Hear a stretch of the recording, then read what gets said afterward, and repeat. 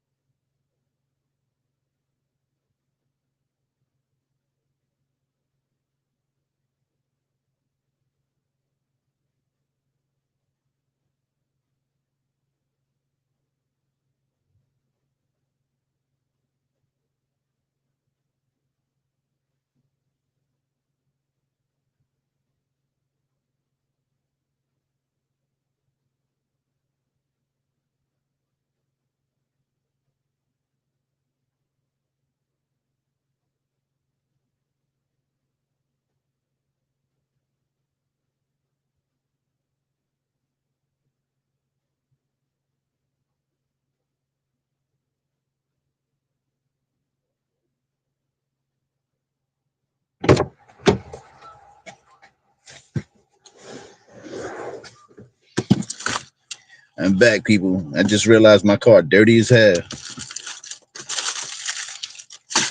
I normally don't keep it that way, but fuck it, I'm on the run.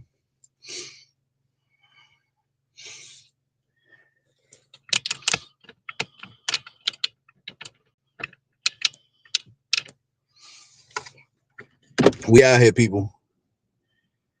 Um,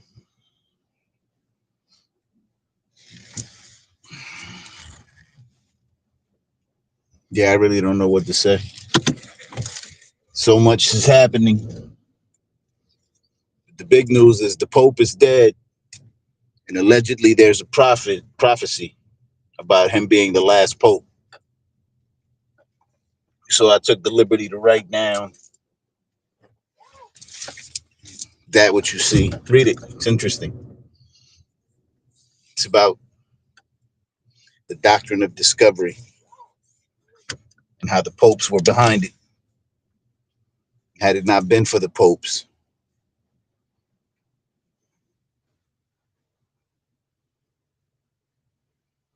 there would be no, at least not as we know it, there wouldn't be a slave trade if it wasn't for the Vatican, if it wasn't for the Catholic Church. So, anyway, read that and know what it is. It's good information.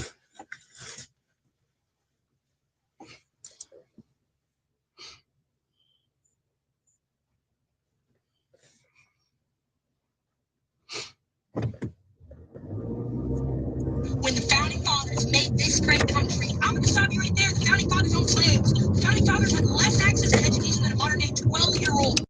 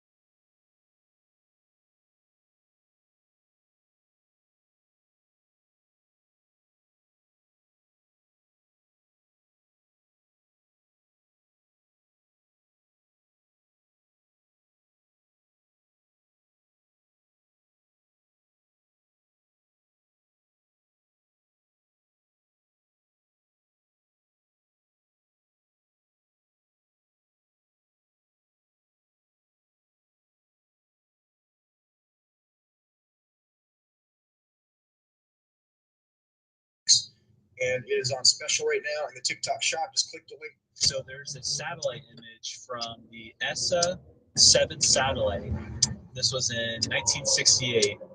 It was like the first visual of Earth via satellite, or like a composite of it. Yeah. Look at, and it's was stationed over the North Pole. And this is the picture that they released. What the heck? And they talk about, it's just the composite images that they all put together. The North Pole wasn't captured. Right? Okay. Well, then this was from Google Earth in like the early 2000s. Send this to you.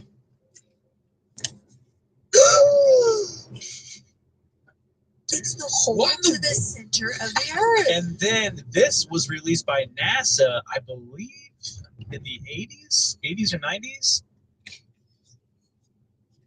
You guys. All separate. Oh. Holy moly, dude. That's Literally. actually So where's Santa? But does it not look, if you compare it to that first map, It's identical. and people talk about, What year was that map? That was like the 1600s? yeah. Gosh, man. Yeah, and people have talked about, like, apparently NASA, but they've taken it back or they've, like, scrubbed it or something. It's a lot of shit going on this earth.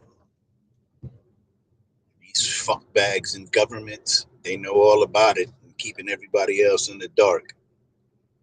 And then when people like them discuss it, somehow they're conspiracy theorists or kooks or crazy. And they discredit them.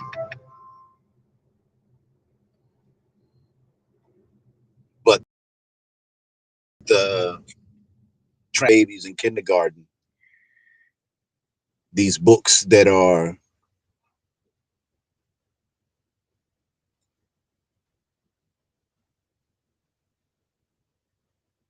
I don't even know how to describe them. There's one book called Boys Are Not Blue. Or no, Not All Boys Are Blue. And it's required reading. I think the Supreme Court recently heard the case about books that parents can't opt their children out of, which is bullshit. How the fuck are you going to force children to read books that their parents don't agree with? You're going to force it. You're going to say, no, they can't opt out. Get the fuck out of here. This is still America. I mean, and it's not, right? But until they say the Constitution doesn't apply, we have to presume or assume that it applies. So, I don't know. There's a lot of shit going on. A lot of shit that's been hidden. And when it gets exposed, it's so far-fetched that no one believes it. But everybody believes the lie. Everybody believes the lie. Everybody believed that Kamala Harris is a black woman, African-American woman. That bitch is not. But everybody believes it. That's a fucking lie and you believe it. But the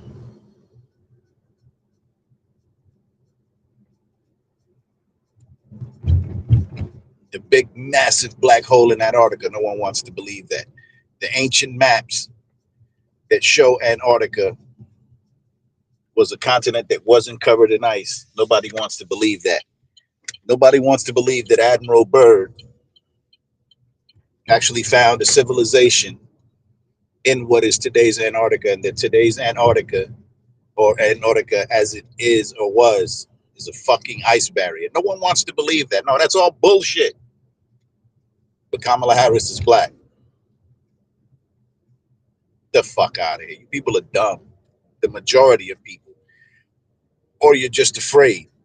I wanna go with the latter and say that you're just afraid to accept the truth, because the truth means that you are obligated to do something about it. You don't want to. You just want to go keep living your life, especially the people who are well-to-do. You don't give a fuck about the rest of the people. Who's ever in charge has done a great job at separating people not just the American people, but people, on the plane. We're separated by class, by color, by wealth, by political affiliations.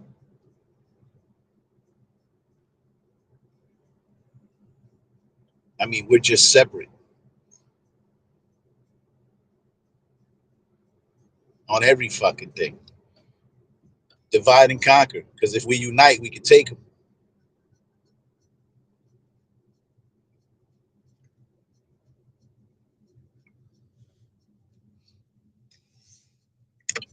There's a lot of shit going on. And we're none the wiser. A lie. The earth is a globe. It's a fucking lie. It's round.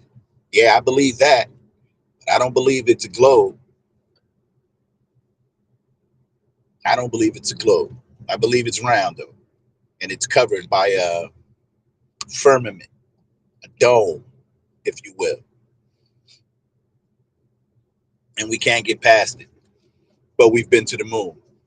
The fuck? And if we've been to the moon, why can't we go back to the moon? Like, it's easier to fool the people than to convince the people they've been fooled. I don't even know if that's the proper quote, but you get it.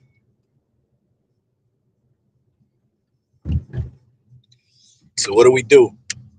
Do we continue to live the lie?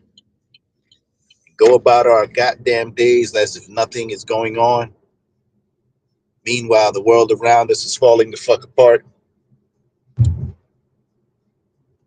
Prophecy is being fulfilled. And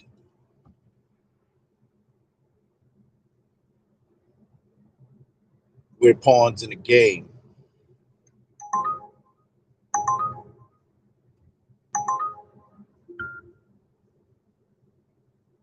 Head to your pickup on Broad Street. In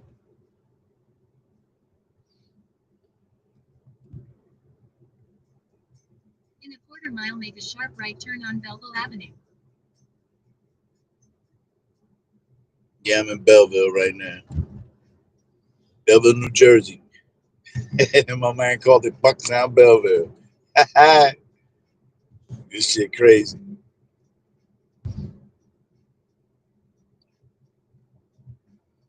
Make a sharp right turn on Belleville Avenue. But anyway, a lot of shit's going on, people, and what the fuck?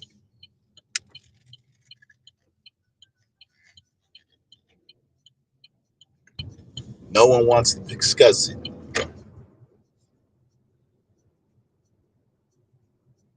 Everybody's afraid of what's going, like what everybody else has to say. Why do you give a fuck?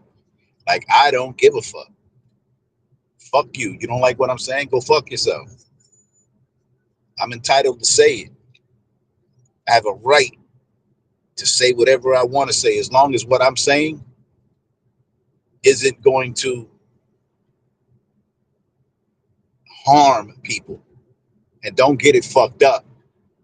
Lies are now protected under the Constitution, under the First Amendment. Lies are not protected because the media tells lies daily. Daily. They just put out a story. It doesn't have to be true, as long as it gets views.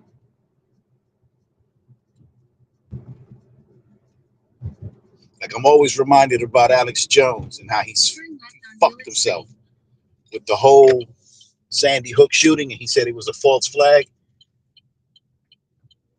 But he forgot to mention that people get hurt in false flags. People die in false flags. The Bay of Pigs. Anybody who knows what that is, the Bay of Pigs was a false flag operation. They were bombing shit and doing shit, or attempted to bomb shit. Right on Montgomery Street.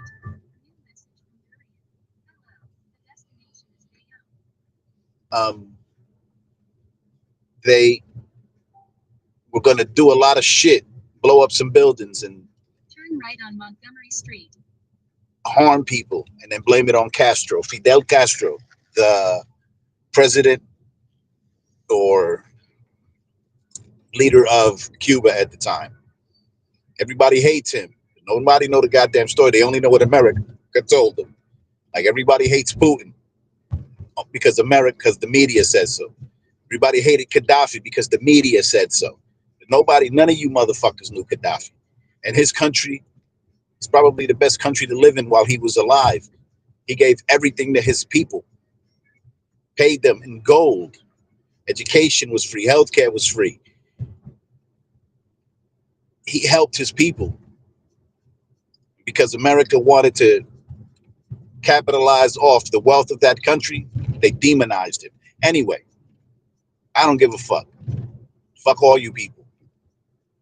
Anyone who disagrees with the truth, whatever that truth is, fuck you.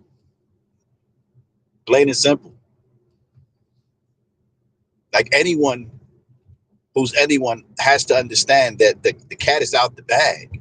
The truth is being revealed day by day, and you got to see past the bullshit.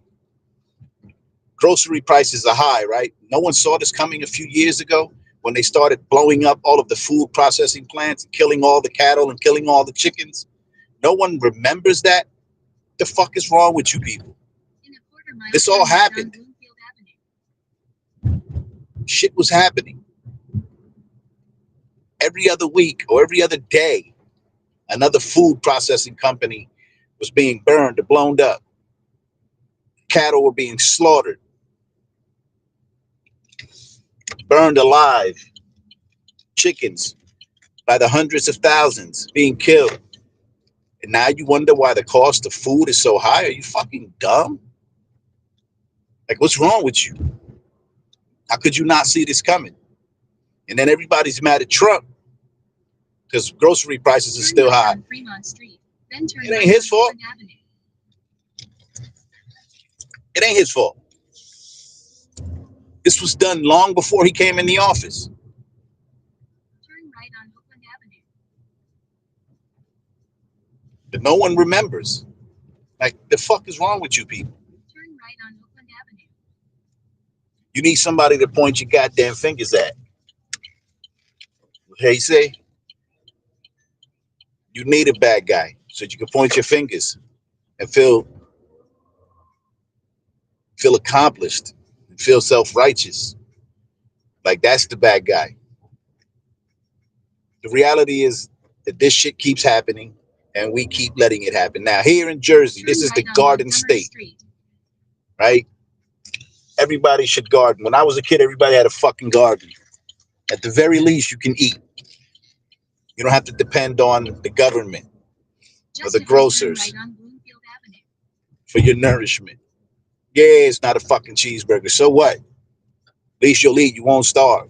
So everybody in Jersey, get back into gardening. Turn right on Bloomfield Avenue. All you young people, old people, all people. Black, white, Jew, and Gentile. Start growing your own food.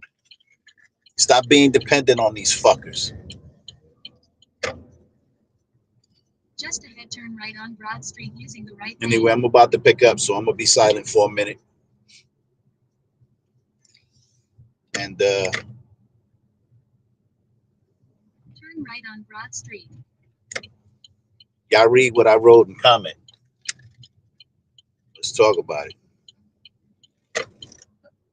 Let's talk about any fucking thing, particularly the state of our union and the state of everything that's happened. Pick up durian.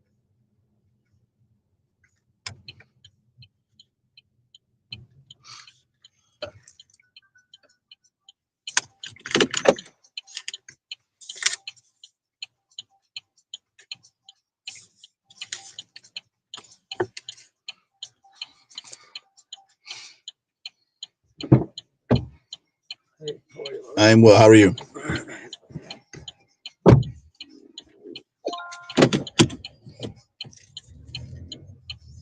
$30, right? Yes, sir. All right.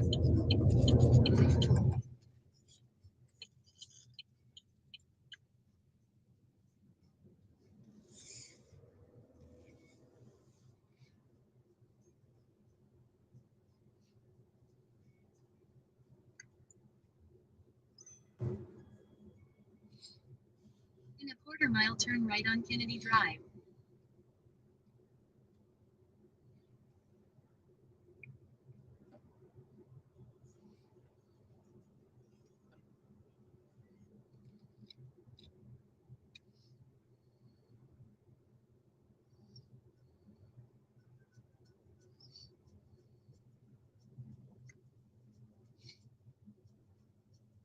Turn right on Kennedy Drive.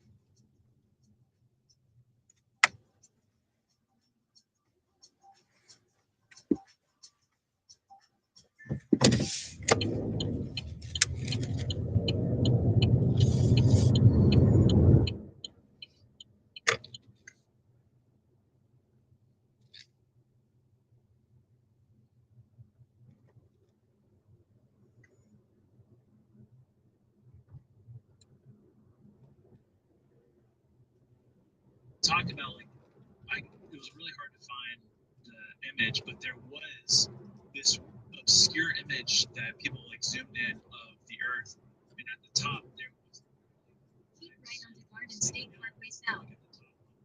Oh my gosh. A black stone. and it's like the same as this freaking map, bro. Like These literally, mysteries of the world. That's like we're never gonna know.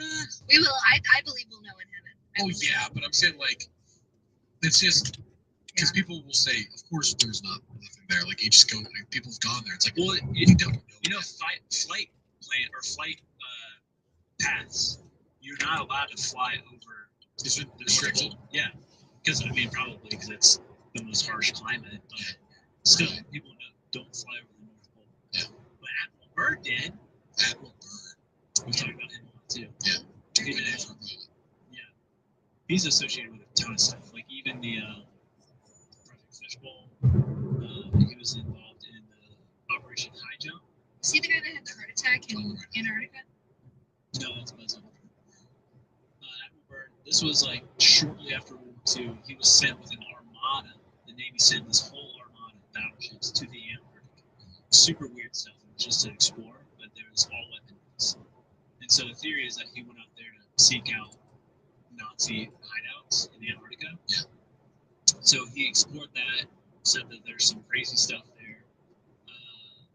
And then he also did an exploration to the North Pole.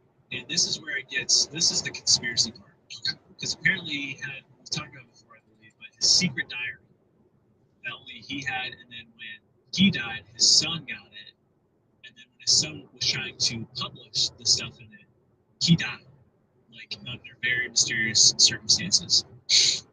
But Admiral Byrd talks about in the secret diary, allegedly that he wrote, people think that it's fake, that when he went to explore the North Pole, there was an entry to inner Earth, like hollow Earth. And that would make sense with this big old hole. It would. And he describes it as being in the Earth, lush green land beyond the ice, mammoth-like creatures, a technology advanced civilization, and meeting with a being called the Master, who warns humanity about nuclear weapons. Wow. So this is where it gets a little like, Yeah. I don't know about But it sounds like the little green children. Yeah, Yeah. that's great Yeah. kids. Yeah, dude. it. Yeah.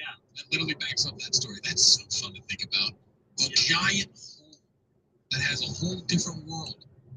I mean, yeah, dude. Yeah. It's, I'm just seeing like sci-fi, so the possibility of sci-fi movies right now. I understand this. But apparently this master gave Admiral Byrd this message. It's a long message. But at one point he says to Admiral Byrd,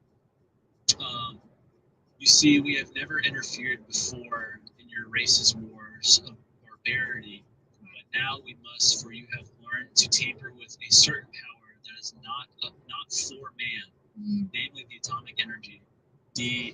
Our emissaries have already delivered messages to the powers of your world, and yet they do not heed. You have been chosen to witness here that our world does exist. You see, our culture and science is many thousands of years beyond your race. Wow. You, my son, must return to the surface of the world with this message. Cool. And he died. So there's a satellite image from the Then he NASA. died. That's why they had Let's talk turkey. I got to speak with you. All right, I ain't Santa. Yeah, that's mine. It ain't gonna be no hunt. So today the FDA is taking the following steps. Number one, establishing a national standard and timeline for the food industry to transition from petroleum-based food dyes to natural alternatives. Number two, initiating a process to revoke authorization of synthetic food colorings, including those not in production, namely citrus, red, number 2, and orange B, within the coming weeks. Number 3, taking steps to eliminate the remaining 2 miles, take right exit 142A onto I-78 east toward Newark. specifically red dye number 40, yellow dye number 5, yellow dye number 6, blue dye number 1, blue dye number 2, and green dye number 3 by the end of next year.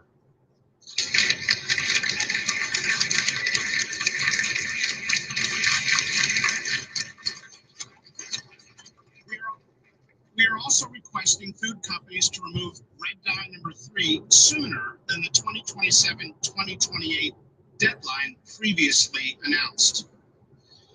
These steps that we are taking means that the FDA is effectively removing all petroleum-based food dyes from the U.S. food supply. So today the FDA is taking the following steps. Number okay, man, how I know you sleep letters here. I'm wrong, bunch of bitches or whatever, then I can't be super mad. Bunch of bitches is not good for the brand, so I'm leaving the Justice League. Right back on track, whether you work a 9 to 5, again, you're a student. Fuck black culture. We don't want to take accountability for anything. Yet we're offended by it. Here's what areas around your home that the police can't even enter without. So the magic word here is curtains. Most of you probably have never heard that word. In a half mile, take right exit 142A onto I-78 east toward Newark using the right lane. They're not allowed to enter the curtilage of your home without a warrant. Here's what areas around your home that the police can't even enter without a warrant. So the magic word here is curtilage. Most of you probably have never heard that word, but the curtilage of your home, it's the immediate area around your home, and it's not open to the police to just walk. They're not allowed to enter the curtilage of your home without a warrant. Here's what Take right exit 142A onto I-78 east toward Newark. Day after Easter. Let that sink in. The man seen as Christ's representation on earth passes just 24 hours after the resurrection is celebrated worldwide. That's not just timing. That's symbolism. What is divine? Was it planned? Or was it a message hidden in plain sight? When the shepherd falls right after the lamb rises, something deeper is at play. Watch the signs. They never lie. The Pope died day after Easter. I grew up in an all-black neighborhood in Winston-Salem, North Carolina. 15 years, I thought my name was Zayfu. I walked down the street, all black guys stood on the corner and went, "Say, fool!" Used to bus me to all-white school. I wanted to go to black school. We never did win a fucking football game. Wasn't because the black school had better athletes and better coaching staff and better facilities. It was the fucking spirit. Bye, Chili.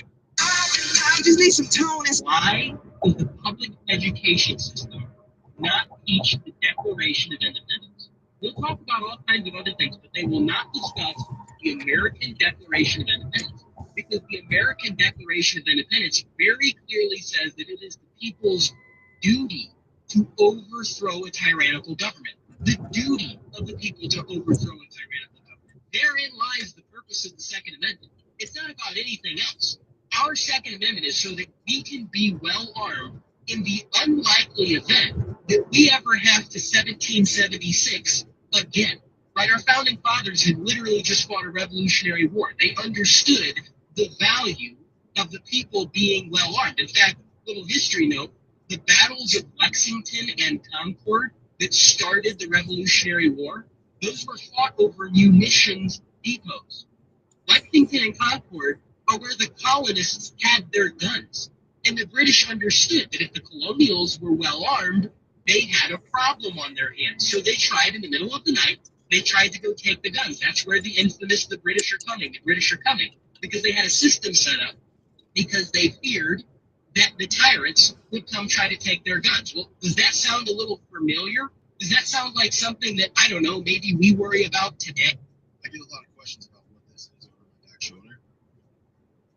It's legitimately the Declaration of Independence. Because for some reason, we don't read this. We don't read our Constitution. And quite frankly, I know I have more to learn about our own Constitution. But that is the bedrock and foundation of what we are founded upon. It's why we're a constitutional republic. The problem is nobody understands the power that you have. Because if you understand this, if you understand our U.S. Constitution, you become powerful. Because you understand what rights you have. You no longer can just go around and be a sheep to whatever it is that people tell you to believe. Why does the public education system not? Number one, form an independent, civilian-powered investigative coalition. I'm talking experts, veterans, whistleblowers, journalists, watchdog orgs. Deputize the resistance, build a real-time archive of corruption, overreach, and executive abuse. Make it public, make it unshakable. Let the people drag the rock into life. If you can't hold formal hearings, hold public ones. If Congress won't act, let the country act. This isn't about optics, it's about receipts, because at some point, these people will be held accountable. And when that day comes, we'll need every name, every signature, every illegal order, every act of silence documented. We're not just preserving truth. Preparing evidence for prosecution. The more they banish people and weaponize data, the more we need truth in the sunlight. Join the International Criminal Court. That's two. Yes, I said it. Call their bluff. You cannot control what the other side does, but you can control your own integrity. So prove it. Prove that your party is still grounded in law, human rights, and ethical leadership. Join. If you got nothing to hide, join. Show Important directions. In 2 miles, keep left to stay on I-78 East. Explain why they'd rather protect a war criminal than sign a treaty. And while you're at it, publicly invite ICC observers into U.S. borders. Make this administration explain on camera why they're terrified of international oversight. 3, fund state-level resistance infrastructure.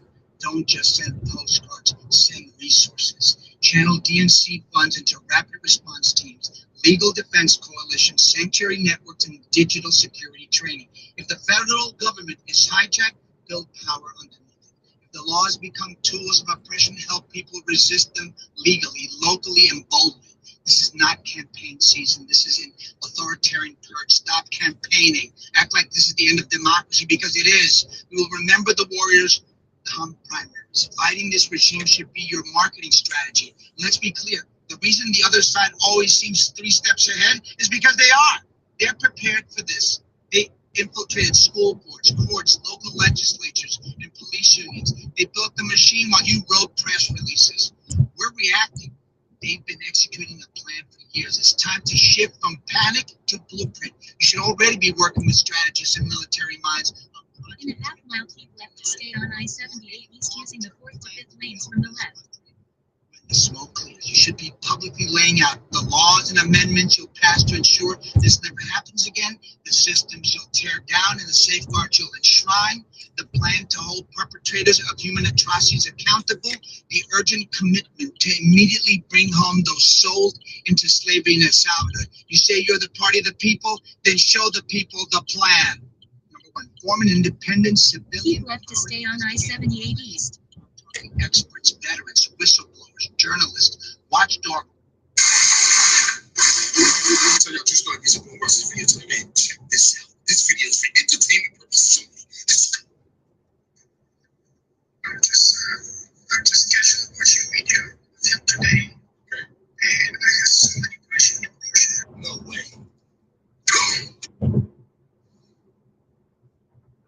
It's not a game. Don't say it. Those are just friends. Dad!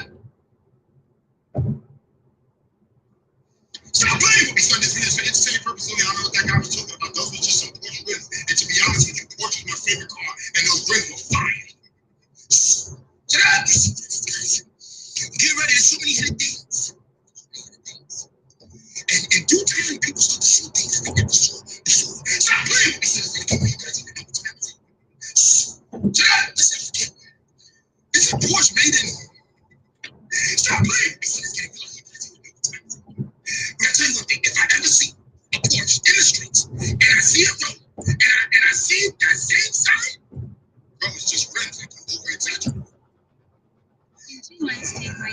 14A toward New Jersey 440 Bayonne. Mickey's dog. But Mickey is not Pluto's mouse. That disturbed me. Something is wrong in the mammalian order of things. This dog can eat mice, right? That's Disney people. That's what gives you. So I learned. Not that you asked, but I spent a lot of time digging this up. I gotta get shared. All right. It turns out in the Disney Pixar, among characters they created, not characters that they pure Disney characters. No matter what creature you are, if you wear clothes, you can own other creatures who do not. It's that simple. Mickey's got the vest or whatever. He's got the shoes and the gloves. Pluto's butt naked. There it is. Pluto walks on all fours and does not speak. He barks. Right? Meanwhile, Goofy wears clothes. Goofy is bipedal. Okay. Goofy lives in a house, pays rent, but not in a doghouse. Okay. There you have it. I know you were burning. So when I learned that Pluto is Mickey's Is not part of our life. So if you are somebody who deals with the ocean and boats, and the last time you tried to go in the ocean, it took a while to download. That's because Dolphins just got a huge update. Okay, this had to just download it. In a half-mile, take right exit 14A toward New Jersey 440 Bayonne using the right lane. Incredibly cool. They look insanely fast. They don't even have a dorsal fin. They look like a dolphin just fused with an orca whale. And now they just look like bullet dolphins. First of all, the name is trash. Northern right whale dolphin. Like, I expected something way cooler. You know, these things look like they have. Take right exit 14A toward New Jersey 440 Bayonne, then proceed straight on Avenue East. Northern right whale dolphin is like, it's Cadillac. I would say. In a quarter-mile, proceed straight on Avenue East using the fourth lane from the right. You know what I'm saying? The 9mm dolphin, because they just look like they just shot out of a gun. They look insanely fast. They're acrobatic. They jump up. This is a very. Proceed straight on Avenue East, then make a slight left turn.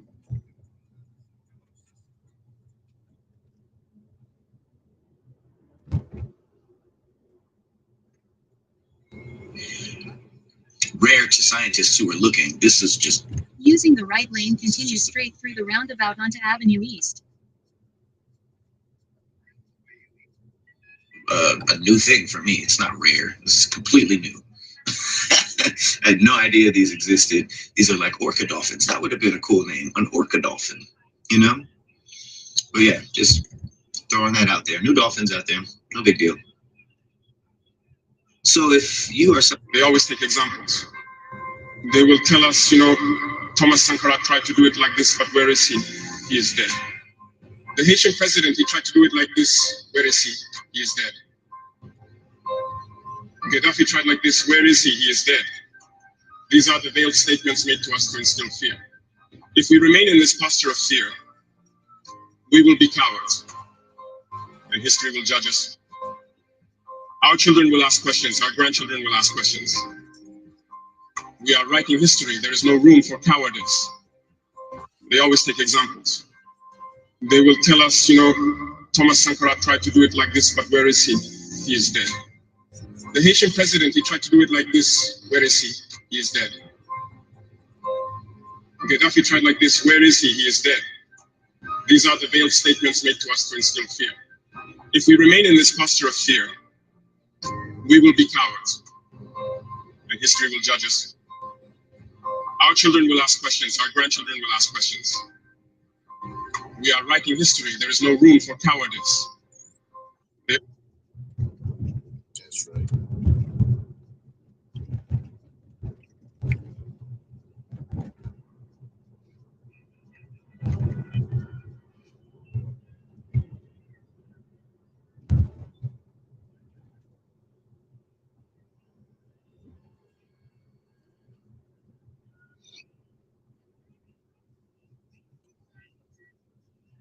In a quarter-mile, turn right on East 32nd Street.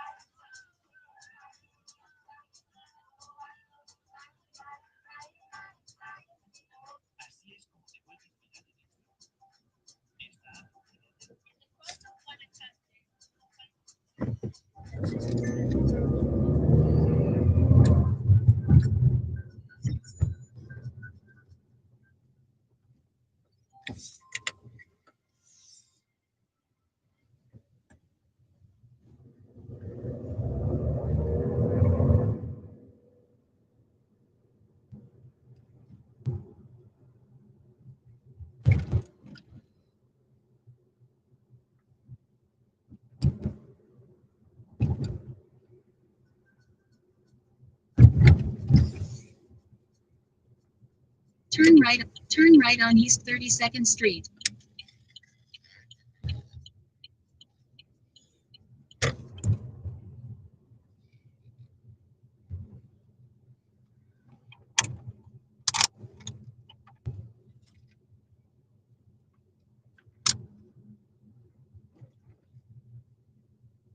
Drop off Durian on the right. Right here. Okay, sir. Have a good morning. Thank you.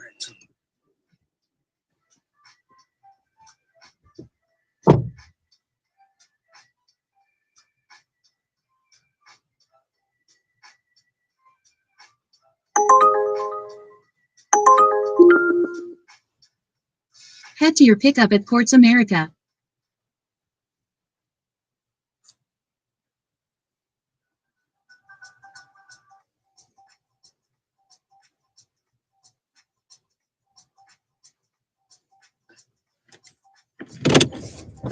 Always take examples.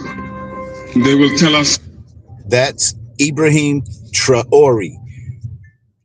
Traore. He's the duly elected president of Burkina Faso. He's making big news because he is taking back his country.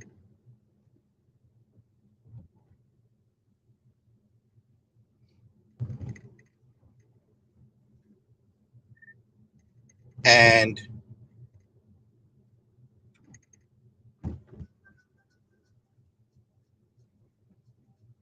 Turn right on pushing East out the 35th colonizers. Street. Turn right on East 35th Street.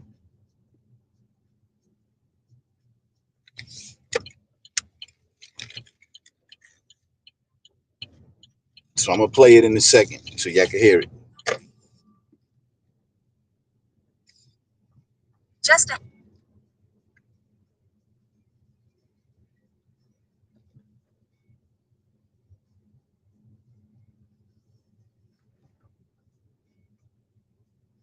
But finally, even though he's not a leader for Black people in the United States of America, he's a leader with brass cojones.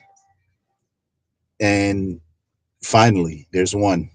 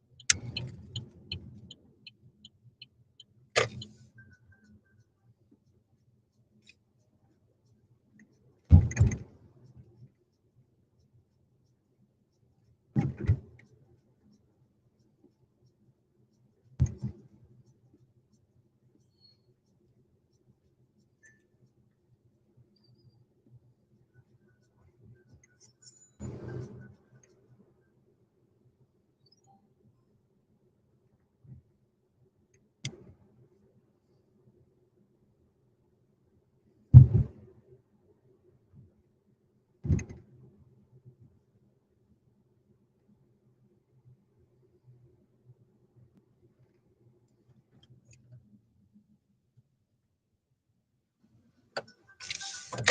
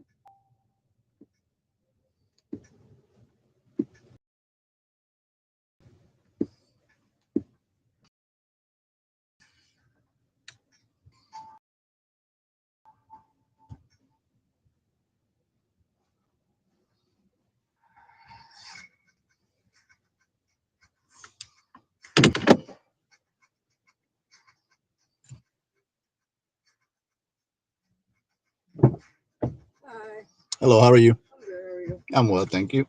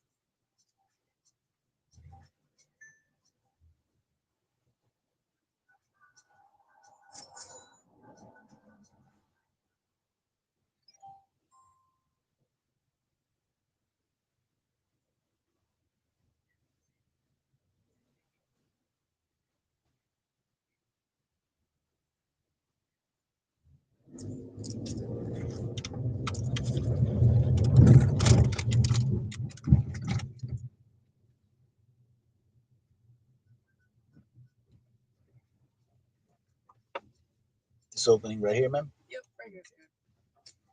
You have a good morning, dear. Stay safe and stay healthy. Thank you so much. You too. Thank you.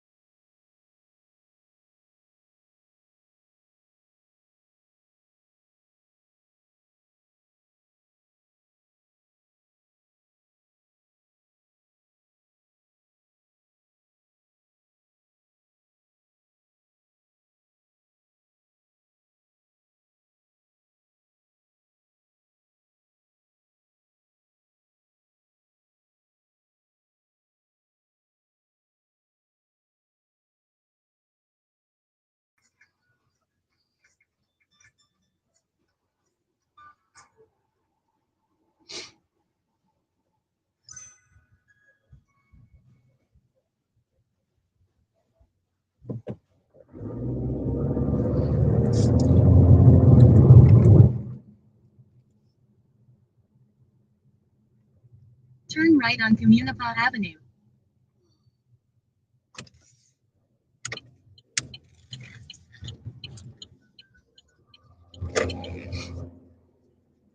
Just ahead, turn left on Bergen Avenue using the left lane.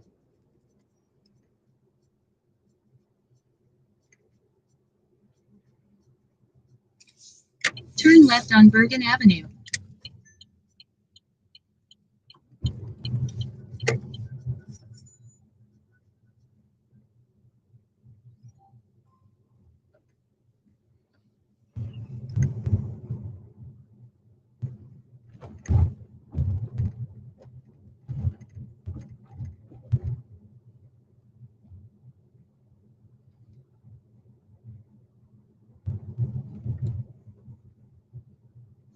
Candace Owens just said some of the craziest shit I done ever heard about NASA. I'm not gonna lie to y'all. Y'all will not believe what she just said. Make sure y'all like the video, repost it, and watch the whole thing. Cause I ain't never think about it. That's what she said. We have a long running beef on the top.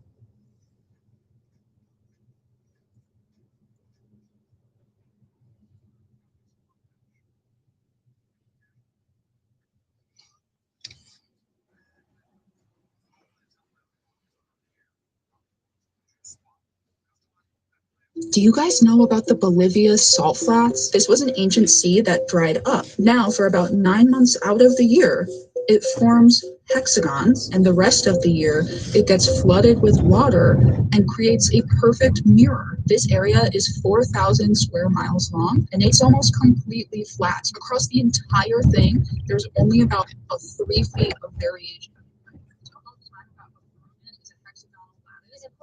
Turn right on Montgomery State using the right lane. Like this, or when a piece of it fell down. And of course, we have our 3, 6, 9, 12 numbers for the elevation. In the middle of the flats, it's covered in giant cacti that grow up to 39 feet, 12 meters tall. In the book of Enoch, chapter 14, it's right after Enoch is raptured in Genesis. He says, I drew near to a great house built of hailstones. And the walls of this house were like tessellated paving stones. Tessellated, Tesla. and they were all of snow, and the floor was of snow, and the ceiling was like shooting stars and flashes of lightning, and in the midst of them were fiery cherubs, and their heavens were water. And then twice in Revelation, God says he hates the Nicolaitans. Could this be the elite that are trying to break the tessellating stone, the firmament? NASA uses the salt plains to adjust and improve the accuracy of satellite data. I've mentioned a couple times that I think the satellites are Turn right on Montgomery Street. There's always aluminum tanks on the videos of them. When I broke down what I think the sky ice would be made of, in order to make it a solid crystal, like a barrel consistency, all you would need to do is add aluminum. Why do all of these satellites have aluminum? Let me know what you guys think. I heard if you don't file your tax return, nobody knows that you owe. No, the IRS will file a return for you if you don't file. It's called a substitute for return. Because the IRS needs you to file before they can begin collection activities, they will file based on any information they have. And it almost always means you'll pay more than you owe. Why? They don't take into account your expenses, credits, deductions, even your dependents. They just want to file. Just ahead, turn left on Summit Avenue using the left lane. Take a look at our company. Unfiled years is our specialty. We know how to save you money and get you back on track. Tap below to learn more. Turn left on Summit Avenue. Do you guys know about the Bolivia salt flats? This was an ancient sea that dried up. Now, for about 9 months out of the year, it forms hexagons. Just ahead, turn right on Main Street. It's flooded with water and creates a perfect mirror. This area is 4,000 square miles long, and it's almost completely flat across. Turn right on Main Street, then pick up Isaiah on the left.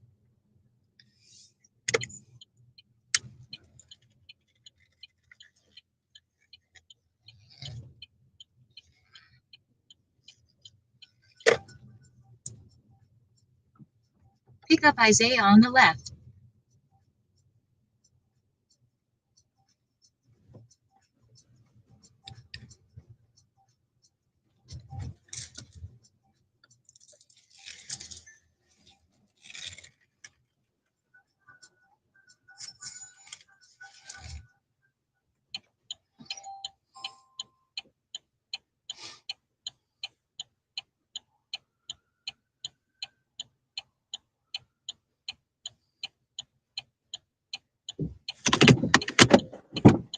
Danny? Yes, sir.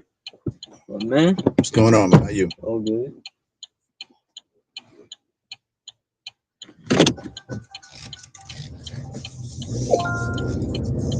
Head to your drop-off at 1045 Secaucus Road. Turn left on Baldwin Avenue, then turn left on Academy Street.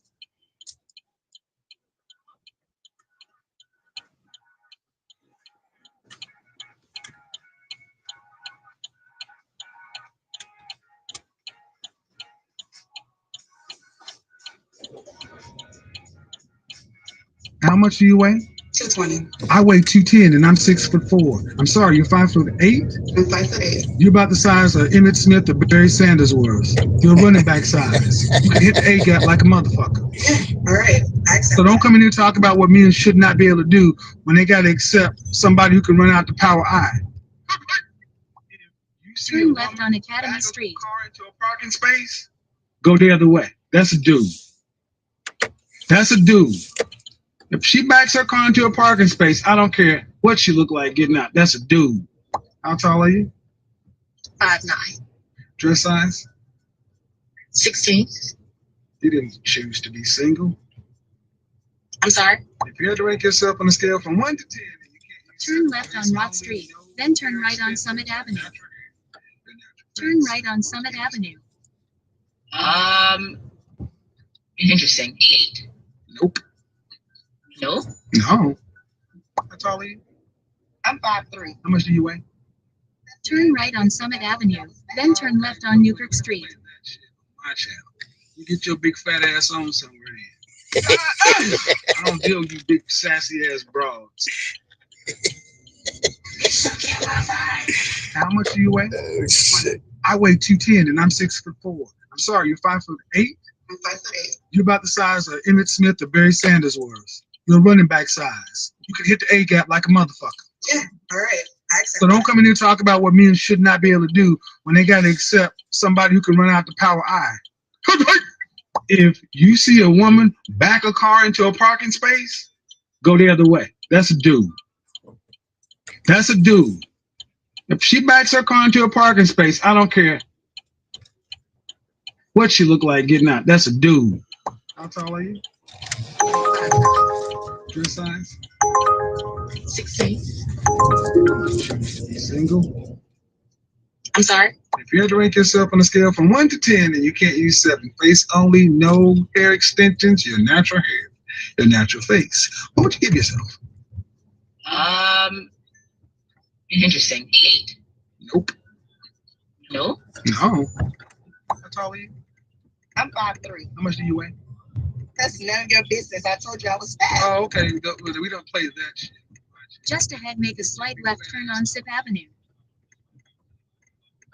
Going somewhere in. I don't deal with you big fancy ass broads. Kevin Samuels. Burkina Faso President Ibrahim Traoré has announced a bold plan to unite the African continent under one system. He said he wants to create the United States of Africa, where all African countries will come together as one. In his plan, there will be one government system, one currency called Afro money, and one African passport. All Africans will be able to travel freely without visas. He also said the wealth of Africa should be shared equally among all countries, so no one is left behind. However, not all African leaders agree with this idea. Some have said, Make a slight left turn on Sip Avenue, then turn right onto Nell Avenue. worried about losing control over their own countries.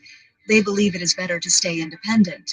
Still, many young Africans are excited about the idea and say it could bring peace, unity, and development. As an African, would you support this idea? Comment yes, and like this if you believe in one Africa.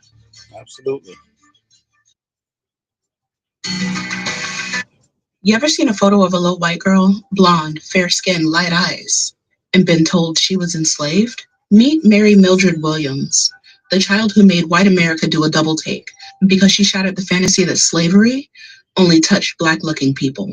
She was born in Virginia in 1847, legally enslaved, but physically, she looked like a white child because generations of assault, rape, and breeding in slavery had erased her blackness from the surface, but not from the law.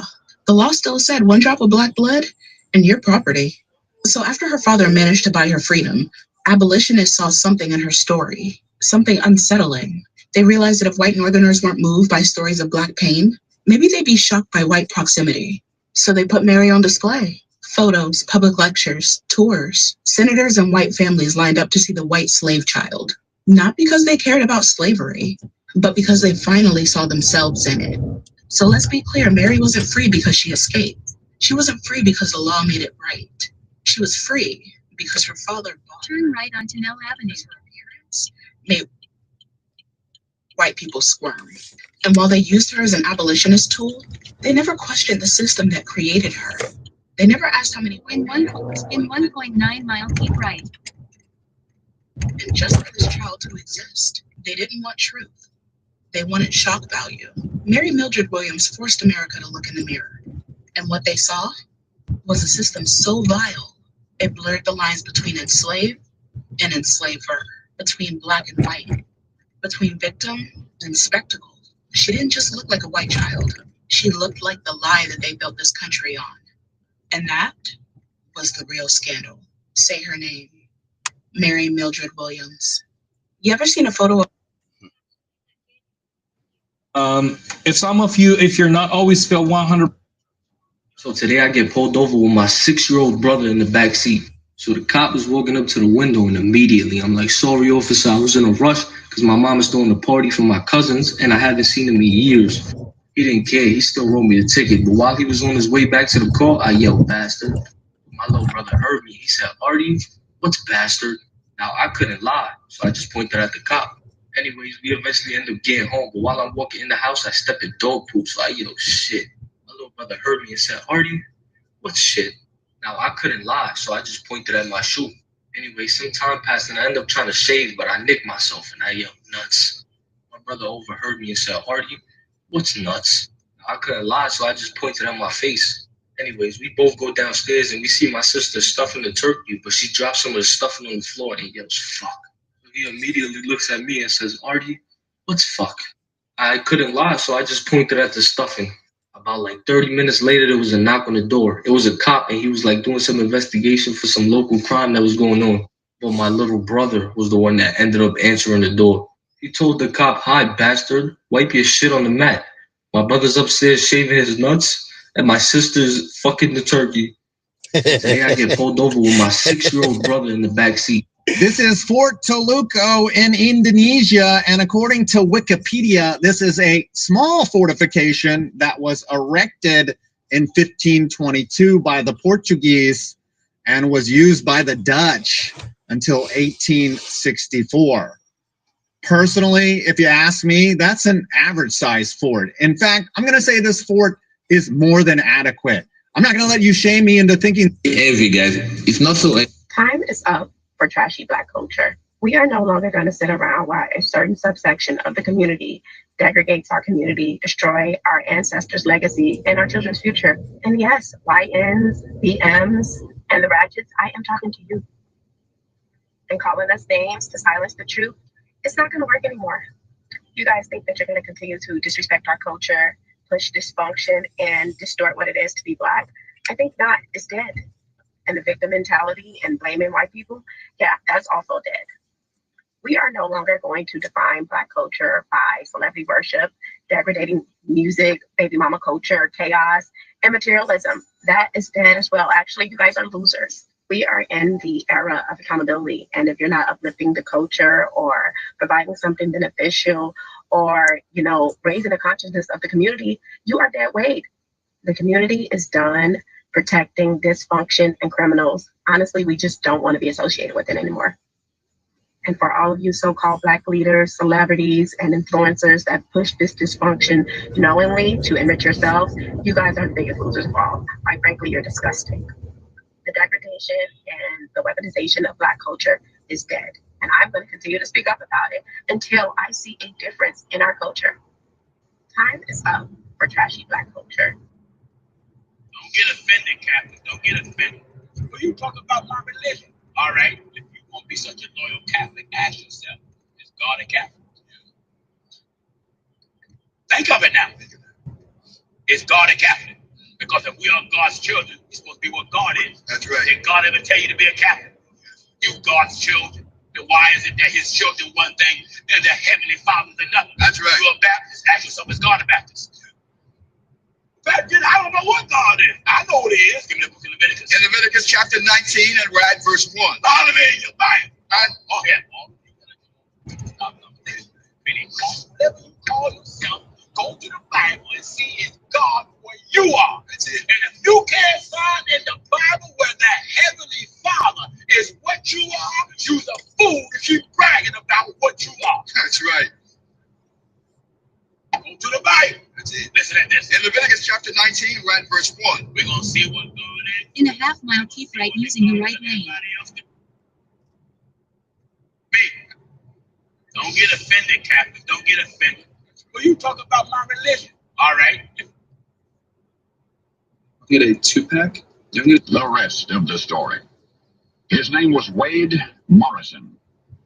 100 years ago, early in the 1880s, he was a young pharmacist working at a drugstore in rural Retreat, Virginia.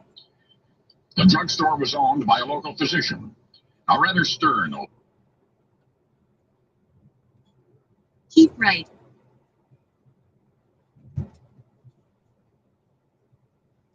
In a quarter-mile, turn left on Secaucus Road using the left lane. Fellow, but a fair employer. And Wade was in love with his employer's daughter. Irredeemably infatuated, young Wade Morrison arrived early at church every Sunday just so he could be standing at the door as she walked. Turn left on Secaucus Road. Inside. Passing her house, Wade always strolled slowly, hoping for a glimpse of his beloved, or perhaps even a wave should she be sitting on the front porch. Wade.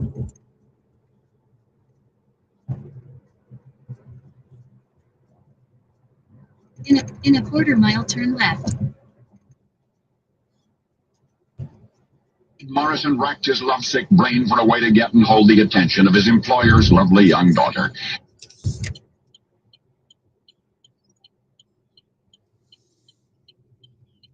Turn left.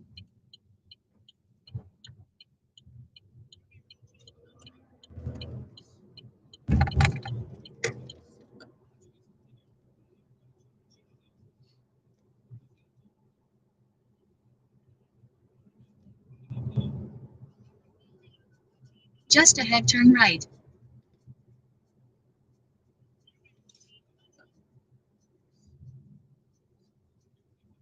Turn right, then drop off Isaiah.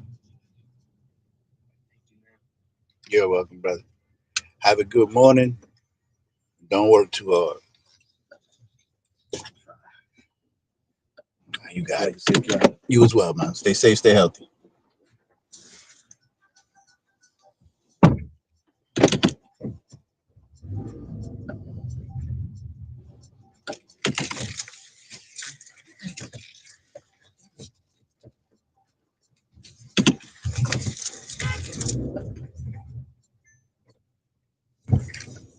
Fuck out of here.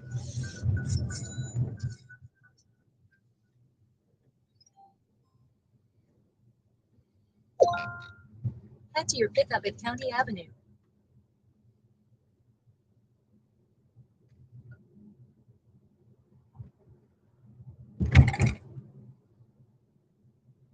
Just ahead, turn left on Secaucus Road.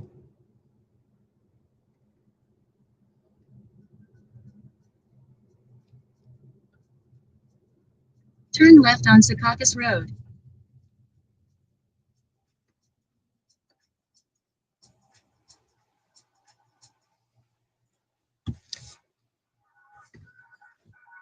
And when next she did come into the drugstore, it all happened quite naturally. He said, "Good afternoon," and she answered with the same words, and she was smiling, and he stepped behind the soda fountain, proudly announced that he'd been experimenting and he had invented a special soda just for her. Artfully combining a variety of fruit flavors, he prepared the delightful concoction. She, blushing, said that she was flattered, and so Wade's one-way romance blossomed into a mutual one. He asked if he might call on her. Happily, she granted his request, and within weeks, their relationship intensified. He was about to propose when the whole world caved in on top of Wade Morrison. The girl's father, Wade's employer, came into the drugstore one morning, said he wanted to have a word with the young pharmacist. He said, "I'll get right to the point." He said, "I don't want you seeing my daughter anymore." And then the stern old physician explained his reasoning, the predictable protest that his little girl was too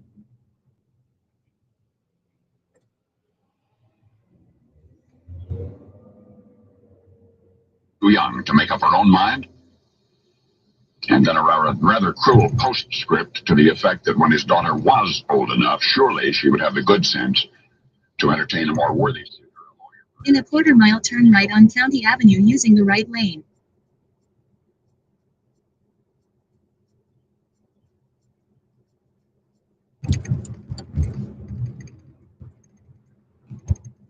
If I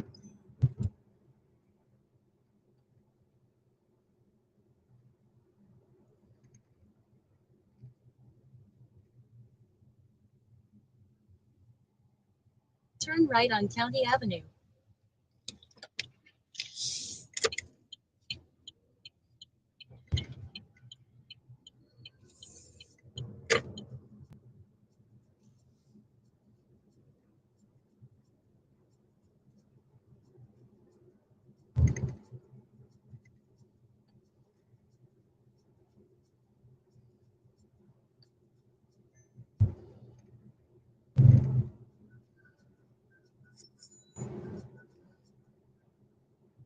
A quarter mile, turn left.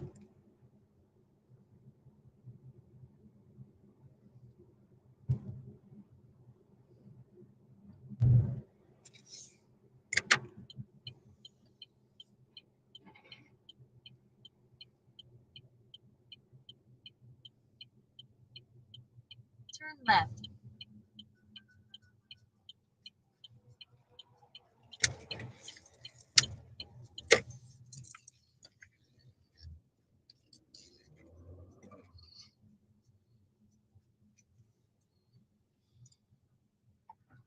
Pick up JT on the left.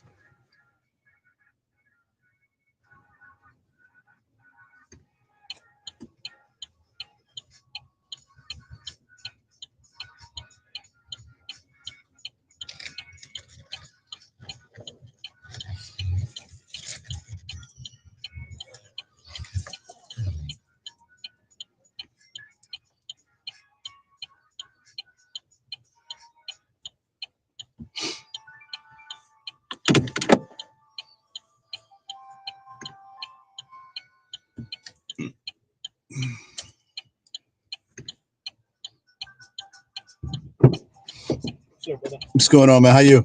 Good, how you? I'm well, brother. Harry. Patterson, right? Yes, sir. You got it. Just getting off, right? Yes, sir. That's what's up. Let's get you home, bro.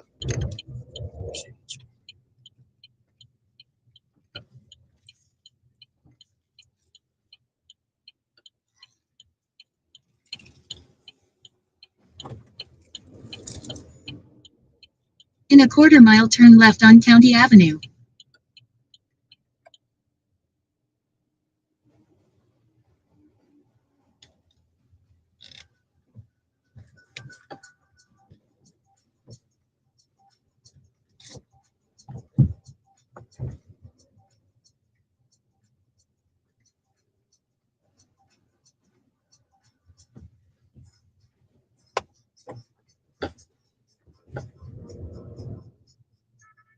Turn left on County Avenue.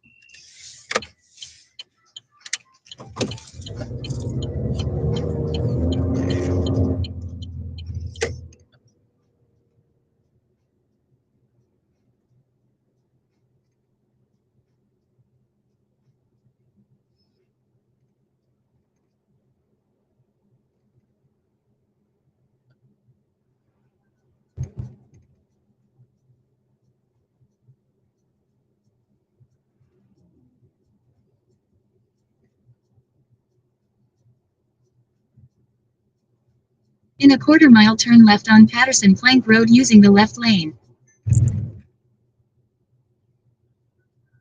Donald Trump just got the EU to offer to drop tariffs on all American products.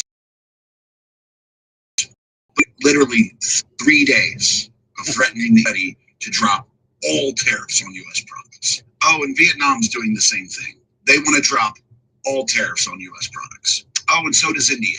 You know, no more tariffs on the products we want to sell. Turn left on Patterson Plank Road. Oh yeah, and Israel getting rid of tariffs on U.S. products, and Japan, and South Korea, and Thailand. Oh, and 43 other nations, all offering Donald Trump 0% tariffs on U.S. products. He did all that in 5 days. 195 sovereign nations in the world, and more than a quarter of them are now offering 0 tariffs on U.S. products just so they can continue to trade with us. And all because Donald Trump was willing to threaten them with tariffs. Like, do y'all understand the benefit that's going to have on the United States of America? The benefit that's going to In a have quarter on mile, keep right to stay on Patterson Plank Road. American companies that want to sell products worldwide. And he did all of this while half the country was bitching about it. He did this while y'all were protesting, while you were attacking American companies and firebombing car dealerships. Like, I actually saw so many of you on X. Keep right to stay on Patterson Plank Road. Saying we should invoke the 25th Amendment, saying that we should remove him from office. And while you were doing all of that complaining, he now has agreements with more than 50 fucking nations to not put a single tariff on our products and is drawing up trade agreements that are beneficial to the United States. Liberals, I want you to understand that we are going to make this country great again. And if we got to drag you kicking and fucking screaming to do it, we'll do that. Turn right to stay on Patterson Plank Road. A local resident got an unexpected knock at their door this week after a FedEx delivery truck accidentally rolled into their parked vehicle. According to a Ring doorbell video shared by the homeowner, the FedEx driver approached the house to notify them of the incident. Yeah, I got some bad news. My truck rolled back and hit your car. Hit my car? No, I didn't. The truck rolled back and hit it. Was there any damage done to this? A little bit in the back. Well, let's take a look. After inspecting the car, the homeowner wanted to report it to the corporate office. Anyway, so I don't have to report you to the corporate office. Nah, please don't. They're gonna fire me if they find out. How do we handle this? I mean, it's going to cost me $500 or $600 out of pocket. I don't want to go through my insurance. My insurance is going to go up. Can't do that. I could get your insurance like wholesale through our company. The homeowner and the FedEx driver came to a life-changing deal for the homeowner, just $60 a month for full coverage on their car with the insurance they use at FedEx. $60? Yeah. Are you serious? Yeah. After the video of this interaction went viral, the homeowner shared the information, knowing that many others could benefit from it. He mentioned that anyone can use it, ensuring that they never pay more than $60 a month for full coverage. I'll get your information now, but I really do appreciate you being honest. Yeah, for sure. No problem. A local resident got an unexpected. Find something realistic, like people's. The people who couldn't speak for themselves are minors. What is the legal definition of the word minor? It's someone under the age of 18, right? We all know that part of it. Or, this part we don't know. Someone of any age who hasn't claimed their minor estate. Have you claimed your minor estate? You're a minor. Have you? Have you? Did you even know you had a minor estate? What if I told you you were worth millions of dollars and you didn't even know it? And what if I could prove it to you? And that you have a trust fund, and you're all trust fund babies. And that trust fund is worth hundreds of millions of dollars. And so when you signed that mortgage, they borrowed out of your trust fund, paid it off. And then you just keep paying it back. And paying it back. And paying it back. Why is that? 5 years ago, as ambassador of Voice of Youth, I gave a speech at The Hague. And I told our world leaders the story of a mother. And the story of a mother, I was told afterwards from just about everybody, that this is the most important story that should be told every man. In 2 miles, keep right to stay on New Jersey 3 west toward New Jersey 21. Never tell me not to do something that's right, because then I'm going to tell it over and over and over. Okay? A mother, 9 months pregnant, pay close attention to this, guys. Tell me. It's important for your life, your children's lives, your grandchildren's lives, for generations to come. But a mother, 9 months pregnant, walks into a foundling hospital. What is the legal definition of the word foundling? It's a safe place to abandon a child. Did you know all churches, all hospitals, all police stations, and all fire stations in the United States are designated as foundling by Congress? You can take a baby and put it in a basket and walk into any of those 4 locations and set that basket down on the floor and smile and wave and walk out without any consequences to yourself whatsoever. Can you even imagine that? You can abandon a child? In a half mile, keep right to stay on New Jersey 3 west toward New Jersey 21 using the right lane. For your life, your children's lives, your grandchildren's lives, for generations to come. But a mother, 9 months pregnant, walks into a foundling hospital. What is the legal definition of the word foundling? It's a safe place to abandon a child. Keep right to stay on New Jersey 3 west toward New Jersey 21, then keep right. All churches, all hospitals, all police stations. In a quarter mile, keep right toward New Jersey 21 north using the left lane.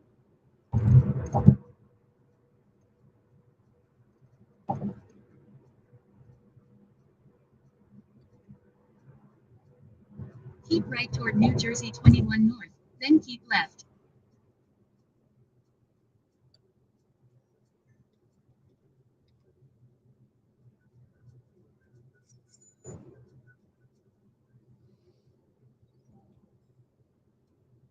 Using the left lane, keep left toward New Jersey 21 north.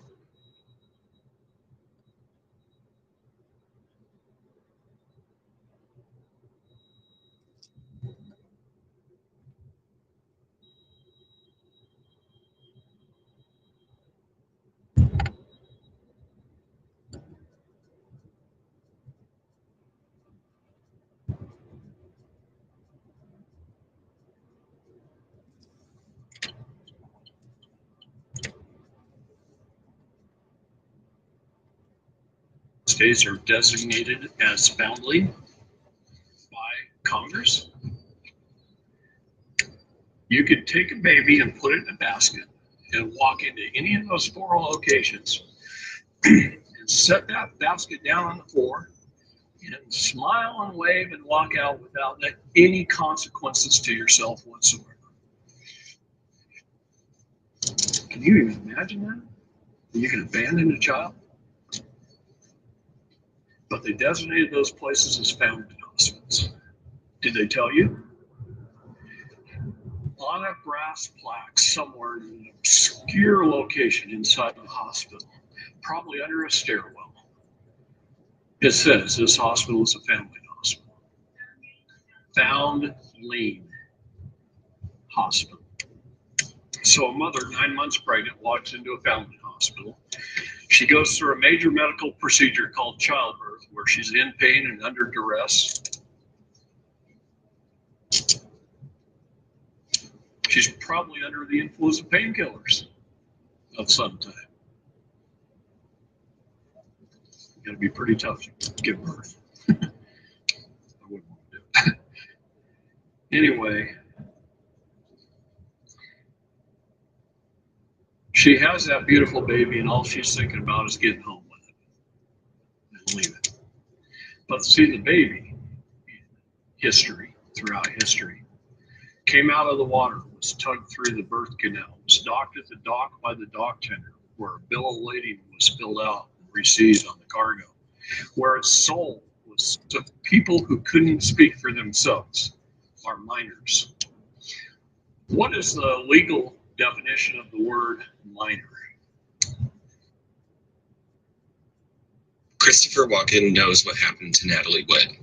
He was on the boat. Okay, so let's talk about it because the Natalie Wood case was reopened in 2011 after initially being ruled as an accident, and the case remains open and unsolved to this day. But in 2018, we got a new person of interest. For some background for those unfamiliar, Natalie Wood was the biggest Hollywood star back in the day. She's probably most known now and remembered for originating the role of Maria in the original film adaptation of West Side Story. In the year 1981, Christopher Walken is a 30-something fresh off of an Academy Award win. He's on to his newest project. It's going to be called Brainstorm. And his co-star is Natalie Wood, who plays his estranged wife. Filming starts and rumors start flying about the two being very flirtatious on set, which is kind of problematic because they're very super married. Natalie is married to Robert Wagner, and he's a fellow Hollywood actor. This is actually their second marriage together. In 2 miles, keep left onto New Jersey 20 north.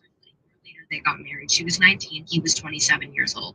We only have one account of a domestic disturbance during this first marriage. A neighbor reported that Natalie ran to her house and banged on her door and said, "He's going to me." So Natalie spent the night at her friend's house. The next day, she went back home, and that's kind of the last we hear about the two of them for the next 4 years until they get a divorce. To go on to have other marriages, other kids, and exactly 10 years later, they would reconnect and get remarried. Insane. She said to her sister Lana about making this decision, "Sometimes it's better to be with the devil you know than the devil you don't." Sounds promising. During their second marriage, the two purchased a yacht called the Splendor. They spend a lot of their weekends venturing out to Catalina Island with it. It's one particular weekend. This is the very infamous weekend. They invite Christopher Walken out onto the boat, and he agreed. They had actually invited a lot of other people. This was a weekend that had pretty bad weather, and it was Thanksgiving weekend, so Walken was the only one who agreed. They also invited yacht caretaker Dennis Davern to be the captain that weekend, and he agreed. The four go out, and the first arguments of the weekend start that very same night. And it's in regards to the boat's destination. The weather's really bad. The sea is rough. Natalie's biggest fear is actually dark, rough seawater. She says this in an interview that would become very infamous and well known. She insists that they stop and get a hotel. Robert doesn't want to do this. He wants to go to the other side of the island and continue on with their journey. There's a more remote, kind of secluded part of the island that he wants to go to for the night. Natalie's like, absolutely not. She asks Dennis to get on the dinghy with her, go to land, and get hotel rooms for the night. The two stay in separate hotel rooms for the night, but it's during this time. In a half-mile, keep left onto New Jersey 20 North using the middle lane. And she really wants out. But nonetheless, the next day, Natalie meets back up with him on the yacht. This time they take the dinghy to the remote side of the island that Robert wanted to go to in the first place. She meets up with Christopher first. They get drinks at a restaurant nearby. According to witnesses, the two were like really flirty and kind of toasted up by the time that Robert and Dennis meet up with them at this bar. This makes Robert really angry. He turns red, he's pissed, but he's in public, so he has no choice but to swallow his ego and swallow his pride and get trashed with them. Allegedly, all four of them get absolutely keep left onto New Jersey 20 North, then keep right. That arguments ensue. No real clear account as to who started it, who all was involved, and why. Largely believe that Christopher, Robert, and Natalie were all arguing together. It started with Chris and Robert arguing over like political views, and then it ensued into a lot more, and Robert accusing Christopher and Natalie. In a quarter-mile, keep right toward I-80 Elmwood Park using the right lane. First to go to sleep, Robert stayed out with Christopher for a few more hours, and when he went back to the room, he couldn't find Natalie until the next day when she was found. Keep right toward I-80 Elmwood Park, then keep left onto Market Street. Slipped and fell. His theory is that she was so upset by all the arguments, she tried to take the dinghy out herself and leave them, but they were already in the middle of the sea at this point, heading back. It wouldn't make sense for someone who's terrified of water, so much so she got a hotel room, then keep left onto Market Street, then keep left onto Market Street. Travel all the way back in the middle of the night. It just wouldn't. Using the left lane, keep left onto Market Street, then keep right onto Market Street. In a quarter-mile, keep right onto Market Street using the right lane. Another thing that's odd about it, they needed someone to stay and identify the body. Robert Wagner, her literal husband, asked Dennis to stay and do that so he and Walken could leave. Isn't that an odd thing to do? Obviously, with this story and everything that we know, a lot of people believe that Wagner pushed her, including right onto Market Street. Said very open and publicly that he believes that Robert is the reason that Natalie is no longer here. What's always struck me as really odd is why Christopher Walken has been so elusive towards turn right on Breland Avenue. Less than a handful of times, and every time he does, it's with the attitude of like someone discovering their high school acquaintance passed away, not someone who he'd filmed a movie with, spent tons of time one-on-one with, or someone where he was there when she met her demise. I mean, this one clip from 1983, just a couple of years later, is absolutely just ahead. Keep left to stay on Breland Avenue. How she drowned? What happened except? Keep left to stay on Breland Avenue, then continue straight. It's no real story. Nobody really knows. We know Robert had something to do with it, but Chris, what's your story? Why aren't you talking? Continue straight to stay on Breland Avenue, then continue straight. I don't like it. What do you guys think? Christopher Walken knows what happened to Natalie. It drives me, mi amiga. Do you have any questions? I certainly do. What was your first name? Linda. Linda. Linda, do you have a copy of the ticket at hand? Great. Is this ticket consistent with the New Hampshire Constitution? How is that relevant? Well, I mean, does the Constitution apply to this court, these proceedings? Linda, did you swear Continue straight to stay on Breland Avenue. that she has sworn an oath to the Constitution? Yes. Would you say, Linda, that the actions that you've taken in this case in regards to issuing this ticket? Continue straight to stay on Breland Avenue, then turn left on 17th Avenue.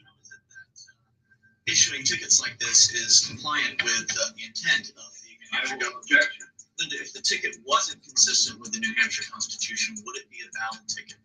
Would there be a violation? Excuse me, if there was no ordinance. If there was no ordinance, no city of Keene ordinance that you cited, would there be a violation? So, would you say that I caused damage? Turn left on 17th Avenue. Did I violate anyone's legal rights? And you have accused me of violating a Keene City Ordinance number 94152. And you believe I did violate that ordinance? And would you say that the ordinance is applicable? In a quarter-mile, turn right on East 28th Street. Arbitrary opinion. Is your statement that the ordinance is applicable to me based on facts within your currently within your knowledge? And can you tell me factually what is an ordinance? Do you have, Linda, do you have facts currently within your knowledge to prove when, where, why, and how this ordinance actually became applicable to me? What authority have you been granted, Linda, by the state government, the state law to enforce parking ordinances? Turn right on East 28th Street, then drop off JT. Explicit things that the New Hampshire Constitution has granted municipalities to be able to do. Where does your authority come from, Linda? Drop off JT. All right, brother. Have a good one. Head to your pickup near McDonald's on County Highway 648.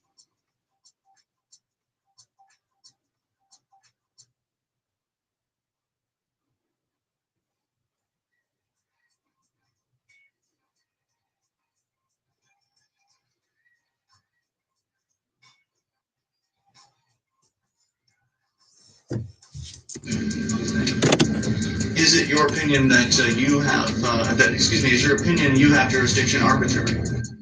Absolutely not. So it's based on facts currently within your knowledge? Do you have any more questions of this witness? Turn right on Park Avenue. Is it the court's position that jurisdiction is not relevant to these proceedings?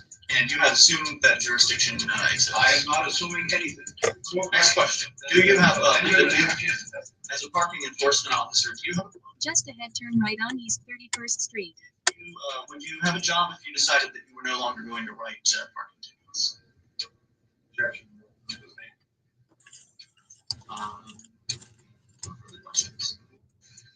Do you have any questions? Could it possibly be New Year's Day? Well, the dragon that changed the calendar is next on the trumpet. The dragon. Turn right on East 31st Street. He's the Pope that changed time. Pope Gregory the 13th introduced the Gregorian calendar, and it changed New Year's Day from April 1st to January 1st. And people who continued to celebrate the new year during the old date range around April 1st were mocked, and the mockery eventually evolved into April Fool's Day. And January is named after the god Janus, that's at the first month of the year and able to look forward into the new year and backwards into the old year. Janus. Maybe the dragon manipulated the calendar so people wouldn't know when he was going to be released. Book of Revelation, chapter 20. And that's all it is. Having the key of the bottomless pit and a great chain in his hand. And he laid hold on the dragon, that old serpent, which is the devil and Satan, and bound him 1,000 years. The Old Testament and the New Testament tell you that the moon is going to turn to blood. It says that in the book of Revelation too. That's exactly when a lunar eclipse occurred. And on the same day and year, an earthquake occurred in Jerusalem. And a lunar eclipse is called a blood moon. So an earthquake, a lunar eclipse resulting in a blood moon, all occurred on the same day that Jesus was crucified. Just like super rare. That means that on April 2nd, Jesus was arrested. And that earthquake caused the graves to open in Jerusalem. And the earth did quake, and the graves were opened, and many bodies of the saints which slept rose. It was like 3 days later. You know me and my family love you, so like it. In a quarter mile, make a slight left turn on Market Street. Minutes before each meal, every day. Word that, if spoken, would expose all the shapeshifter lizard.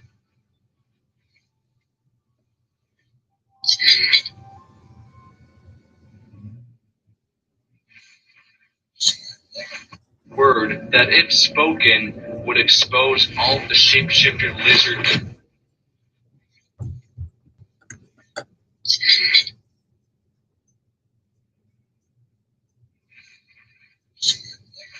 Word that, if spoken, would expose all the shapeshifter lizard.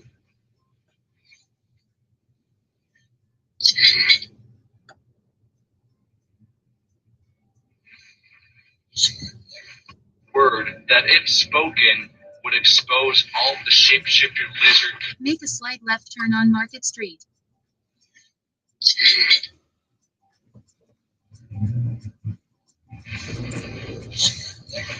Word that, if spoken, would expose.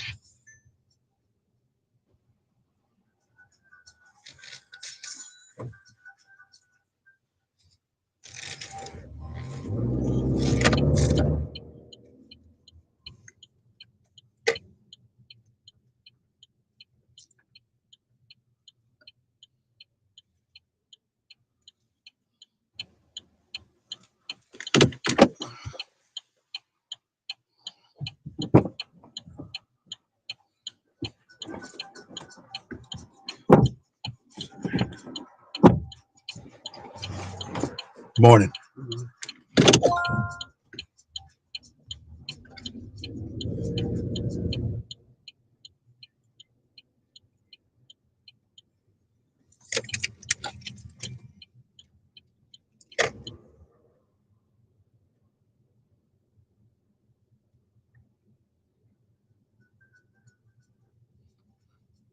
Please use your seatbelt for your safety.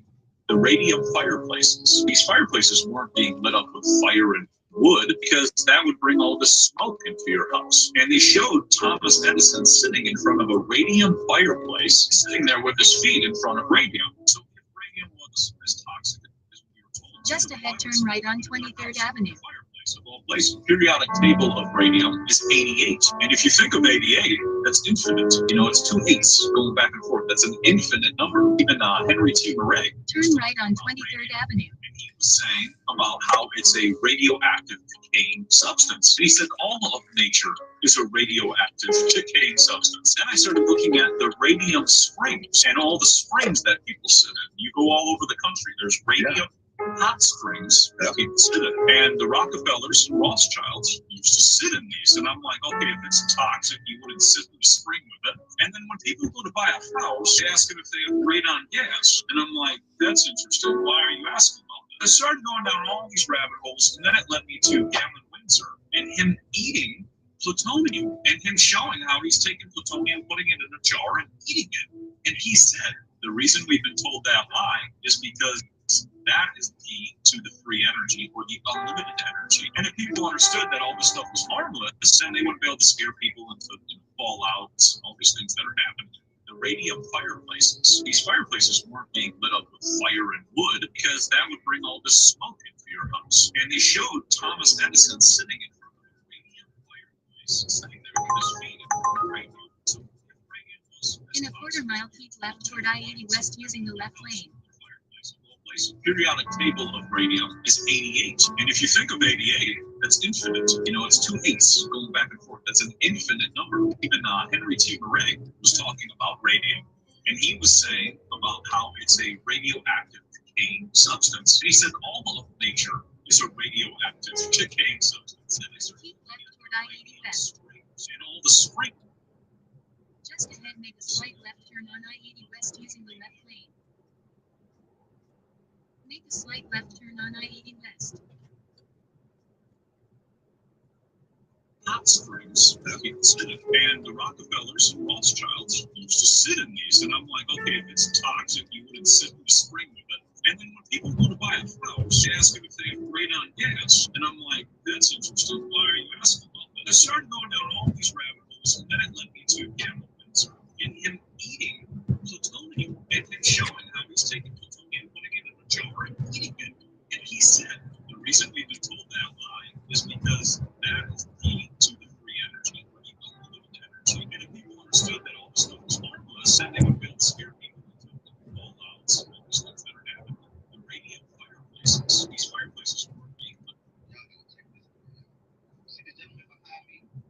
He's a U.S. Marine veteran who served 22 years in the military, and out of those years, he was deployed to combat.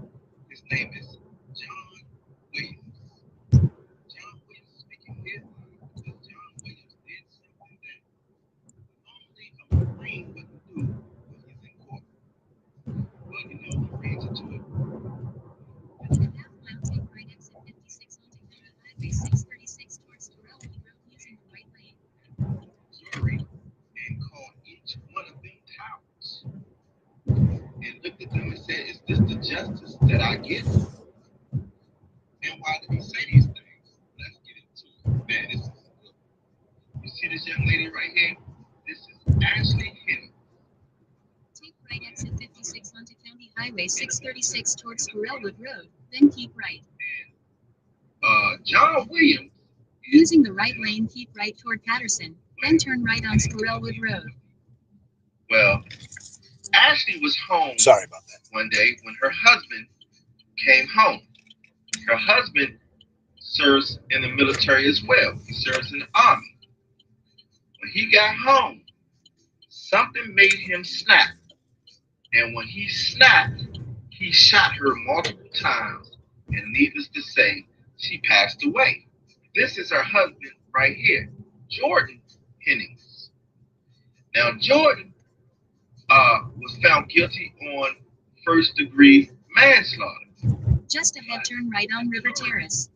Somehow lessened his charge, which helped him get less time. Turn right on River Terrace. So that's what upset John Williams and caused John Williams to display a behavior that a normal Marine usually don't display. Just ahead, keep left onto Elberon Avenue. John Williams, okay to express those emotions. Keep left onto Elberon Avenue. As a Marine and in uniform? Or was he wrong? This is getting very interesting. Oh my word. Y'all tell me what y'all think about this. This is a great story.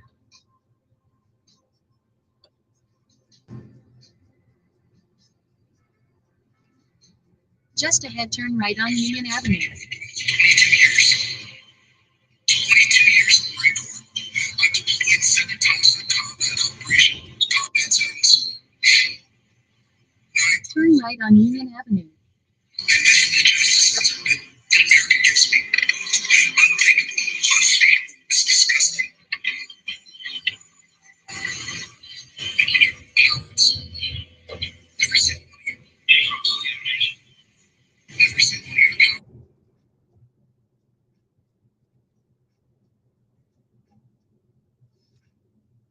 Drop off Jade on the right.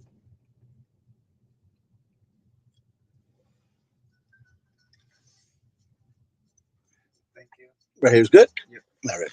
Have a good morning, man. Thank you. Head to your pickup at 79 Garfield Avenue.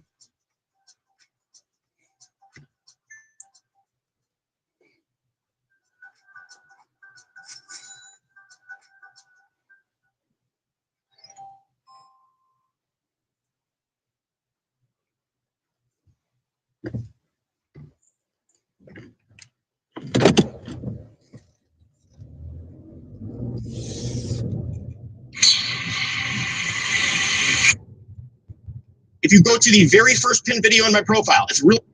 No. Get your stuff and get out. You should have never talked to clients about gender discrimination. I can't. Don't. Get up. You recording? Tonight, this pregnant woman was fired after exposing widespread discrimination in the insurance industry, but it nearly cost her everything. Watch to see how this brave mother-to-be fought back. Julie Reed worked at the same. It takes about 60 seconds to unlock the speed. The state cannot be a party to a case, the legal illusion of sovereign immunity. One of the biggest deceptions in law is the idea that the state, whether federal, state, or local government, can be a party to a case. The truth is, the state is a legal fiction that cannot act, think, or commit an offense. It has no physical form, yet courts treat it as a living entity with rights, while denying those same rights to the people. 1. Sovereign immunity, the ultimate legal shield. The state cannot be sued without its own permission under sovereign immunity. This doctrine stems from the archaic king can do no wrong principle, meaning the government is above the law unless it allows itself to be held accountable. Even when exceptions exist, courts limit liability to ensure the state never truly faces justice. 2. The state is a fiction, yet it has legal standing. A corporation is a legal fiction, yet it can sue and be sued. But the state, which is nothing more than an administrative structure, is protected from being sued unless it consents. The people who actually make decisions within the state, judges, legislators, police, bureaucrats, hide behind this fiction, avoiding personal responsibility for their actions. 3. The court is an agent of the state, so how can it be impartial? When the state is a plaintiff, such as in criminal cases, the judge, prosecutor, and law enforcement all work for the same entity. This is a massive conflict of interest, making it impossible for the court to be a neutral arbiter. The real party in interest is always the individuals behind the state, yet courts pretend that the state itself is taking action. In a quarter-mile, turn right on West Broadway. The real party in interest is always the individuals behind the state, yet courts pretend that the state itself is taking action.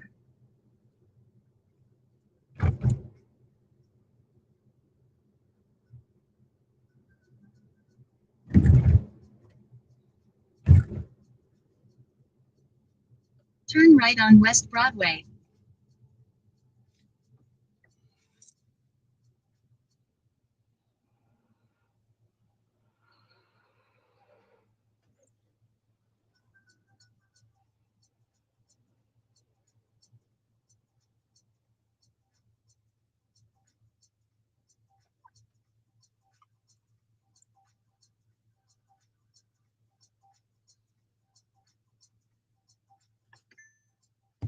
Shut 4. The state versus you illusion in criminal cases. In criminal cases, the plaintiff is the state of X versus defendant. But this is pure legal trickery. There is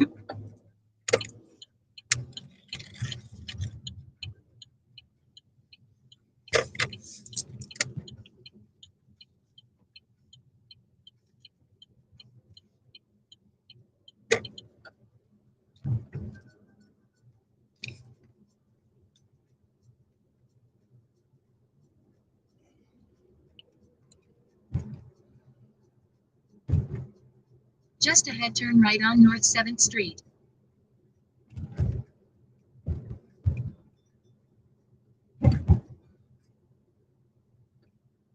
Turn right on North 7th Street.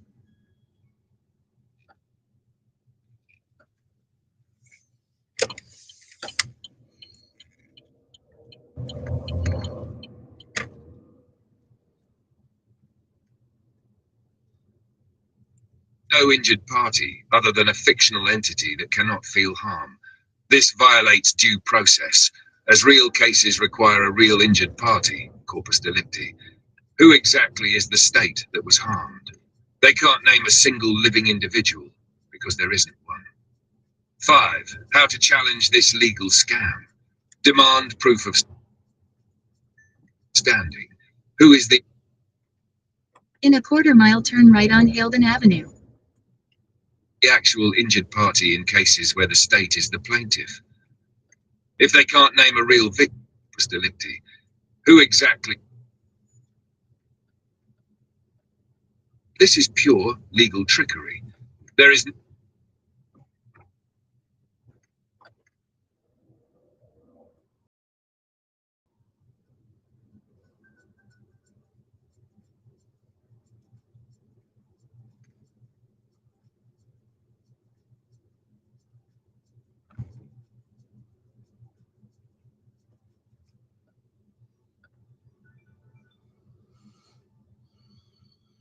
Turn right on Hilden Avenue.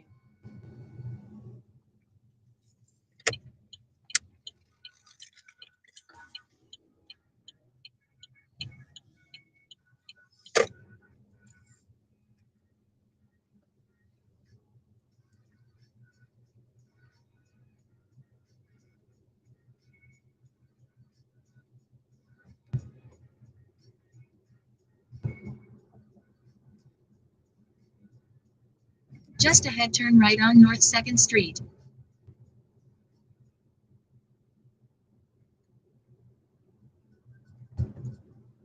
Turn right on North 2nd Street, then keep right on Garfield Avenue.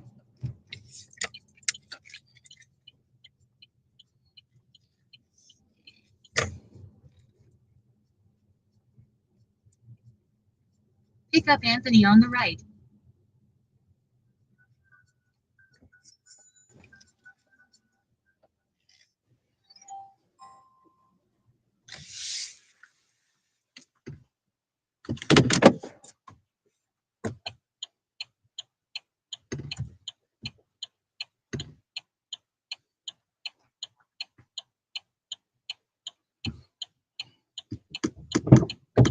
Danny? Yes, ma'am. All right, this is him. He's here, coach. Okay, I'll text you when I get home. All right, bye. How are you tonight? I am well. How Head are to your you? drop off at Great. 36 Union Place. Head to your drop off at 36 Union Place.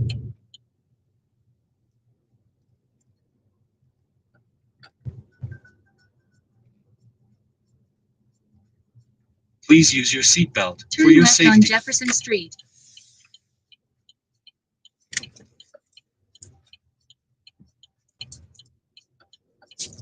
I just had like a Jetsons moment because like I repel technology. And at this point, you know, you have to protect yourself. Yeah. But Did you say the Jetsons? the cartoon. Yeah, I You remember. put your seatbelt on. You don't remember the Jetsons? I do. Oh, I thought you said you don't. I was No, like, no, I do. I But know I'm where- 54 Just years ahead, old, turn right so on yeah, Presidential well, I'm gonna be Boulevard. 50. okay, Yeah, I'm Generation X. okay. Yeah, I'm like, I feel like I need to put my seatbelt on. She said, seatbelt on. Ah, Holy shit, I haven't heard the name Jetsons in years. yeah, and we could send friggin' Katy Perry and a whole bunch of those that just ridiculous. Turn right on flight. Presidential We could Boulevard. send them to space, but they can't make a cell phone where a screen doesn't break. Or they couldn't bring home astronauts that For were how stuck many in months space. we're out there? Right. Exactly. So that was all bullshit. Of course. That was all bullshit. You know what the scariest thing is? I mean, I'm a woman of God, and it is only through Jesus Christ. And I'm telling you right now, you know, what flabbergasts me is like, what a holy privilege. Like, I'm literally living through the season of prophecies that, you know, you've been In a quarter waiting to mile, make a sharp unfold. left, turn And on West Broadway using the left lane. and it is so scary, you know, just the evil that was happening right in plain sight. I mean, you look at the guy from Pawn Stars. This man, as they were taping, he had over 300 kids in cages. He was like one of the biggest child trafficking person. I mean, like, look at this. What took place with P. Diddy. Make a sharp left, How turn hard? I on mean, West Broadway. everybody knew, and no one said nothing. The fear, just the fear when that stuff happened with Jamie Foxx, that itself should tell you the evil we're up against. But I'll tell you, it is all being exposed. But it just goes to show you how if you don't have a relationship with God and you don't read the Bible, because that's it. The Bible tells you the truth. I'm telling you, the wolves are in sheep clothes right now.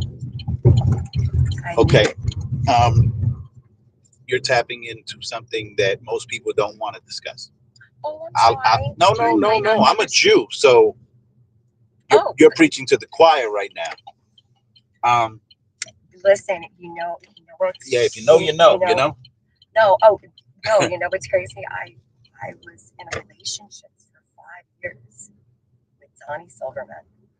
Madly in love. I have Just ahead, make a lots of slight Jewish right friends. turn on Van I Houten have Street. friends. I was a part of a ministry where pastors and leaders and prayer intercessors. I mean, we had Messianic Jews. Make a We slight had right turn on Van regular Houten Jews. Street. I mean, we all came together to pray for things that were going on. And this was like 10 years ago in Jersey. I mean, the Jews are God's chosen people. Okay, let me correct you. God's chosen people are very specific people, the children of Israel. Exactly. Not all Jews, and even the Bible says this, not all Israel is Israel, right? So we have to be very careful on who we give that title to, because God is specific on who his people are and who they would be on the last day in the end times, which is what I believe we're in. Listen, you're 100% absolutely right. Mhm. You're absolutely right. The children of Israel are Israelites. The people of Israel are Israeli. How we know the children of Israel is they're numbered by the houses of their fathers. The people of Israel today are numbered by the houses of their mother. The children of Israel follow the Tanakh. The people of Israel follow the Talmud. There's a distinct difference between them. They're all Jews. I won't deny that, but not all Israel is Israel according to the Bible. So we have to be very careful, because some people are converted into Judaism and some people are the blood of Israel. The blood of Israel, of Jacob Israel, the children, the 12 progenitors, the sons of Israel, those are the children of God. The rest are converts and practitioners of a belief system. Now, let me ask you a question. Shoot. And it's just something I wrestle with. So many people always questioning me, when it talks about 144,000. And talking, just piggybacking off of what you're saying. Do you believe that the 144,000 are exactly the people that you are talking about? They Yes. are. Okay, me too. Yeah, only the children of Israel. And you know what? And there are no coincidences. I'm sorry, because you're just living in end times, and I just find myself and walking with the Lord for a long time, but just really trying to just dig a little deeper in things, especially with the way the Bible is In 2 translated. miles, keep right onto You County take Highway words and 509 put them toward up in Broad Greek Street. and Hebrew, and then you correlate to even the importance of them at that time. I'm telling you, the way that translated people are translating the Bible, it is night and day. There's so much more like deeper revelation, and that revelation is rooted in having that understanding of that. But I find myself just, what is it saying? Because you just see this evil, and just finding myself digging into that, and I found myself over the last couple of weeks. They are 12,000 of each of the tribes of Israel, according to the Bible. And that exactly. I'll tell you a funny story. About 25 years ago, no longer than that, just when I wasn't living my life right, and I had, I always, had a relationship with God. I came from, an Italian Catholic family, but my father and mom were excommunicated from the church because he was divorced and he remarried her, because that's what they did then. Good for them. Yep. And, and I used to make them drive me to church. Like, there was always, even as a little girl, I had that connection, that understanding, that Jesus was real, the Father, the Son, heaven is real. hell is real, and I had a really In a half-mile, keep left onto Garden State Parkway South using the left 2 lanes. And it was right when I really started reading the Bible, because Catholics, they've never even read the Bible. No, never. Like, and what you learn in catechism, like, I mean, it is one of the most it's demonic. Don't even get me started into with the Pope dying. Okay, I mean, listen. Isn't it ironic that he died right at, like, not shortly after? That is beyond ironic. Shortly after he opened those doors. Listen, that was not ironic. Listen, those who have eyes to see. Yeah. Nothing that is going on in the world right now is ironic. This last presidency, this wasn't about Trump. This wasn't about Kamala. This was about evil and heaven. This was some serious shit. I mean, we have the spirit of Jezebel beyond infiltrating our country. But it was like when I really started reading the Bible, they were Jehovah's Witnesses. And I used to go over there, and she used to, teach me. She was a wonderful teacher of the Word of God. So I'm like, I just needed for any kind of connection with God. So the first meeting, it's what is it called? The Watchman, the Watchtower. The Watchtower. I'm sitting in there, and it was about, and it was wrongly taught, 144,000. They believe only 144,000 are getting saved. Some of them. That they don't, like Jehovah's Witnesses. I mean, no, they do. They believe that only 144,000. Yeah, they don't have a strong grasp of the dark sayings of the Bible. The Bible is clear that it's not written for everyone's understanding, only for the elect of God. The elect of God, right? When you go into Isaiah, because you got to read the Bible line upon line, precept upon precept. You can't read it. I mean, you can read it as a novel and you'll get the story. Exactly. But to get the understanding, you must go line upon line, precept upon precept. And you also have to, and also you got to look at it, like historically, symbolically, literally, like, I mean. Well, it's written in those forms: illusory, symbolically, metaphorically, right? Well, that's why Jesus spoke in parables. That was the purpose. Well, he spoke in parables to hide it from people, and those not for the everybody. Spirit, and that, I mean, that was even the purpose of that. It's an understanding, and and listen, even as a woman of God, Take left exit 153 toward New Jersey 3 East. I find myself so many times in the past, and even now, especially with certain people that I love very much, that just don't. Just have no understanding of God. I mean, if anything, they're even on the other side. And I find myself always holding them at the expectation and trying to understand, like, to, explain, certain things to them. And it's just like, it's like speaking Spanish to someone that only speaks English. It's not for them. And exactly. And you realize that it's without the Holy Spirit, without God's grace and mercy to give them the ability to receive, it's like beating a dead horse, and then you hold them at expectations that they're not even capable to meet.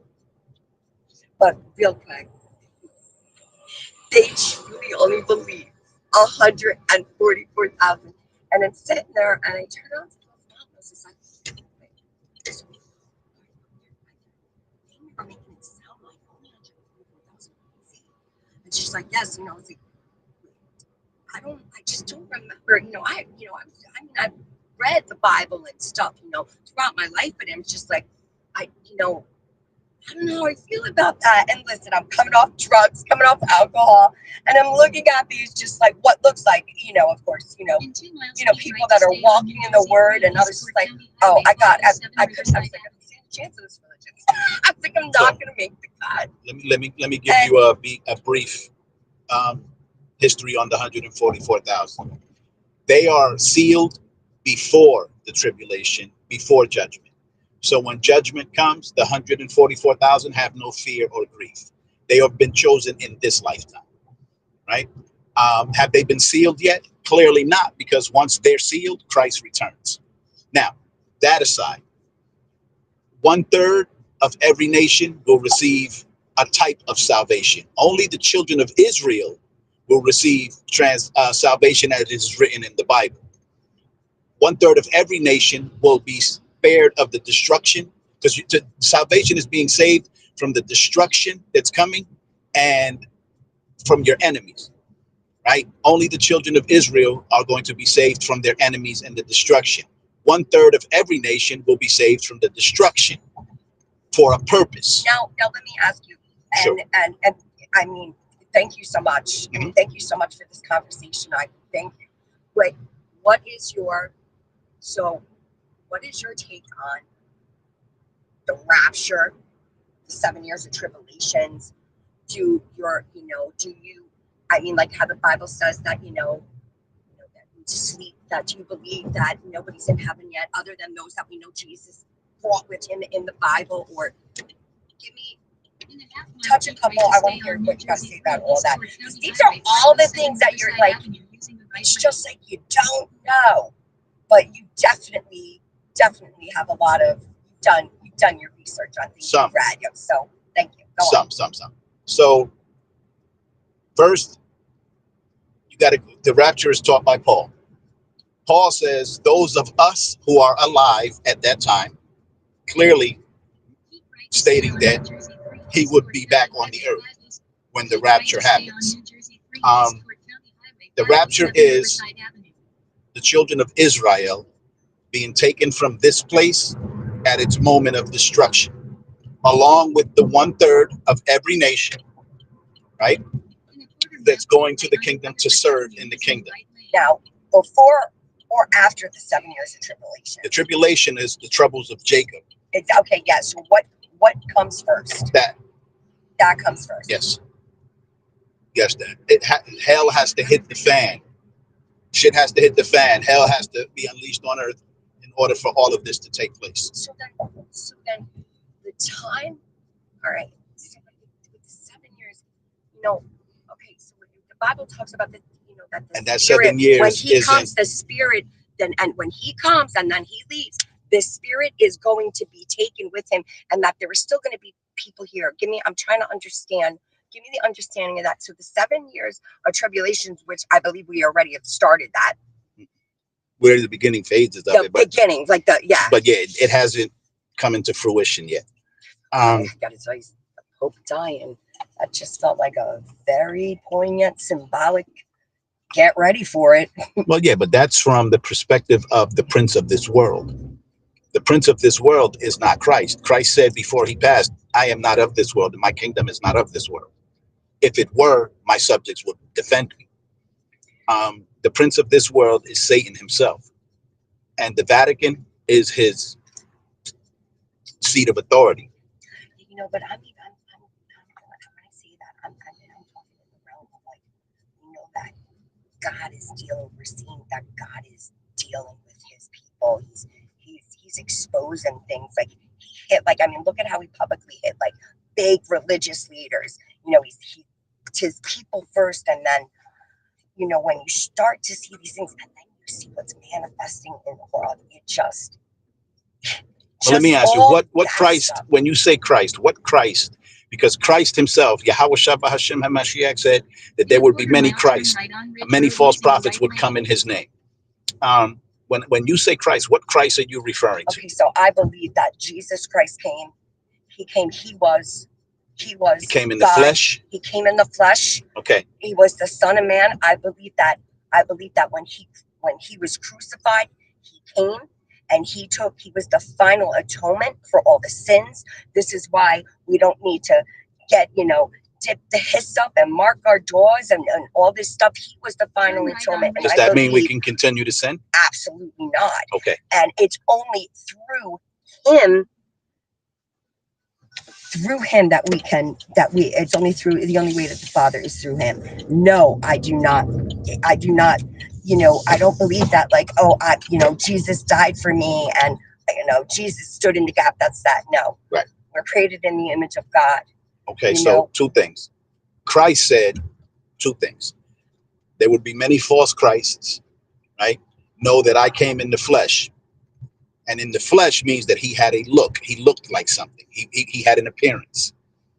In Revelation and in the book of Isaiah, they give us that appearance. See, but also you don't think like also it refers to when he says I come in the flesh, meaning he comes in the flesh, like how the Bible refers to our flesh or sinful nature. Like he was God in the flesh, in a man's body, without that power of God.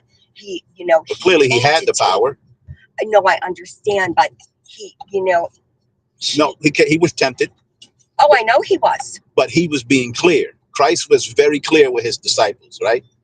That the false Christ would come and they would give you a new Christ and a new doctrine, right? And he said, only follow the doctrine and the Christ that you see before you. Don't follow those things that are coming after me. Many will come after me and they're all false. So we have to know who Christ is so that we can recognize him when we see him. Now we're all going to know it's him, but we're going to be shocked at what he looks like because the image that we've been given is not the image of Christ. I agree with you 110%. Right? Yeah. So, and Christ said, if you say you know me, which means, like you said, you have a relationship. Christ said, if you say you know me and you don't keep my commandments, then you're a liar. And there's no truth in you. You're of your father, the devil. Christ said this while he was alive. Because many people would say, I have a relationship with God, right? And not keep one of his commandments, not follow one of his doctrines, ordinances, statutes, ways, not keep any high holy day, feast day, Sabbath, new moon, not do anything that Christ did. And listen, and he even says that he will come to me and say that I cast out demons Lord, and I Lord. did all this. Yeah, Lord, Lord. Yeah. You know, listen. Yeah. You know, right now, I am in what the best way I could describe it is the death walk season. I am the only saved person in my life. I am Job running like Jonah, but cutting everyone's ear off like Peter right now. And see, that's the season careful has with me that. in right now is an uprooting and Careful with that analogy, because when Caesar did that, Christ called him Satan. No, I mean, when Peter I'm did not that, saying it. Trust me, I'm saying it, and it hurts me. There's nothing worse. You know, it's like Paul said, I hate the things I do, but everything I want to do, I don't do. And you know, and yeah, Paul was 100. I love Paul. I'm sorry, I didn't hear. Paul was 100. He kept it like the writings of Paul are difficult to understand, right? But once you get it, you'll see that Paul was a man that dealt in this world, although he knew the law verbatim, because he was a Pharisee of the Pharisees, a Jew of Tarsus of the tribe of Benjamin. Oh yeah, he was killing. He knew, but he knew the law like verbatim. He could spit it without looking at it. He knew it. He studied with Agrippa and with Herod and with all of those great men who were not the children of Israel, but were in charge of Israel. They were a whole nother nation of people. And he understood the law. So what he left for us from aforetime was for our learning, like he said. The problem is that we keep thinking that the old covenant is done away with and that the law of God is done away with. No, it's not. Yeah, I'm reading an amazing book right now, what a confirmation, just where it's called The Blood Covenant. And it's by Jerry Rice, and I forget the other guy. And what it does, it talks about all the covenants, the Abrahamic covenant, the Davidic, you know, all the different covenants. And I mean, and one of its greatest, like one of the most important message, you know, he's trying to get across is that one covenant did not cancel out another covenant. You know, and I mean, we still have, listen, we still, I mean, the authority and the power, even like it's all, yeah, I'm sorry, I'm kind of overwhelmed right now. It's like, how do I come get in the car? Like, there's just, God's so good. Yeah, even when he's not. Yeah, even as I make my bed in hell there too. Sounds very nice. You know, it's, God created us in his image. And you know, well, again, the way we're meant to listen though, it's when God sees the sun in us. God is not moved. I mean, this war, this fight right now, this is not anything that anything that is emotionally triggered. I mean, it is written right now. I mean, you gotta look. I mean, we are literally entertaining demons. We are entertaining the father of lies. I mean, Jesus Christ gave us the perfect example when he came out, when he was tempted.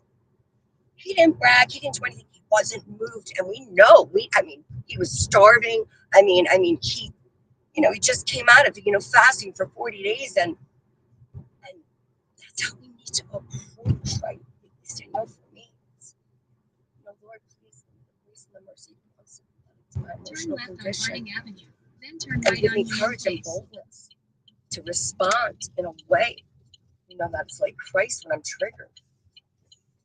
It is written. Turn right on Union Place, then drop off Anthony. The world has added way too much to the Bible. They've got shows, they've done all this, and the churches really failed the sons and daughters of God, because we are living in these times right now. And Drop off Anthony. it's about discipling God's children, and Yeah. He's hitting me hard, Danny. He's hitting me hard. Now I gotta walk in this house right now. I gotta cover me with the blood of Christ, because I'm telling you, Jezebel, Absalom, they all meet me. They're standing at the door waiting for me. We've got 25 monitoring spirits. Oh, Lord. You have a great morning, dear. Stay in the spirit. Wow. And you'll be all right. Dropped my daughter's best mom. Oh, God. Oh. Yeah, no. Make sure you got That everything. ain't gonna happen. You got everything? Yeah, God bless you. God bless. Holy cow.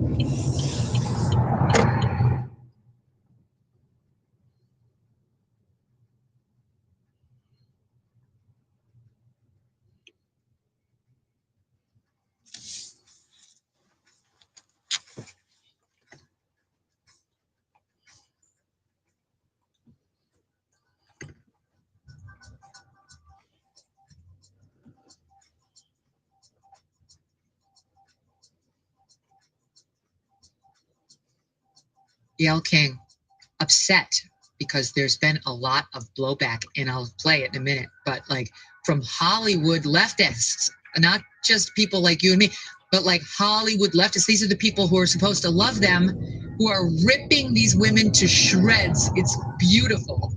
And Gayle King is upset and had a few things that she needed to explain to those of us who don't understand what a hero she is. Watch. Please don't call it a ride. That is not a friggin' ride. Whenever a man goes up, you have never said to an astronaut, boy, what a ride. You know, we duplicated the same trajectory that Alan Shepard did back in the day, pretty much. No one called that a ride. It was called a flight. It was called a journey, because a ride implies that it's something frivolous or something that's lighthearted. There was nothing frivolous about what we did, and the machine that we were on, and what it took for the people to get that machine up and running, to get us up and get us back down safely. So, you know, I'm very disappointed and very saddened by it. And I also say this, that what it's doing to inspire other women and young girls In a quarter mile, turn right on Main Street using the right lane.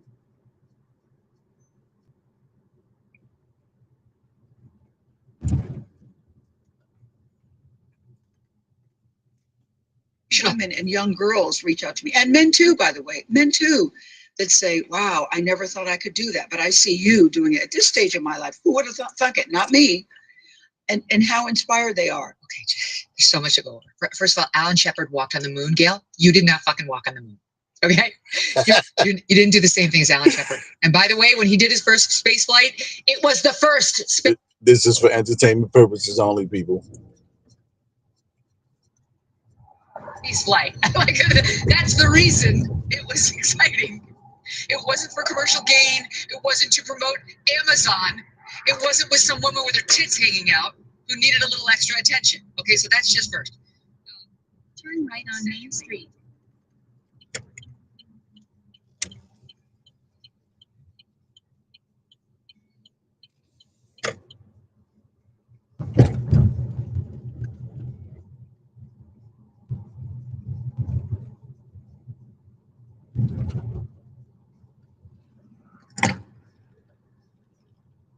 Just ahead, turn left on Holmes Street.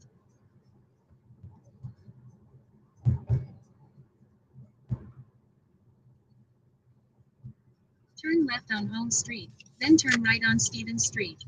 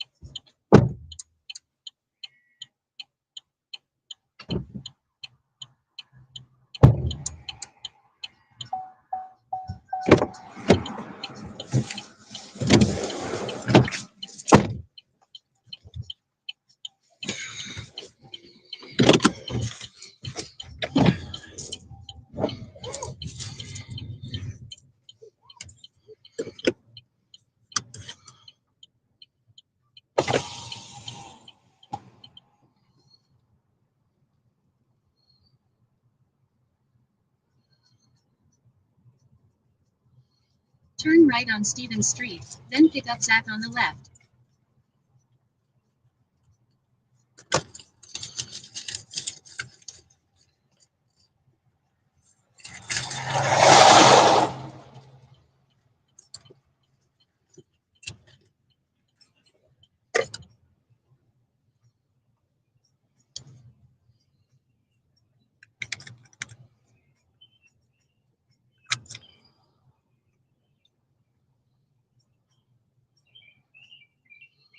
Pick up Zach on the left.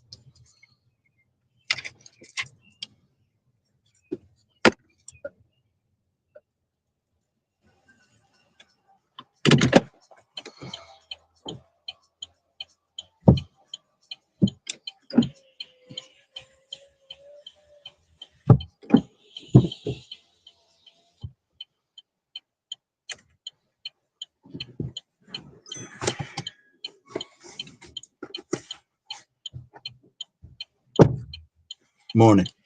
Morning. I'm well. How are you? Head to your drop-off at 17 Forest Street. Just ahead, turn left on Joralemon Street.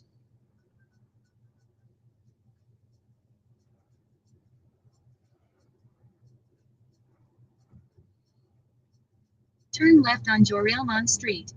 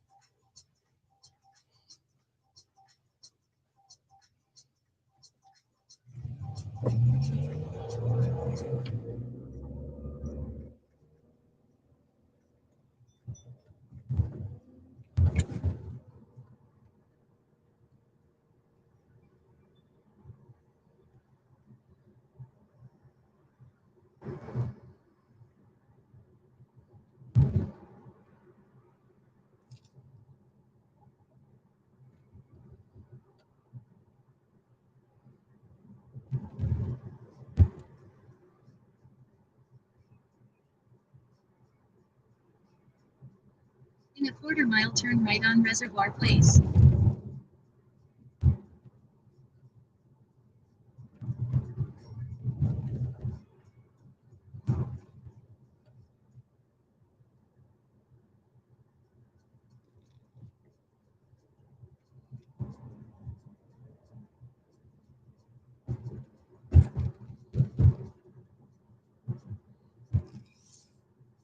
Turn right on Reservoir Place.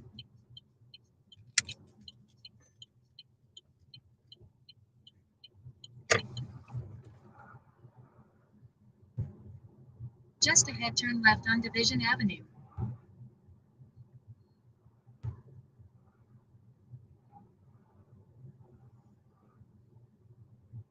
Turn left on Division Avenue, then turn right on Forest Street.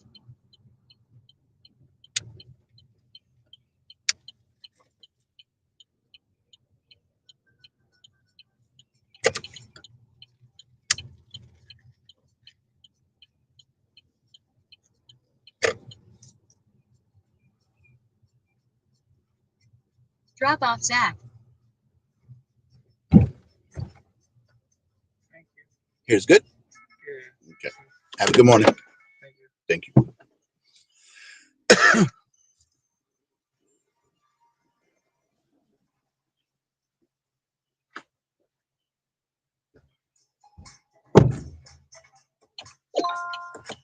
Head to your pickup at 60 Fiona Avenue.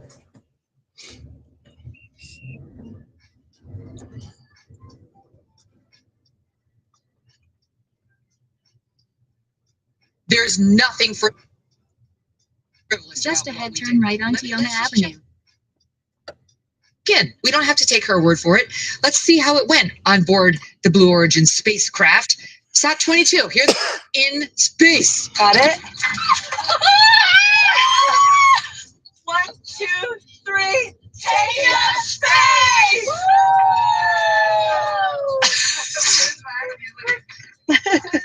Flynn, I got you. Her Daisy. I got you, Flynn. Gotcha. Stuffed animals. The moon, you guys. Turn right on Tiona Avenue, then pick up Juliana on the left.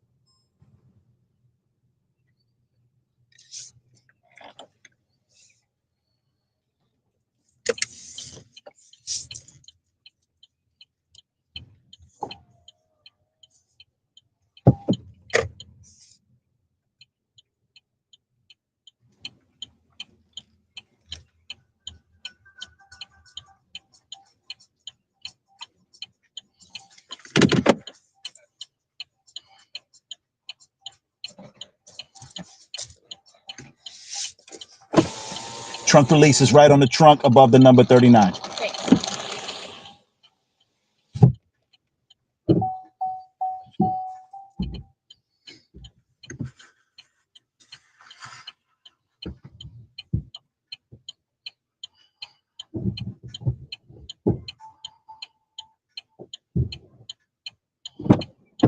Morning.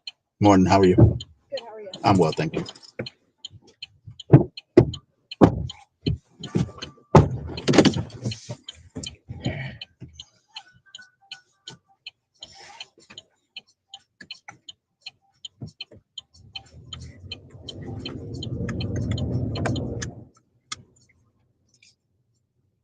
Head to your drop.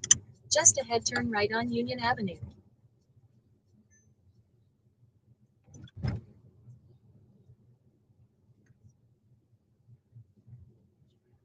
Turn right on Union Avenue, then turn left on Little Street. Please use your seatbelt for your safety.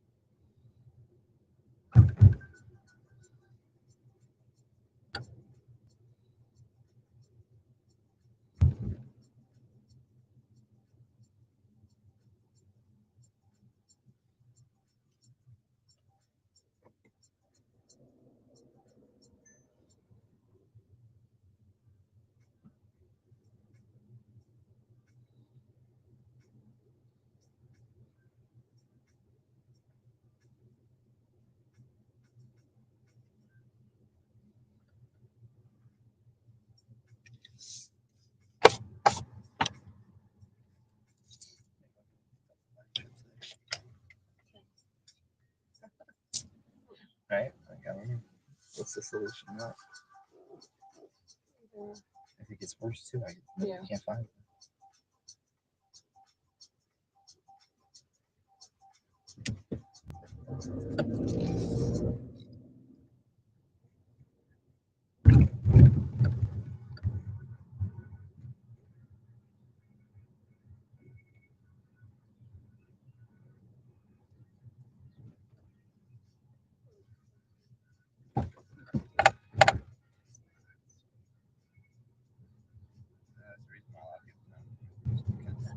In a quarter mile, turn right on Main Street.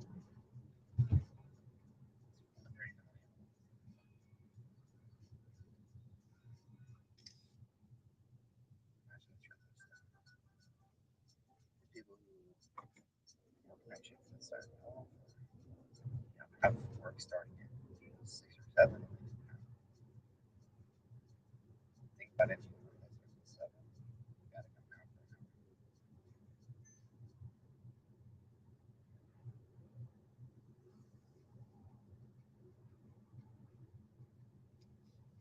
Turn right on Main Street, then turn left on State Route 21.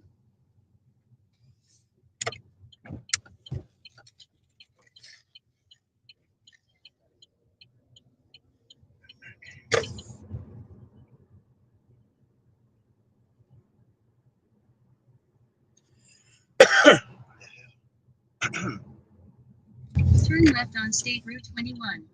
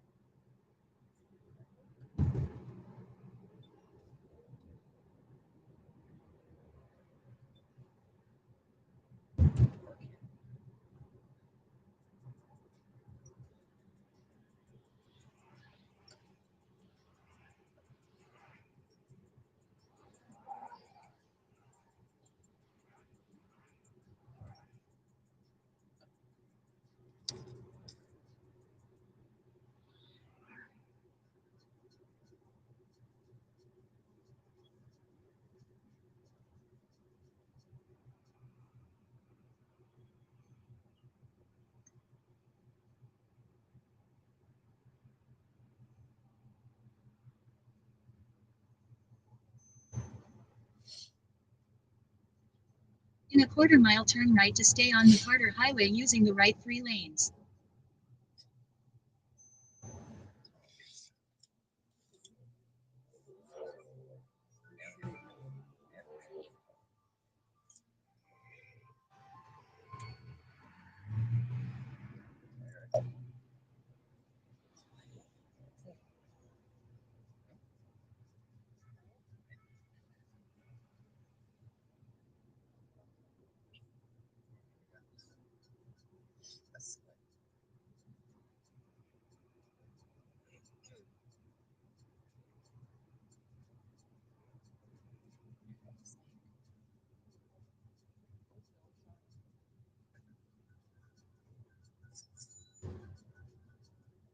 Turn right to stay on the Carter Highway.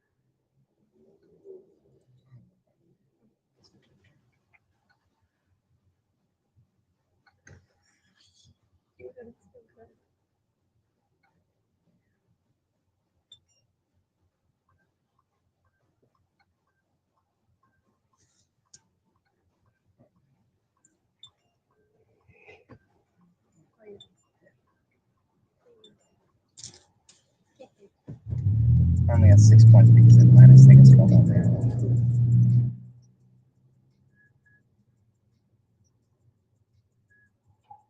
Brain power.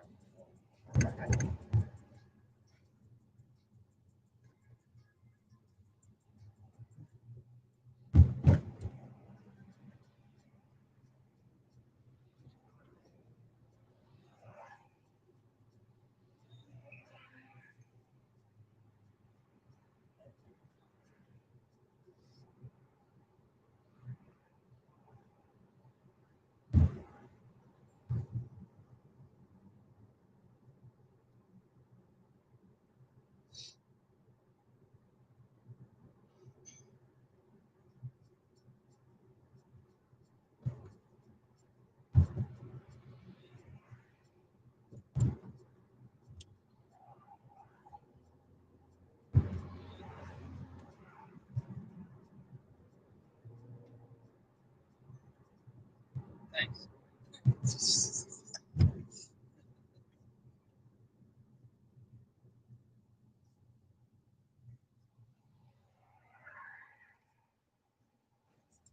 Jarvis is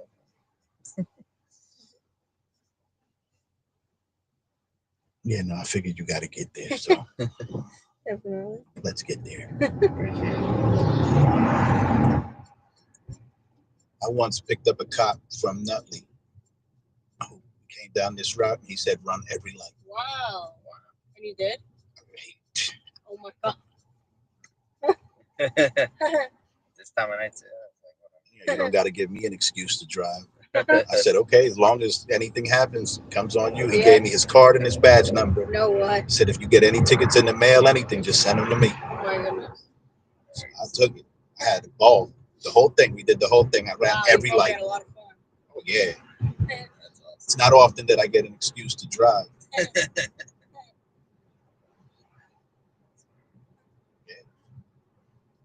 In and out. I didn't care about what was coming. He didn't care. He didn't care. So I was like, let's go. Show you what I know. Yeah, it's fun.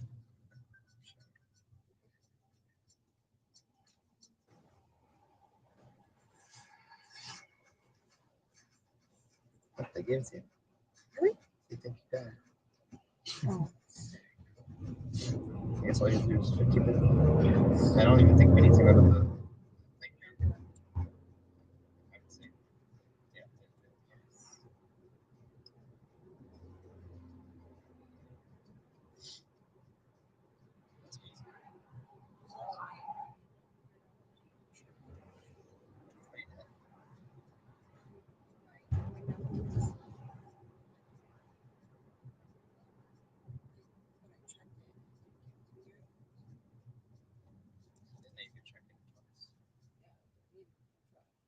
since you changed your info. Double check it. Exactly. Yeah. Probably put in like Jerry's right after that low mass or something because they're all. I think they're both 96. It's actually 30. About 30. Yeah.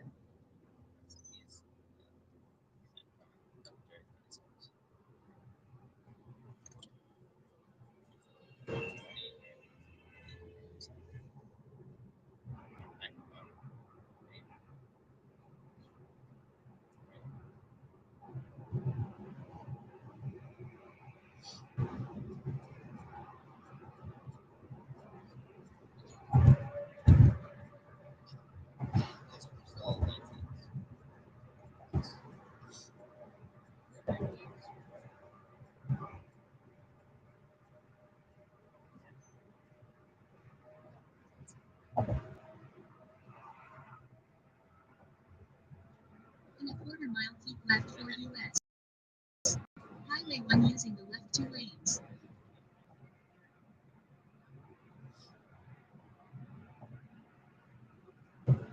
Keep left for US. Highway 1.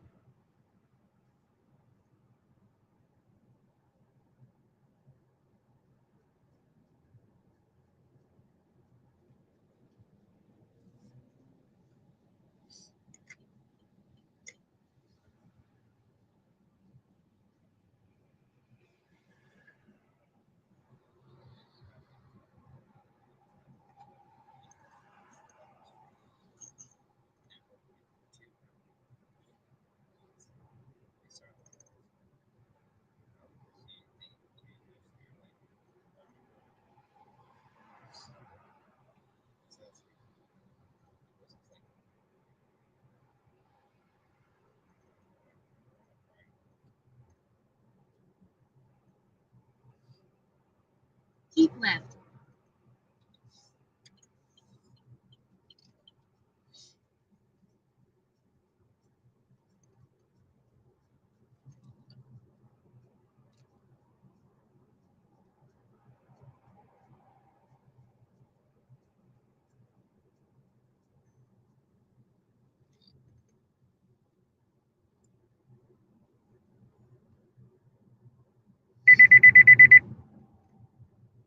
In a quarter mile, keep right on Express Road using the right lane.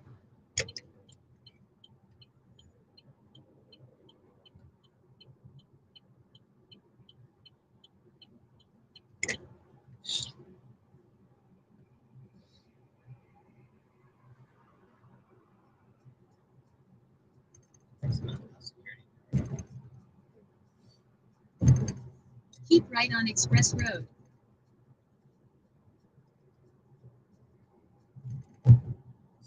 In a quarter mile, keep left to stay on Express Road using the middle lane.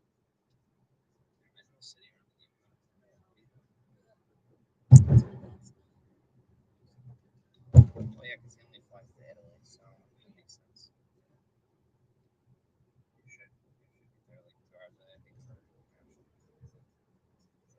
Keep left to stay on Express Road. In a quarter mile, keep left to stay on Express Road using the middle lane.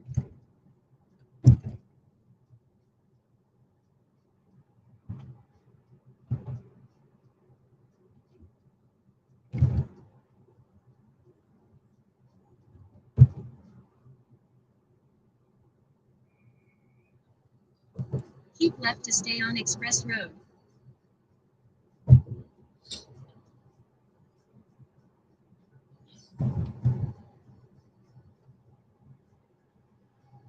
In a quarter mile, keep right on Terminal Access Road using the right lane. Level 2 or level 3, guys? So it should be departures. Yes. I think it's level 2.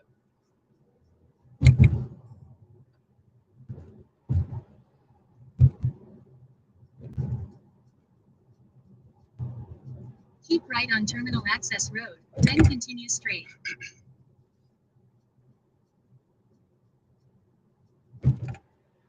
Using the right lane, continue straight to stay on Terminal Access Road. Using the right lane, continue straight to stay on Terminal Access Road.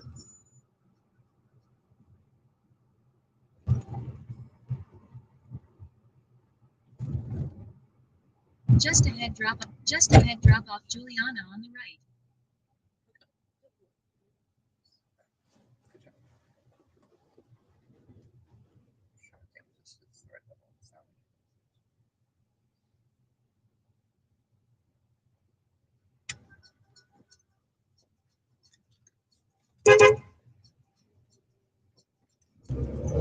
Playing games.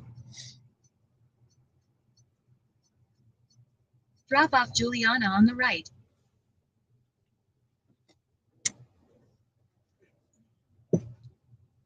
Watch what you're doing, moron. Okay, folks. Thanks so much. You're welcome. You guys have a great flight. Get back home safe. Thank you so much.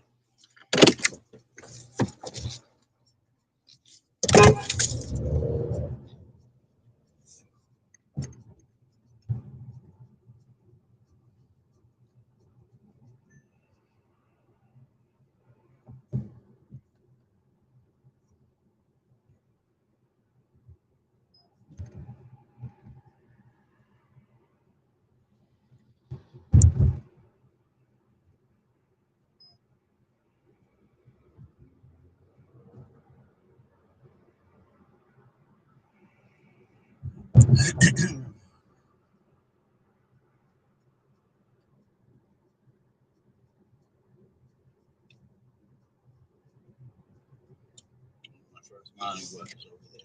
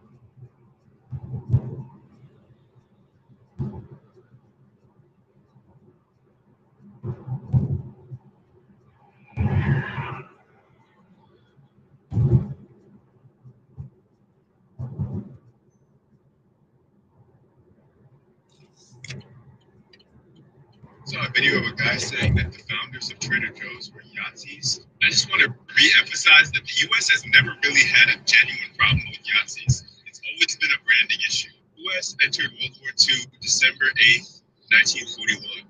Just 2 years earlier, in 1939, the Yahtzees packed out Madison Square Garden with 20,000 American sympathizers and members. Porsche Yahtzees, Chanel Yahtzees, Mercedes Yahtzees, BMW Yahtzees. Honestly, I can never tease someone for still believing in Santa Claus, because there are grown-ass men who still buy the morally motivated Cinderella-ass bullshit story about the U.S.'s motivations for any and everything. Bro, Operation Paperclip, the United States took 1,600 Yahtzees, not just any Yahtzees, the Yahtzees who were building the weapons of mass destruction, who were responsible for more deaths than anyone, right? Not just to relocate them for free, right? Not just for asylum. They gave them engineering level salaries, plush salaries. They paid them. They hired them. Bro, it's just like, once upon a time I worked for this company, right? And we had these two main clients. And it was expressly stated to me from the jump that these clients were fierce competitors, right? We got to be careful to make sure that we're feeding both of them equally so that they don't get upset. Come to find out 6 months into working the job, they're owned by the same motherfucking parent company. And they just pretend to be fierce competitors so that they don't get in trouble for fucking monopolizing the market, right? Manufactured competition. You may have heard it pointed out by other creators, but most of the concentration camps weren't even in Germany. Bro, so many people, so many governments were complicit to some degree or another in the monstrosity that was the Yahtzee party. Again, the use of cult language to describe the indoctrination into and upholding of American ideology is so appropriate because it really is some brainwash shit. If you saw a video of a guy saying that the founders of Trader Joe's were Yahtzees, I just want to re-emphasize that. Participating coupon clients is go daughter. You're getting used to this one water flower. And because regardless if y'all got an attitude or don't got an attitude, if your mama talking shit or not talking shit, I still have to pay. Imagine somebody talking shit to you, belittling you, and you still gotta pay. You still gotta do for the kid with joy and glee. And they gonna give their mama all the credit. They never really give daddy, they get an award, be like, thanks to my mama. You never give daddy the credit. Mama mess up, you say mama did the best she can. Daddy mess up, yo, daddy ain't shit. Like, it's hard being a father. And I never really told them my side. I let their mama tell their side. He never told me his. I never told them my side. My dad never either. Because everybody think they mama, all y'all mamas ain't angels. Hoes wasn't just invented in 2025. Some of y'all mamas was hoes. Like, because seriously, somebody say something. And because oh shit. So I hope y'all heard that. Let me run it back before I comment. Regardless if y'all got an attitude or don't got an attitude, if your mama talking shit or not talking shit, I still have to pay. Imagine somebody talking shit to you, belittling you, and you still gotta pay. You still gotta do for the kid with joy and glee. And they gonna give their mama all the credit. They never really give daddy, they get an award, be like, thanks to my mama. You never give daddy the credit. Mama mess up, you say mama did the best she can. Daddy mess up, yo, daddy ain't shit. Like, it's hard being a father. And I never really told them my side. I let their mama tell their side. He never told me his. I never told them my side. My dad never either. Because everybody think they mama, all y'all mamas ain't angels. Hoes wasn't just invented in 2025. Some of y'all mamas was hoes. Like, because seriously, somebody say something. And because. All right. It's true that fathers get the shit end of the stick. Loving a father is conditional. Loving a mother is unconditional. And it's true. Mama gets all the credit. Daddy, if he lucky, get the big piece of chicken. And that's if he lucky. If he's stern and austere and demands it. But men get the short end of the stick. Kids never know the father's side of the story. And I don't know if you know or not, but in the Black and brown community, and I'm going to say 80-20, right? I'm a little more liberal on that number than that, but I'm going to go with that 80-20 number.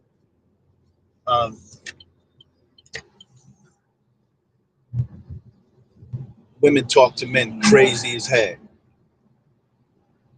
The Black and brown woman will talk shit to a man like she could fuck him up. And he got to just take it. She'll get up in his face, call him a bitch ass nigga, poke him on his forehead, maybe even slap him upside the head like she is mama. And he got to just take that. Ain't nothing he could do about it. Because once you lay with a woman and you have children with a woman, if she's a demon, that's your demon. You should have knew she was a demon before you lay with her. But the point is that the father's side is never known, and kids don't really give a shit about the father's side. They don't know. So they don't know.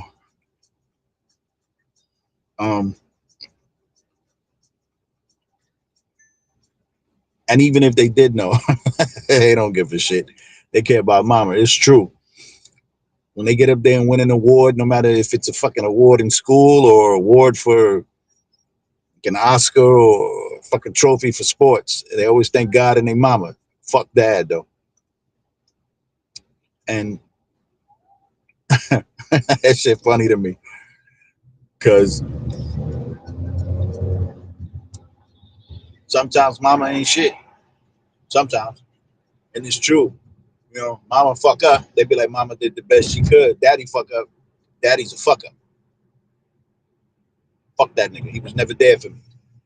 And that's not the case.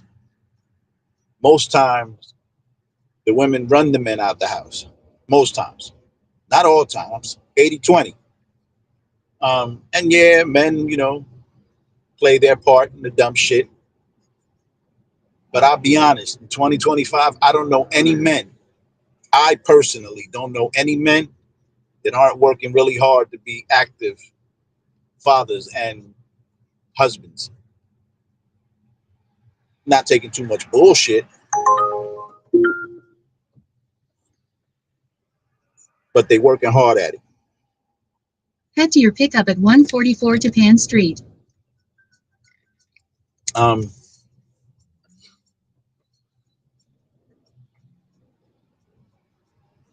So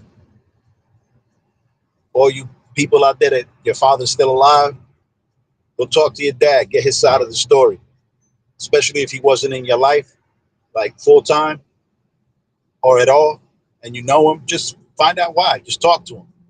It's true that there's 20% of them that was like, well, I ain't want to be. I ain't want to have no kids. Fuck them kids. Right? But the rest of them ain't like that.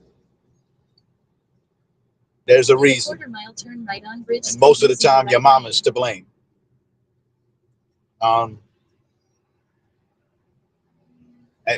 she did the best she could by keeping your dad out of your life. Ain't that a bitch? So anyway, go talk to your dads.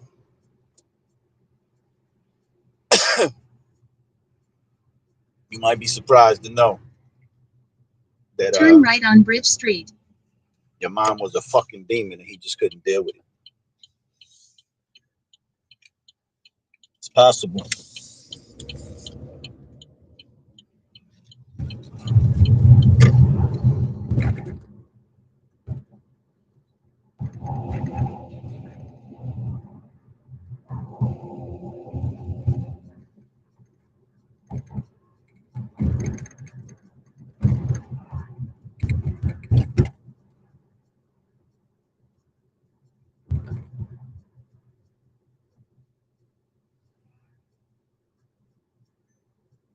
Big story this morning. The White House is clarifying President Trump's claim that he did not sign the Alien Enemies Act proclamation, which his administration used to deport hundreds of migrants without due process. They were shackled, shaved, and put on planes and sent to a prison in El Salvador. The president made the comment Friday evening while talking to reporters on the South Lawn. It doesn't sound like this judge who the DOJ is arguing with today about the deportation place. He wants to know why the proclamation was signed in the dark, his words, and why people were rushed on planes. Because we want to get criminals out of our country, number one, and I don't know when it was signed because I didn't sign it. Other people handled it. But Marco Rubio's done a great job, and he wanted them out, and we go along with that. We want to get criminals out of our country. The White House released a statement on Saturday on Trump's comments saying the president, quote, was obviously referring to the original Alien Enemies Act that was signed back in 1798.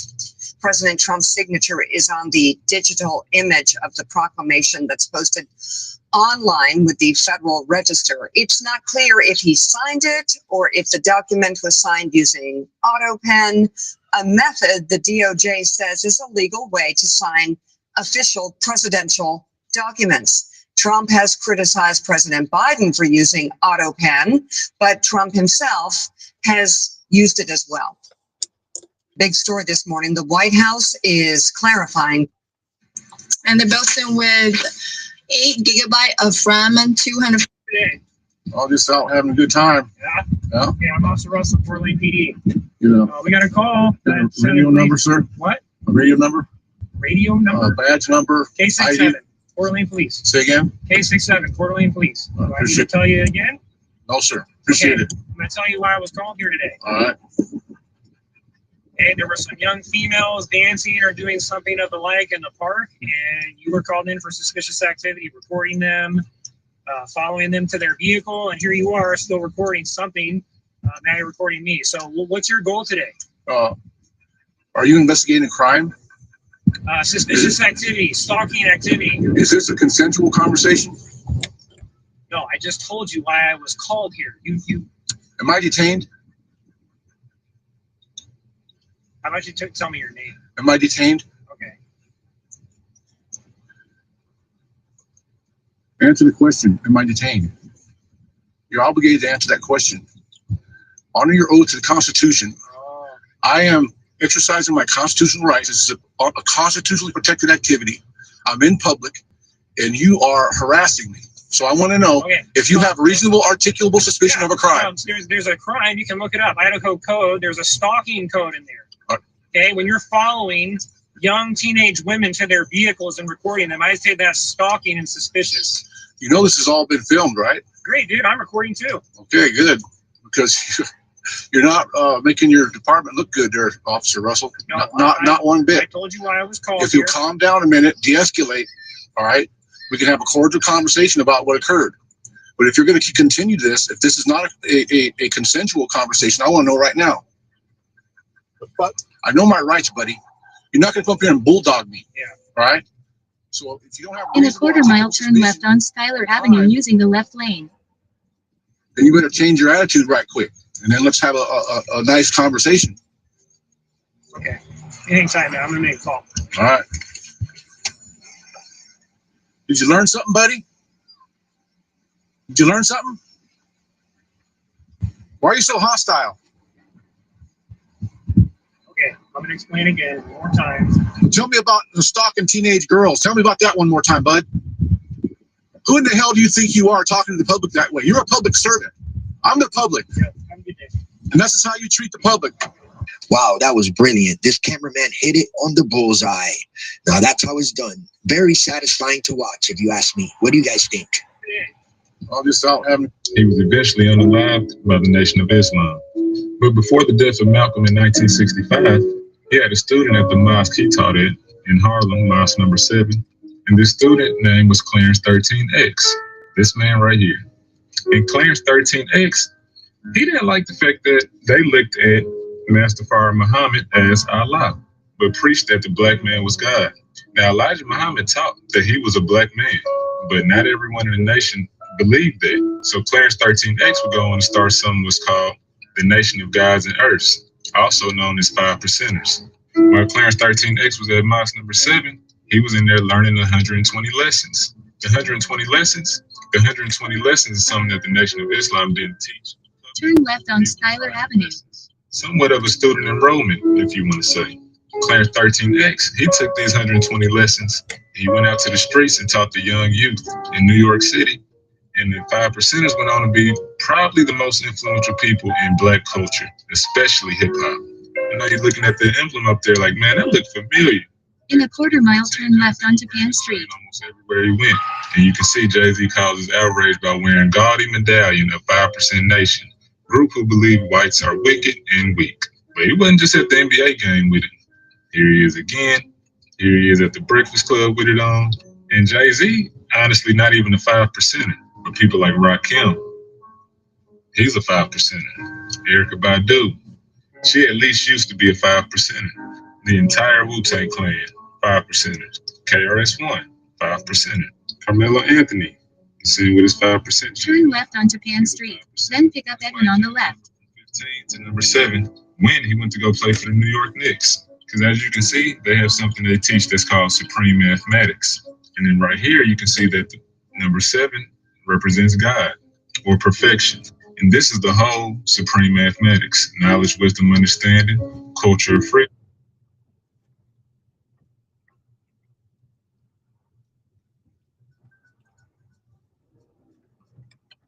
Pick up Edwin on the left.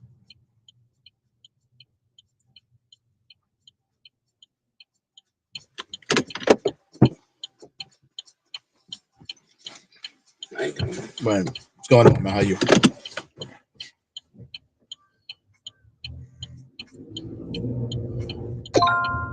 Head to your drop-off at Owens Corning.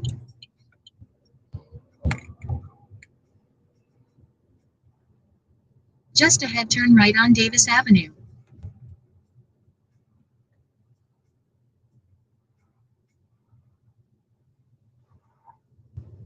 Please use your seatbelt for your safety. Turn right on Davis Avenue.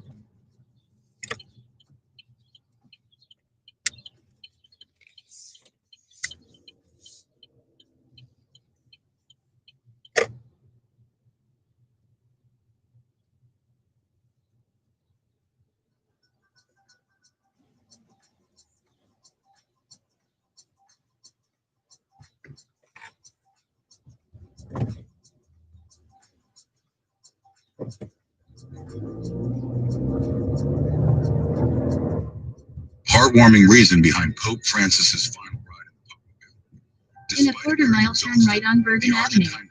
Greeted the crowds in St. Peter's Square on Easter Sunday before his death at 88. He thanked his personal nurse for encouraging him to take the ride as he was cheered by thousands of worshipers. "Do you think I can manage it?" he asked Massimiliano Strappetti, according to the Vatican News. The medic whom he had previously credited for saving his life reassured him. Francis spent about 15 minutes waving at the crowd and blessing babies from his Pope-mobile. He spent the afternoon resting in his Vatican residence, Casa Santa Marta, and had a peaceful dinner.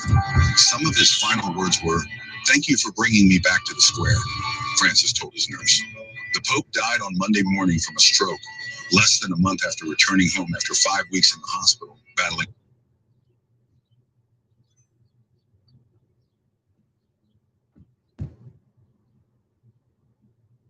Head to your drop-off at Owens Corning.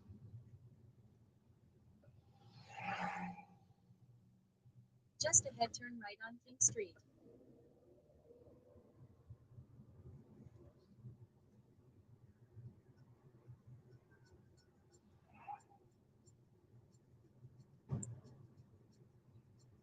Turn right on King Street.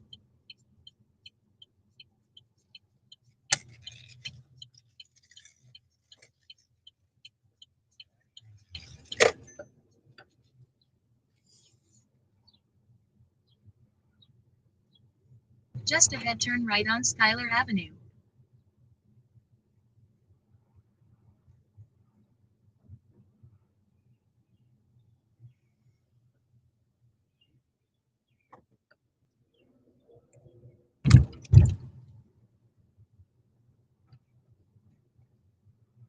Turn right on Schuyler Avenue.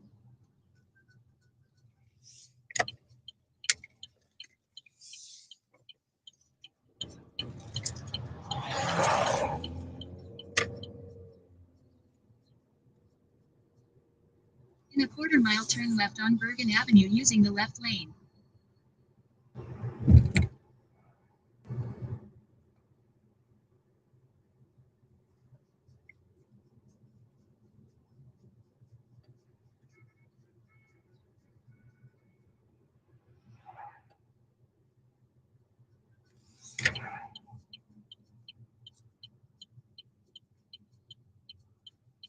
Turn left on Bergen Avenue.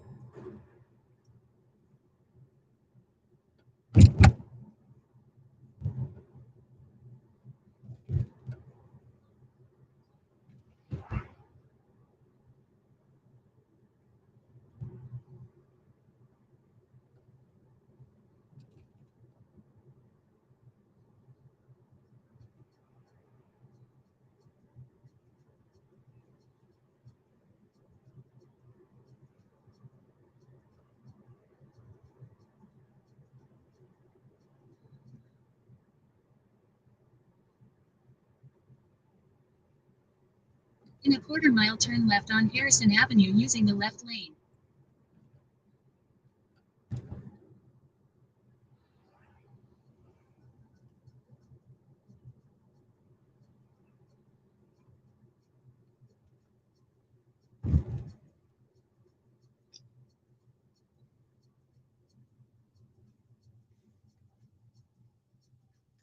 Turn left on Harrison Avenue.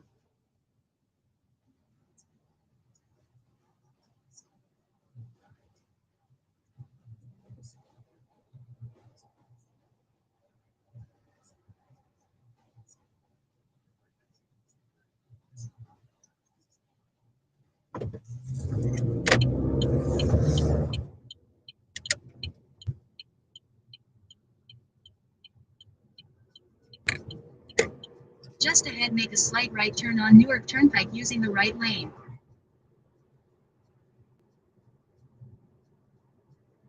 Make a slight right turn on Newark Turnpike.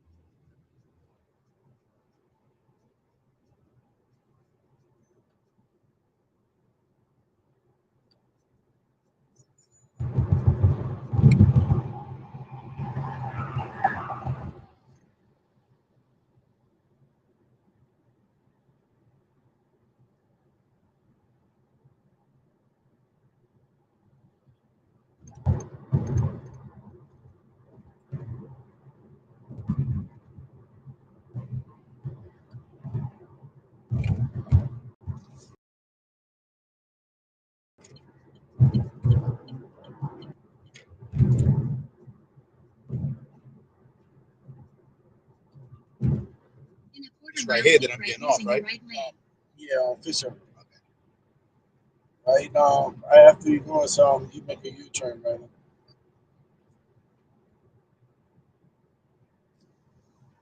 Keep right, then turn left on Fish House Road.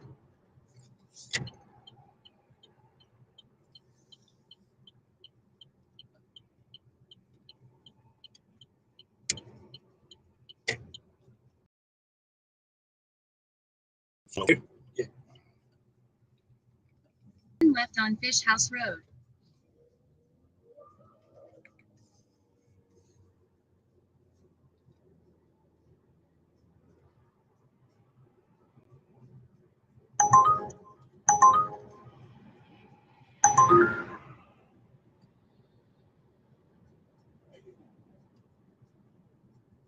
Turn right on Fish House Road, then drop off Edwin on the right.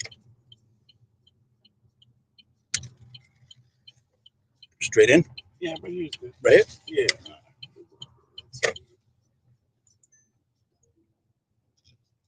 All right, brother. All right, man. Have a good day, man.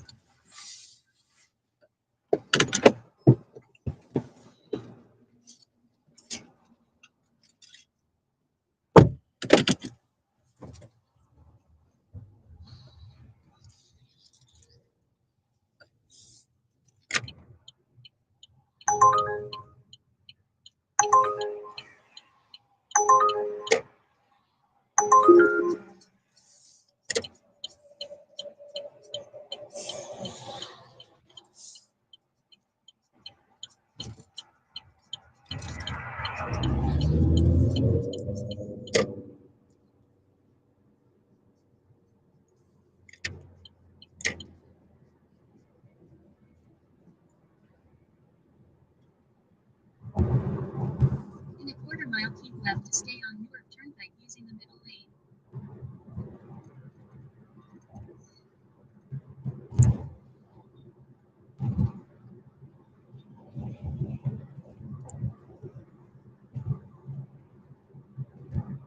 Keep left to stay on Newark Turnpike.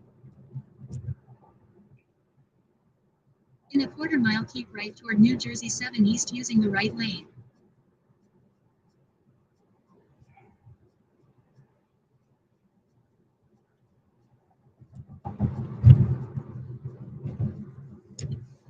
Keep right toward New Jersey 7 East.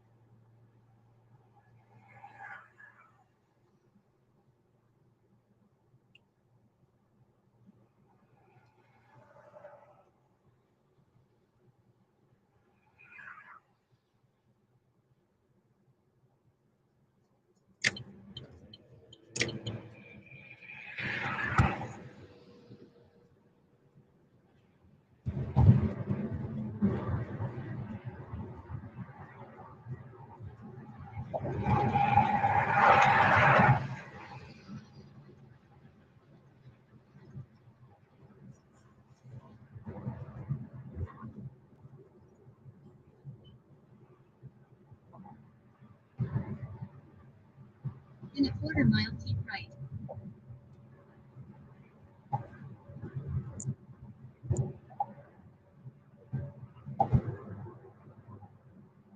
Keep right, then keep right onto St. Paul's Avenue.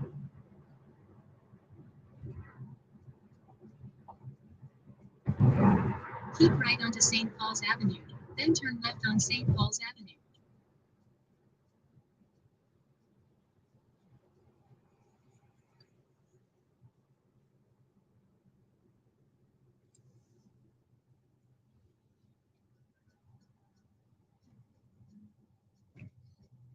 Turn left on St. Paul's Avenue.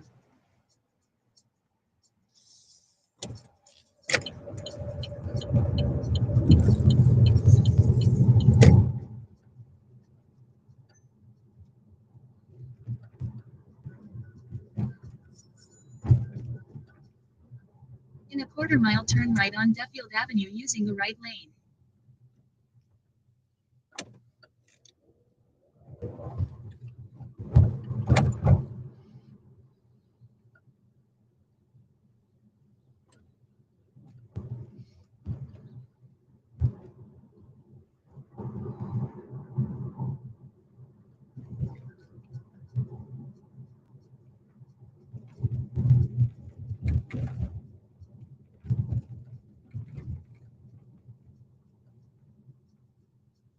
Turn right on Duffield Avenue.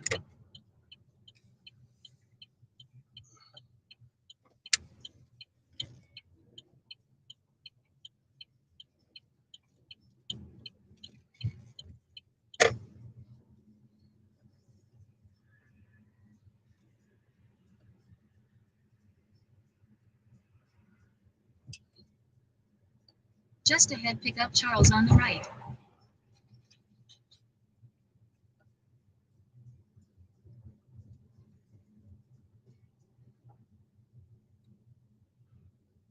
Pick up Charles on the right.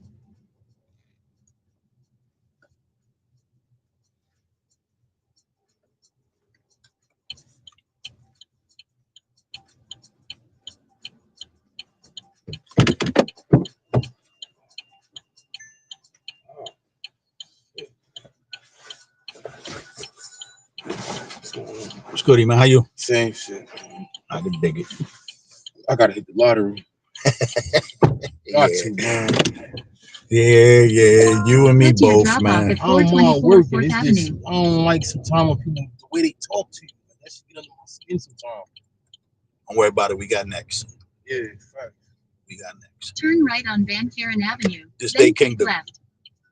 So,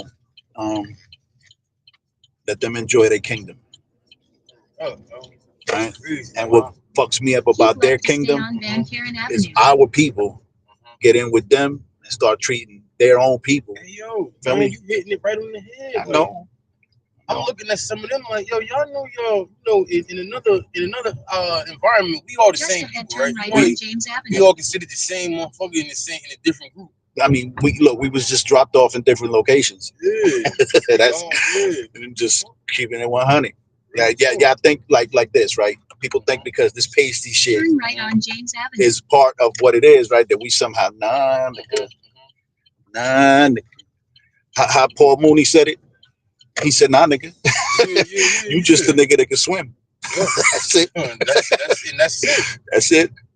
We got dropped off here. You got dropped off there. This is what happened. And yeah, because, Ephraim mixed himself with the nations, he gave up his strength, which is his melanin. Right? But the reality is we are the same people on this side of the world. So North, South, Central America, the Caribbean, West Indies, and Canada, those indigenous people were one nation. They separated us and called us 500 nations and this and that and the other so that we never know. But the reality is we one nation of people. We all spoke the same tongue. We all came from the same place. All us. But they don't want us to know that. Because you got to imagine, like, all right, what's your nationality? What does the white man say your nationality is? Yours. Oh, shit, what? African American? All right, cool. Right? Black African American. First, you ain't black because there is no nation called black. That's first. Second, African American. Check that shit out. Hey, yo, wait, pause this real quick. Go ahead. You said there's no nation called black, right? No nation called black. So is it? I be telling my mother, my father, I be like, yo, sometimes I be getting mad when they be like this the terminology black. Like, yo, I ain't black. You know what I'm saying? I'm black. I get it, but right. The way they see it, they try to play us out. Like when y'all paint your face, y'all don't paint your face brown. Y'all paint your face dark black. So when my son's school, they was like, oh, we give what they say? They said we're the color black for I think Black History Month. I'm like, wait, black don't represent my skin color. I hate sometimes they get under my skin. You know what I'm saying? They be like, oh yeah, black. I'm like, yo, first of all, I hear what you're trying to say. Right. But I ain't black. Like, you know, especially a certain person. The way y'all saying it, watch how you say it. You don't even know it. You know what I'm saying? If I'm kicking it with my father or my brother, like, we black, all right, cool. That's different. But I'm in a fucking lawn, and they say, hey, all black guys. What you mean black guy? The way you saying it is wrong. I don't like the way you saying it. You don't got the right to say it. Even sometimes when I hear, I don't know, even when like this certain shit bothers me, and people don't be seeing it. Even like all right, so now I'm all for my people, but even when they say like Black Lives Matter, sometimes that bothers me. You know what I'm saying? Like, nah, don't you not understand that almost is racist? Like, you know what I'm saying? We be on people so much. Now we gonna flat out come out and say, yeah, we racist. Cool, let's do that. But you can't say we not racist, but then go to slogan. Right, Black Lives Matter. Keep left to stay on. You know what I mean? I come from a community where my son, I don't have no all black children. I got mixed kids. You know what I'm saying? So it's just the way you word stuff sometimes for me. You know what I'm saying? I'm gonna go to war with my history, with my line, my bloodline, regardless. This I'm open minded. Just watch how you say certain stuff. You just can't know what you talk. Like you sound well educated. You know what you're talking about. You're not gonna just blurt some shit out. Know what you're talking about before you just start talking. You know what I'm saying? Like, if I'm probably not gonna touch too much on the topic that I don't know about. Right. I'm probably listen a little bit and then try to put some input in. Well, that's biblical. The Bible says be slow to speak and quick to listen. Yeah, that's even biblical. from the streets for me. Proper preparation prevents poor performance. You heard? You gotta prepare before you just. You know what I'm saying? Who the fuck You heard? gonna fight this? Who I'm fighting? Right, for what? What the hell? What you mean? Who Just I'm fighting? jumping out. Yeah, fuck Yeah, that. you gotta prepare yourself. But yeah, I just want to see that sometimes the way people word stuff and just go without that. Like, you ain't even think about that. Nah. Look, my people are destroyed for a lack of knowledge because they reject knowledge. They don't want to know the truth. Like, I'll tell you, you're from the tribe of Judah, the children of Israel, the royal house of King David, King Solomon, and Jesus Christ himself. Now, you would think that you would accept that. Like 100, like what? Word? That's what's up. I ain't black no more. Don't call me that shit. I'm a Judite, right? But my people, blacks, Hispanics, Native Americans, they don't want to hear that shit. Now, some of us do, but the bulk of us do not, because we like living in this world. We love our masters and we love this world. We don't want to be what we truly are, because that requires us to be obligated and responsible. It's, it's easier to think I can't get this job because you won't let me get it. Right. Rather than I can't get this job because I got tattoos on my face and I had 2 felonies at the age of 14. Right. I get it. Yeah, Right. So the reality is you're a Jew. That's the truth. You're a Jew. That's a truth. That's a fact. I tried to disprove it when they told me I was a Jew. I was a Puerto Rican for 45 years. I was a Puerto Rican. Listen to the wording I'm using. I was a Puerto Rican for 35 years. I ain't a Puerto Rican no more, because there ain't no such thing as a goddamn Puerto Rican. My people were called Boricua, and the island was called Borinquen, and that's a Hebrew word that means brave and noble lord. We are the tribe. I'm a descendant of the tribe of Ephraim, of the house of Joseph, of the children of Israel. You are a descendant of the tribe of Judah, of the children of Israel. And we know this to be a fact. I know it now for sure because I studied it, right? We can't run from this no more. And it's time for us, blacks, Hispanics, Latinos, Native Americans, even that terminology is bullshit. It's time for us to get back to the truth of who we are. In the Bible, King James Version, that's a book that they used against us. They whitened it up, right? And now we reject it because it was used against our ancestors, right? But when you go in it, you'll see that it's all about our descendants. Oh, damn, bruh. He in a rush? Shit. In the book of Deuteronomy, the 5th book of the Old Testament, the 28th chapter is called the blessings and the curses. One of the curses that Moses was told on that mountain was that if our ancestors rejected that covenant, that God would send them into captivity on ships in yokes of iron, and they would be utterly destroyed until they did not know who they were, and they would not see their land Israel no more. But the most important part is that they would be thrown on ships, sent into captivity with yokes of iron. Who went through that? You heard? The native indigenous people that were here, and the people that were brought from the Horn of Africa, which were Jews, not Africans. They were Jews. Black Jews. The only Jews. But that's a whole nother thing. I heard of that before. Yeah, because it's a fact. Now, like we've heard it. I heard it 20 years ago. I didn't want to hear that shit. I was a Puerto Rican. And mind you, I'm throwing this out just so you can understand. I love knowledge. I grew up with Jehovah's Witness. Everything you say, I would never knock it. It's, you know what I'm trying to say? It's all knowledge. It's all gathered from somewhere, and you take from it what you choose to. That's you know right. That's how I was told. That's why I started with my people are destroyed for a lack of knowledge because they rejected. They rejected. That's the Bible. God said of his people.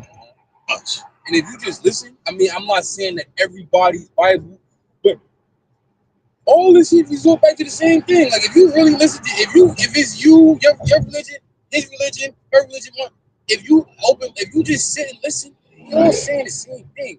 It's a trickery, though. It might though. be a couple words that's a little different, or you might call those who mean the basics of it is all. Now you can get real deep But the actuality of a lot of that shit. Look, religion, all of them, every one of them, they got shit to do with God. None of them. They're all created by a man. All of them, particularly a white man. Oh, I can't get out here. Yeah, you can get out. It's coming up. Particularly a white man created every denomination that's out, every one. Even Islam has a creator. Muhammad sallallahu alaihi wasallam, upon him be peace and blessings, according to the truth, he was a man. He started Islam. He's the founder of it. Did you speak Arabic? Yeah, a little bit. My girl, my current girlfriend, her mother's I'm gonna say she's African. She's from Gambia. Okay. And you sound like her husband. That's why I'm like, oh, that's why I picked up on the Arabic. You know, they practice that, so that's why I asked you that. Oh, bro, what are you doing? You got a stop sign with your stupid ass. So you practice yours. You really, you know. Well, you did. I did. Right now, I'm focusing on our heritage and the fact that we are God's chosen people, and that it's time for us to get back to that, because this is the only way we're going to galvanize. It's the only thing that's going to unify us. Are you doing something with it? Like, yeah, definitely. I'm trying to make sure that my people hear the truth, right? It's my only permission to cry aloud and tell my people their transgressions, and their transgression is rejecting knowledge, right? I mean, we have many transgressions. Transgression is disobedience to God's law, right? So most of us is doing that, right? Because we don't know it. But why we don't know it? Because we reject it. When I tell you, bruh, got to stop getting high. You want to hear that shit? I ain't want to hear that shit. I say, yo, you got to stop sleeping with all these women and not marrying one. Fuck out of here. I don't want to hear that. I was living this life out here. I'm from out here. I live right up the road, right on Park Ave. You on 4th? Yeah, I'm on 4th. Oh, shit. You right around the corner from me. That's what I'm saying. Yeah, I'm right there. You right around the fucking corner from me. We are that people, and it's time for us to get back to that, right? To understand that Christ is a black man with white woolly hair, red eyes, and dark skin. That we've been lied to all these years and rejected the truth because of the lie. But now we know the truth. Now, and we have to live. Dark skin, red eyes. Yeah, it says that his eyes were red as fire, his skin of fine furnace brass. Brass is brown, but it's when you furnace it, don't. But I get the comparison. Yeah, it's it's serious. Christ is a black man, not an Arab, not a Middle Easterner, not one of those olive complexion. No. He's a black man from the tribe of Judah, your tribe. And if you and the rest of our people, you got to imagine if black people, and I do this all the time because that's not who they are. If they woke up, every black man, woman, and child woke up. We the Jews. Who could stop them? Name one nation. Turn left on 4th Avenue. Now, if you add a bunch of Puerto Ricans to that, they Ephraim. A bunch of Dominicans, they're Simeon. And these are all people who hate each other. Dig it. We've been separated so that we never unite as a nation again. Like every nation took crafty counsel to make sure that the name of our forefathers, Israel, is never heard from again. So much so that they put a people in our place. I'm gonna tell y'all 4 groups that y'all don't like each other, so y'all can't get Just strong. ahead, drop off Charles on the right. Crazy. Include Mexicans to that, North Americans, South Americans, Central Americans, Caribbean, West Indies, and even the native people from Canada. And it's crazy. So I'm about to say that, yo, the way they do Native Americans is dirty. I don't know if they karma coming back around on them, but it's like, yo, they ain't doing that. Well, all of this is karma for all of us. I believe that. Because we broke God's, well, not us personally.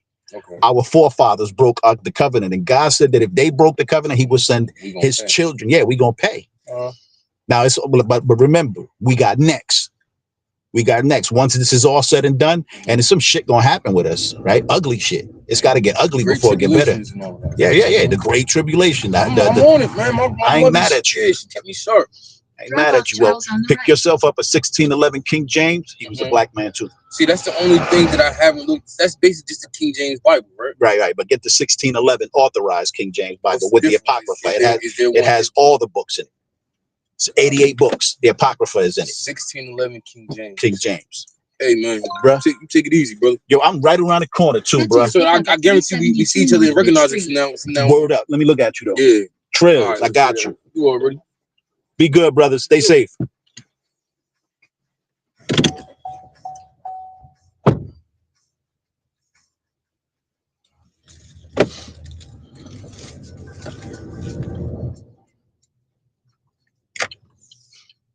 Turn left on North 9th Street.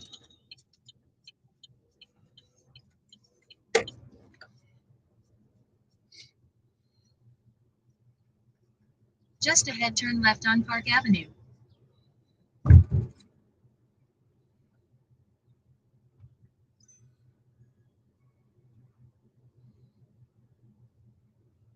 Turn left on Park Avenue.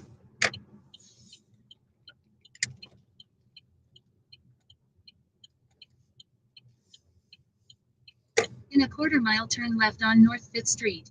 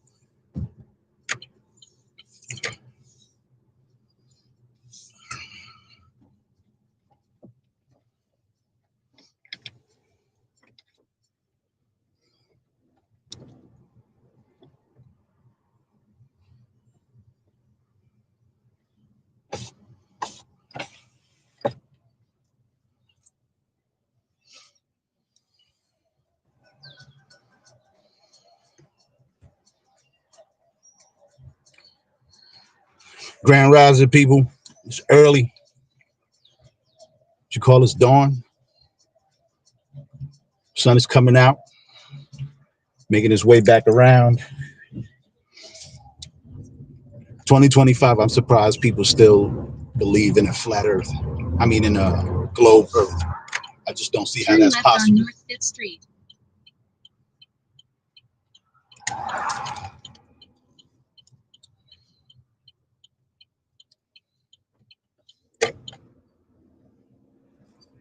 I don't see how that's possible. Just ahead, pick up Giovanni. Anyway, I'm picking up.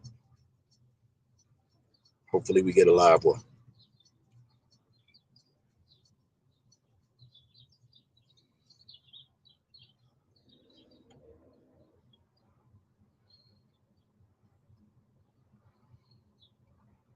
Pick up Giovanni.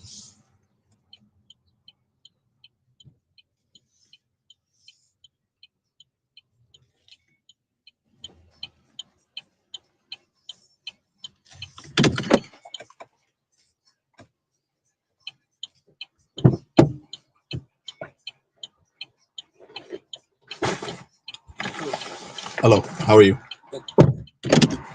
Pin is 9329.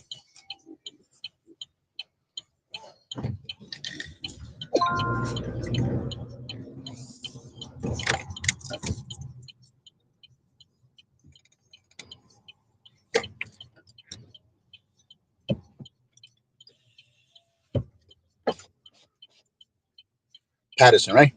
Wayne Ave.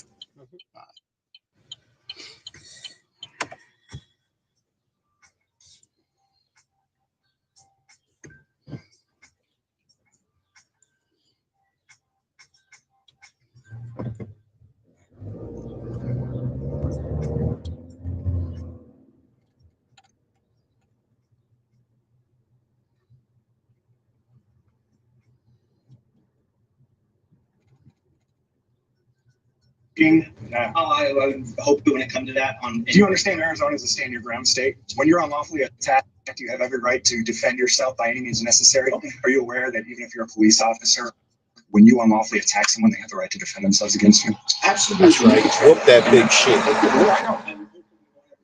And what would happen if I did defend myself against an unlawful attack? I hope we don't have to find out. You know, officers are going to do what we need to do. And I can't tell you. You'd probably be willing to kill me over an unlawful detention, wouldn't you? You know, the question is, are people willing to do the same to you? You know, the thing is, I have. That is so heavy duty. Because when cops come with the implied threat of force, and they do, they've got their vests on, they've got their training behind them, they've got their guns on, they've got their handcuffs, they've got backup, they got the unlimited resources. In a quarter mile, make a slight right turn on Empire Plaza.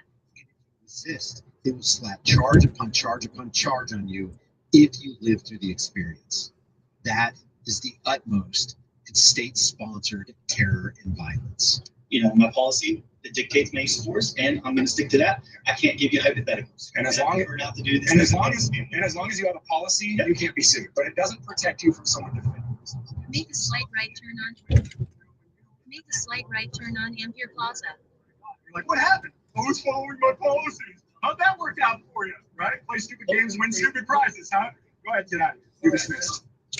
So that is a masterclass in how you handle tyrants who are more than willing to trample you and your family and your rights and economically terrorize you and take away 100% of your freedoms, all because they believe they can do something that none of the rest of us can. I will leave the link to James Freeman's video. I suggest that you watch every bit of it. Go to his channel, comment, give that video a like. Let's trend this in the algorithm. Again, every American needs to see this masterclass on how you conduct psychological operations on the thin blue line gang of tyrants. I will see you in the next video.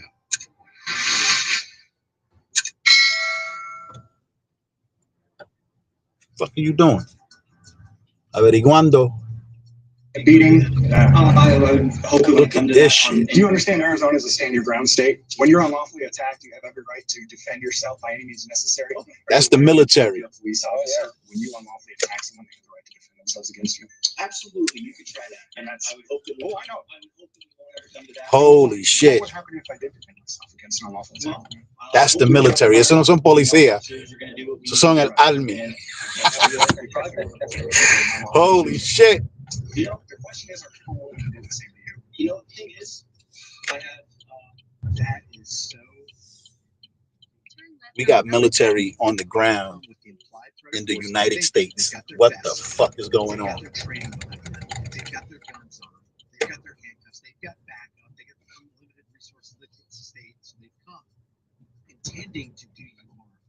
And if you resist, they will slap charge upon charge upon charge on you if you live through the experience. In a quarter-mile, turn right on North Arlington Avenue. Sponsored terror and violence. You know, my policy that dictates my use of force, and I'm going to stick to that. I can't give you hypotheticals. And as long as not to do this, and as long as you have a policy, you can't be sued. But it doesn't protect you from someone defending themselves against you. So you get when you attack the wrong person and you end up in front of God, you're like, what happened? Well, who's following my policy? How'd that work out for you? Right? Play stupid games, win stupid prizes, huh? Go ahead to that. You're dismissed.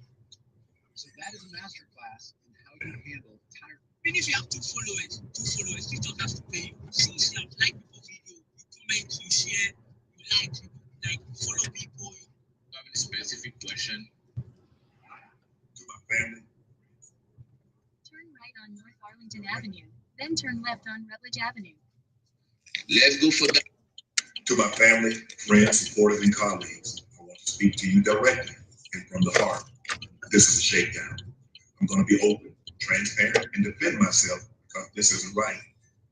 Turn right on Garden State Parkway North. Jay-Z, Tony Busby targets black men, and I believe he's going to release a 30-second clip of a sex tape that tries to make me look guilty and play into every stereotype you could possibly. Turn right on Garden State Parkway North. 10 minutes or so.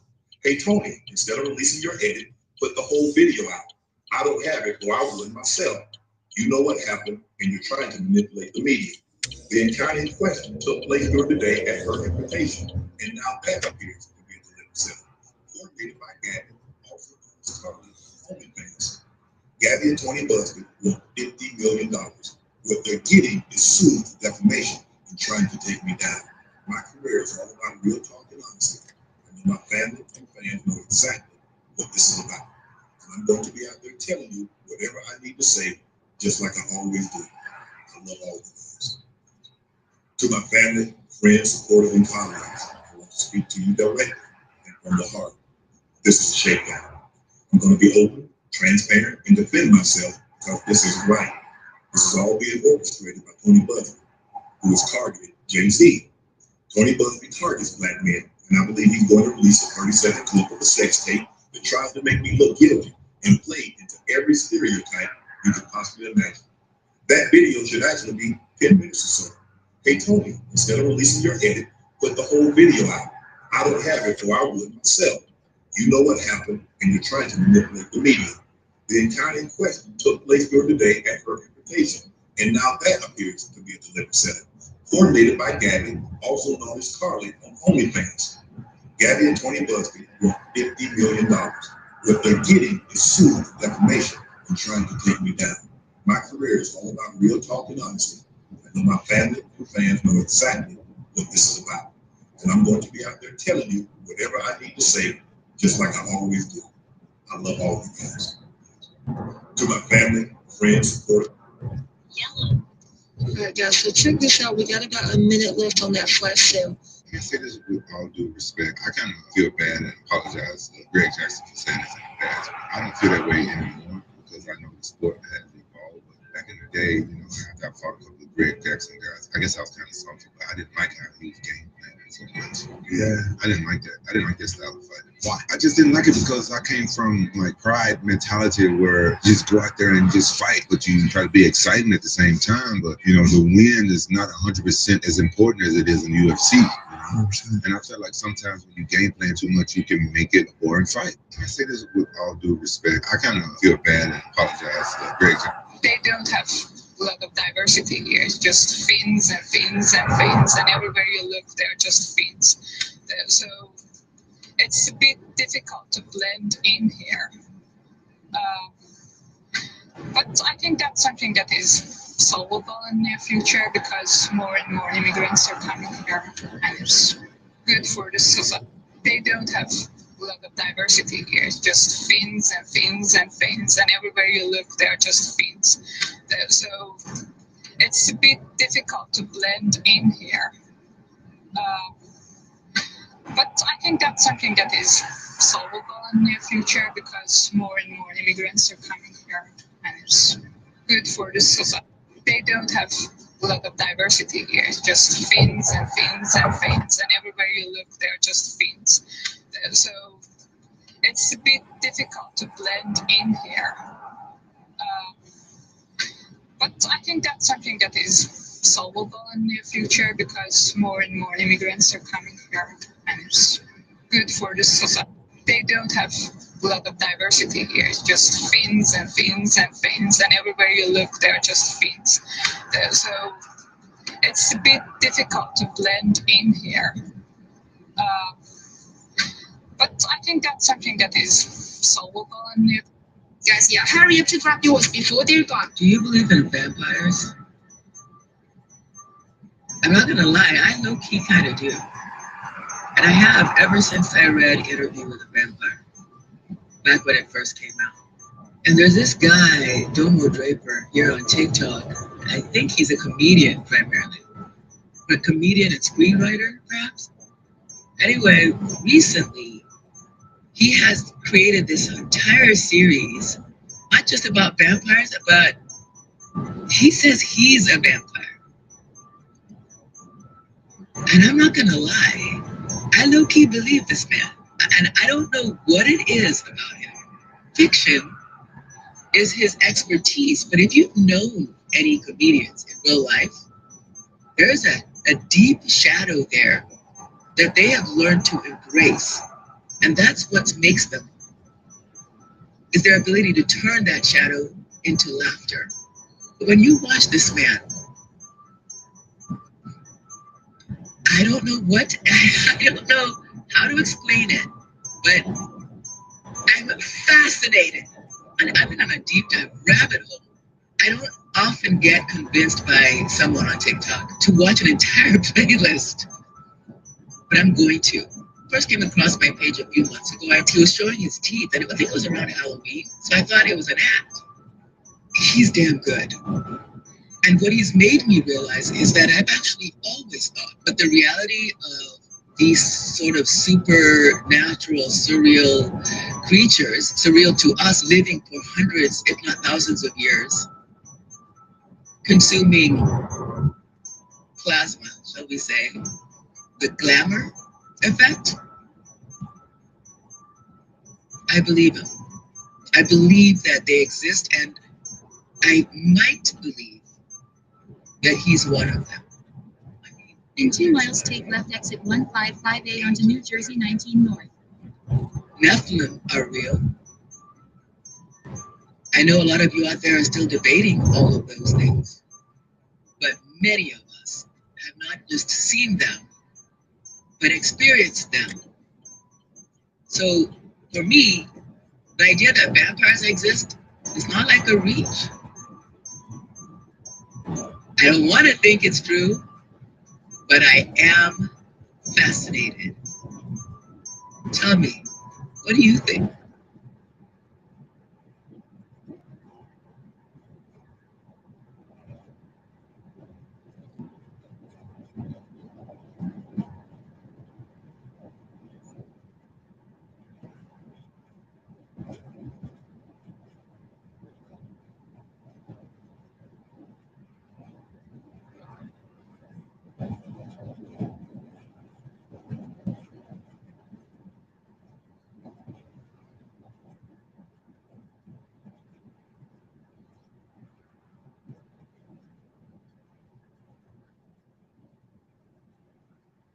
In a half mile, take left exit 155A onto New Jersey 19 North using the left lane.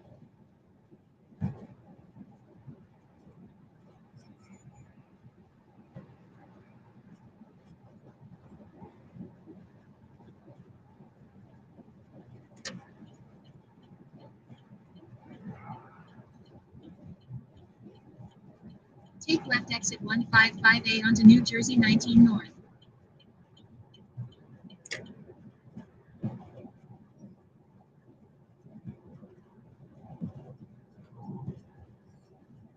In 2 miles, keep right onto County Highway 638 toward Grand Street.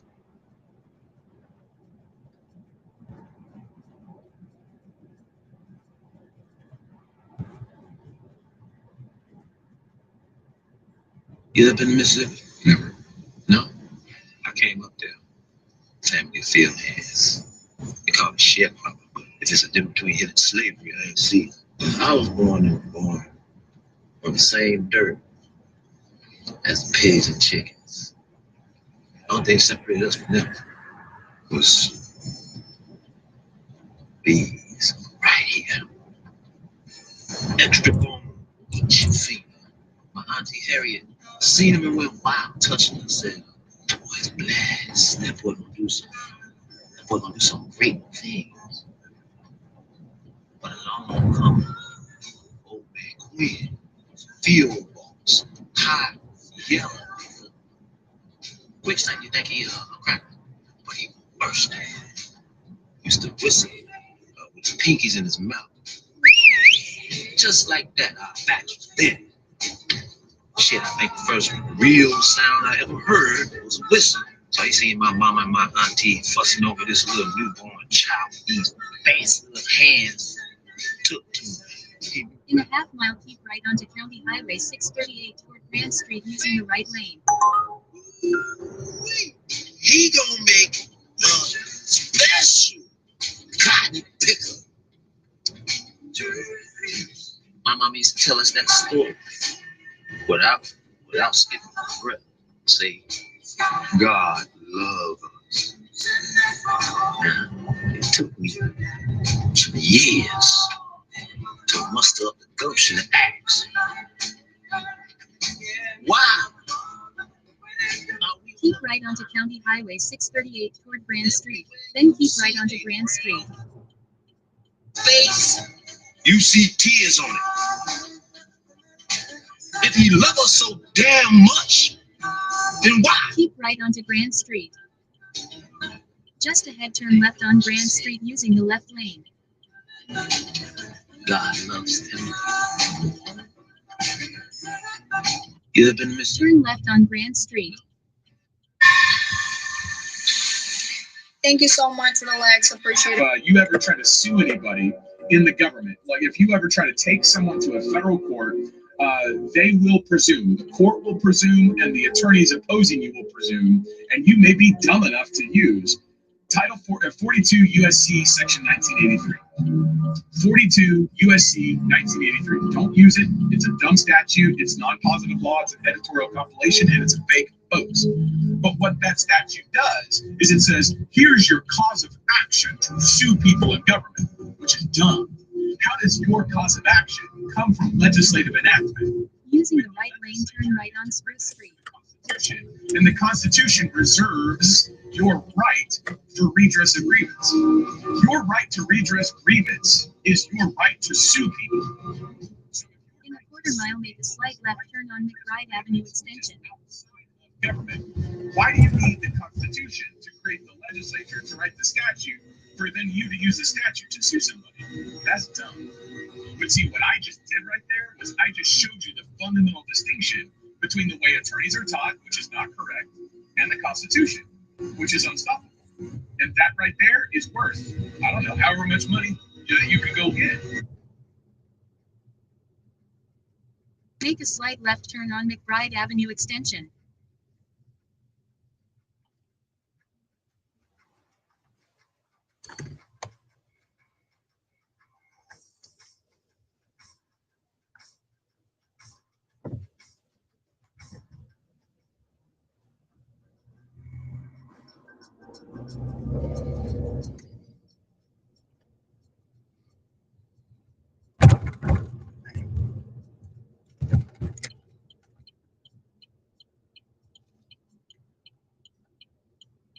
Using the right lane, turn right on Wayne Avenue Extension.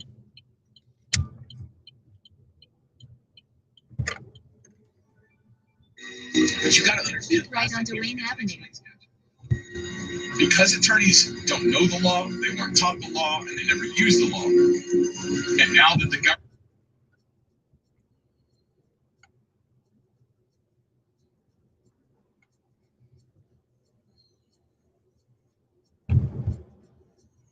Just ahead, turn right on Totowa Avenue.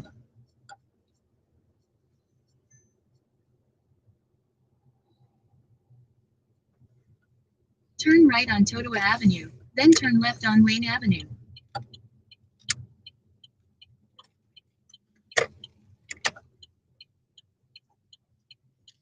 ¿Está bien? Okay. Hasta buen día, señor.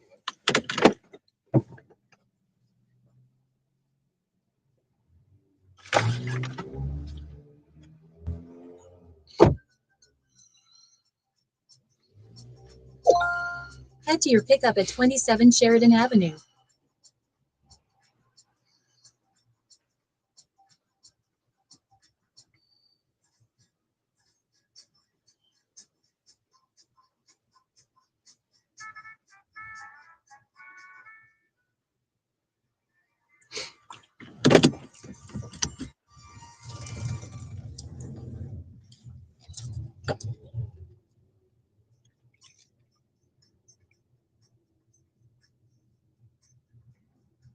Turn right on Henry Street, then turn right on Sherman Avenue.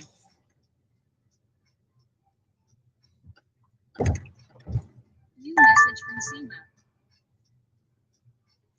Government's telling you, now that the government's showing you, now that the government's saying, yeah, we're going to go get them attorneys, there is so much opportunity. Because when it makes sense in your mind, Turn right on Sherman Avenue, then turn left on Totowa Avenue. but attorneys are getting rich and they're making money off of what, court cases? What are those court cases based on? If the attorneys don't know the Constitution, if they never argue the Constitution, and if they never use the Constitution in court cases, what does it tell you about the nature of those court cases? And if you lost money in a court case for an attorney never used the Constitution, Turn left on Totowa Avenue, then turn left on Sheridan Avenue. the government is colluding with a foreign agency, because see, the Bar Association is foreign to the government. It's not foreign international, it's foreign by its nature. It's a private membership association. Turn left on Sheridan Avenue, then pick up SEMA on the left. Association interferes with constitutional obligation, and someone in the government goes along with it, you've got someone in the government sworn to defend your rights, participating and conspiring with a foreign actor to attack you. You will Pick up SEMA on the left.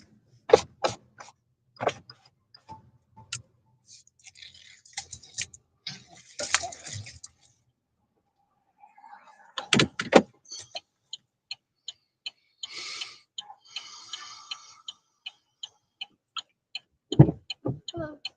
Hello, how are you? Good. How are you doing? I'm well, thank you. Head to your drop-off at Park and Ride Willowbrook Mall.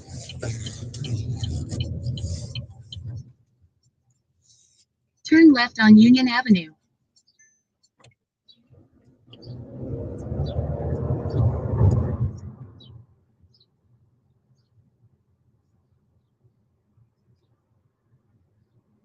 Turn left on Union Avenue.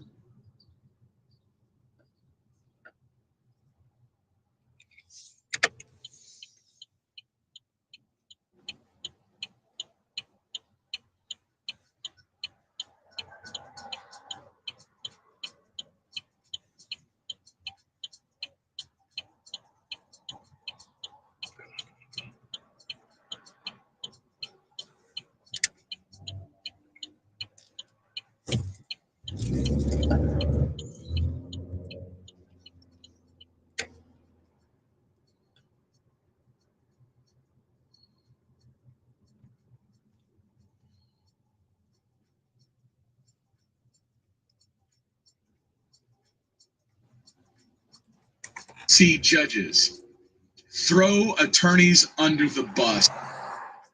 Section 1983. 42 USC 1983. Don't use it. It's a dumb statute. It's non-positive law. It's an editorial compilation, and it's a fake hoax. But what that statute does is it says, here's your cause of action to sue people in government, which is dumb. How does your cause of action come from legislative enactment when the legislature is derivative to the Constitution, and the Constitution reserves your right for redress of grievance? Your right to redress grievance is your right to sue people. So if your right to sue people is the right to redress grievance, which is outside of government, why do you need the Constitution to create the legislature to write the statute for then you to use the statute to sue somebody? That's dumb. But see, what I just did right there was I just showed you the fundamental distinction between the way attorneys are taught, which is not correct, and the Constitution, which is unstoppable. And that right there is worth, I don't know, however much money you can go get. But you got to understand the last thing here we get to the explain sketch. Because attorneys don't know the law, they weren't taught the law, and they never use the law. And now that the government's telling you, now that the government's showing you, now that the government's saying, yeah, we're going to go get them attorneys, there is so much opportunity. Because when it makes sense in your mind that no attorney has ever been taught the law, no attorney has ever used the law, but attorneys are getting rich and they're making money off of what, court cases? What are those court cases based on?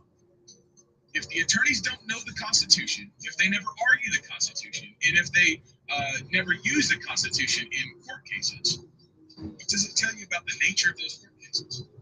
And if you lost money in a court case where an attorney never used the Constitution, doesn't that suggest that the government is colluding with a foreign agency? Because see, the Bar Association is foreign to the government. It's not foreign international, it's foreign by its nature. It's a private membership association that is foreign to the government. So when a foreign association interferes with constitutional obligation and someone in the government goes along with it, you've got someone in the government sworn to defend your rights, participating and conspiring with a foreign actor to attack you. You will see judges throw attorneys under the bus faster than anything.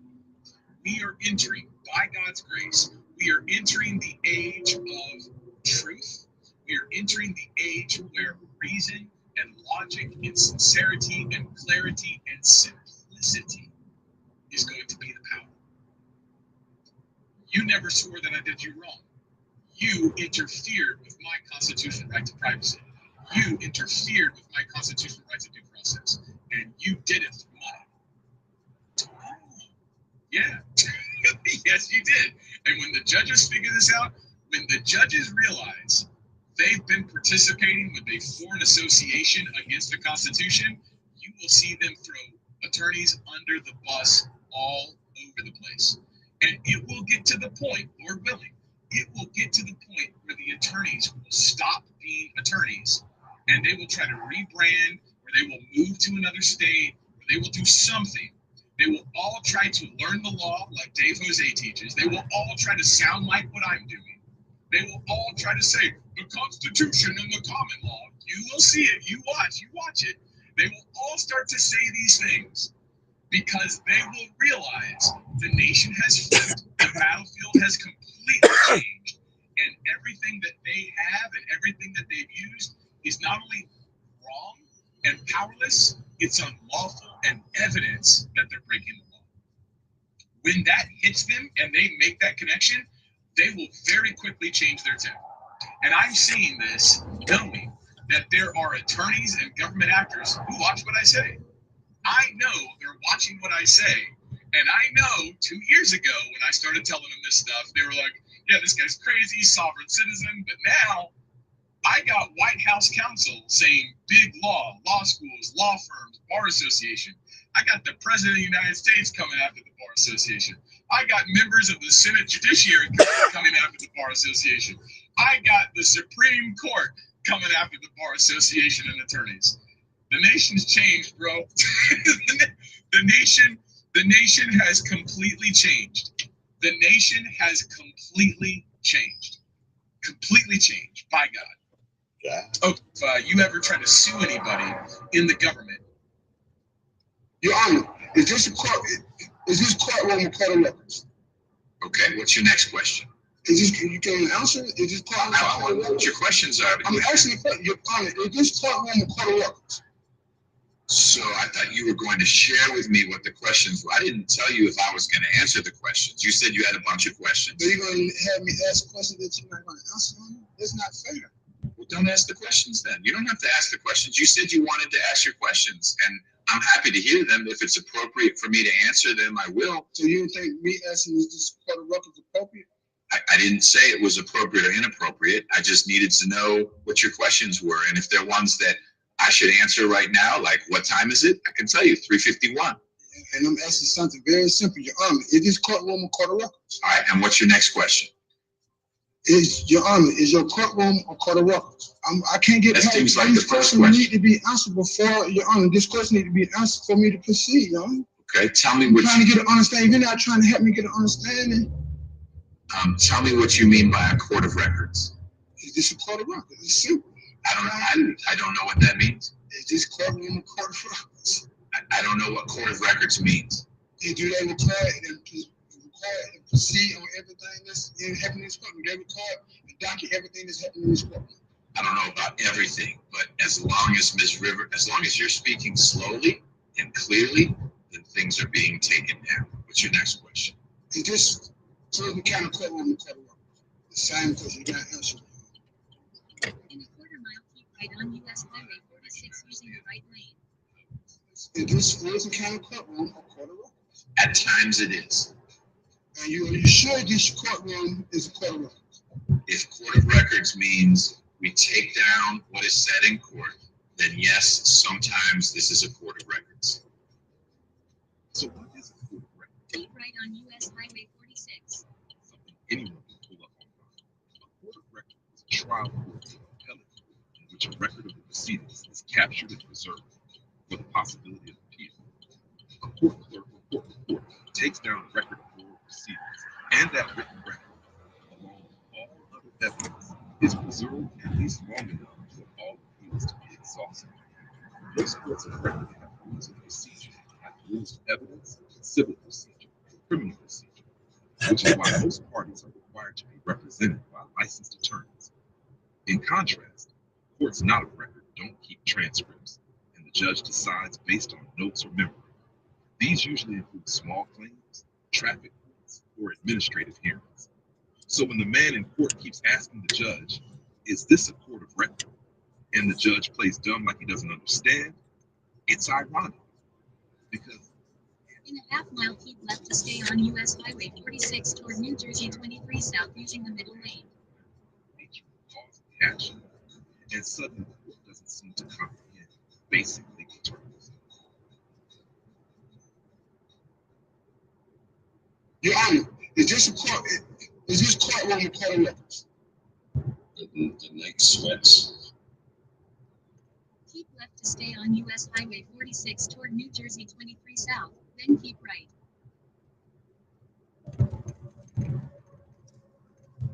In a quarter mile, keep right toward New Jersey 23 south using the right lane.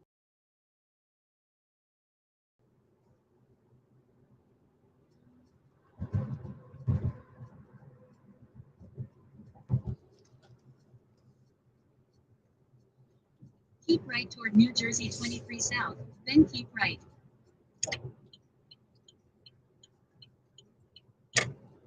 In a quarter mile, keep right toward New Jersey 23 south using the right lane.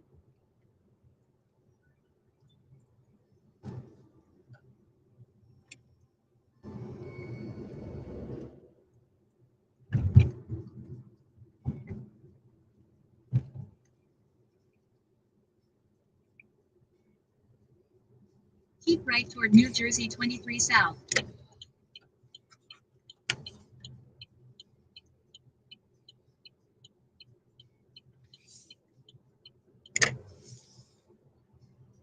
Just ahead, turn right on North Leg.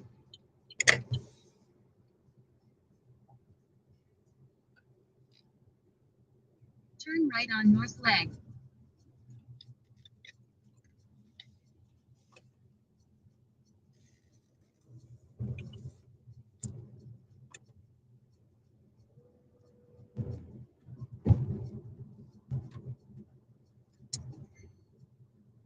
Just ahead, turn right on Willowbrook Boulevard.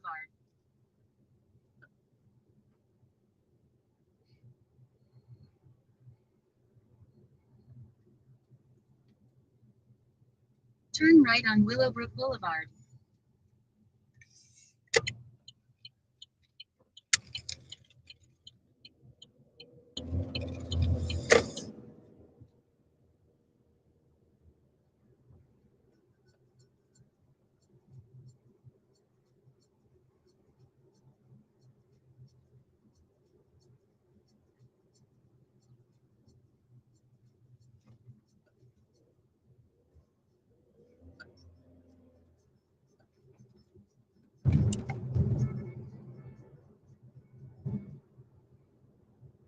In a quarter mile, turn right.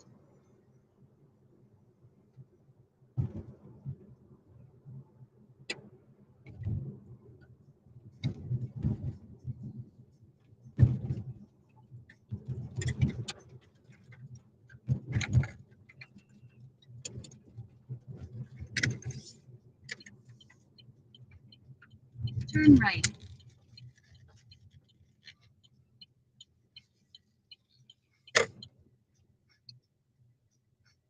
Turn right. Right here, Then right? drop off SEMA on the right.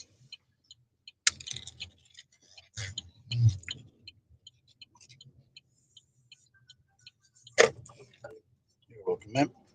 Have a good morning. Thank you.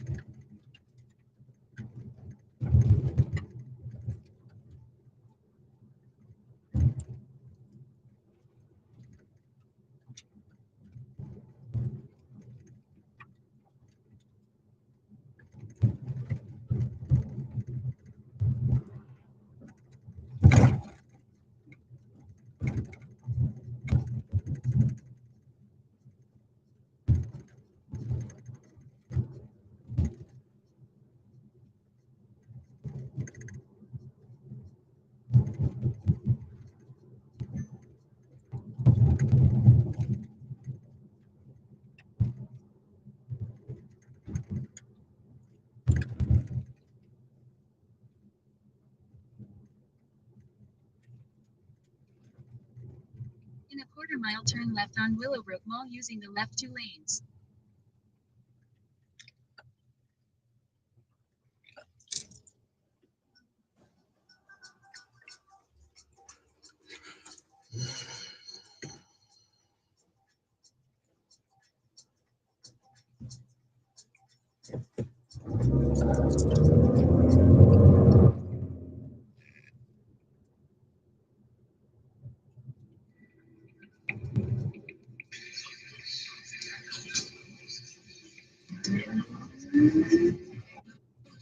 Hey, go to the door. We'll take it. Turn left on Willowbrook Mall.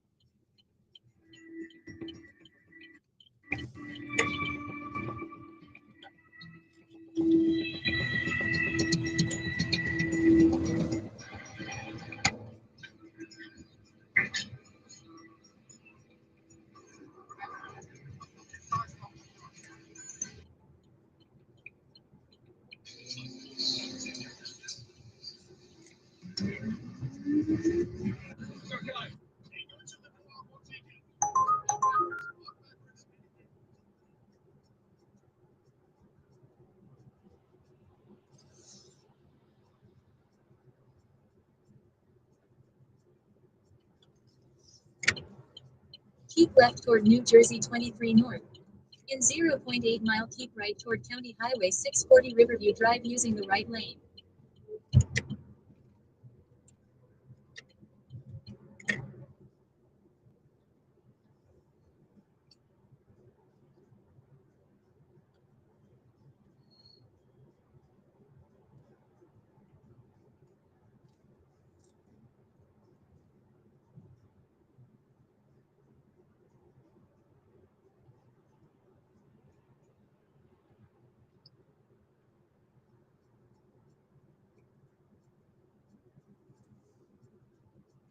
Hush, stupid bitch.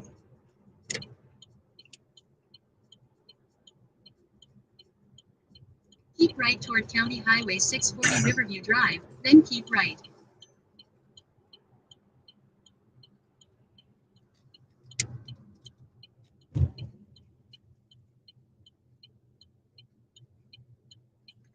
Keep right toward County Highway 640 North Minnesink Road.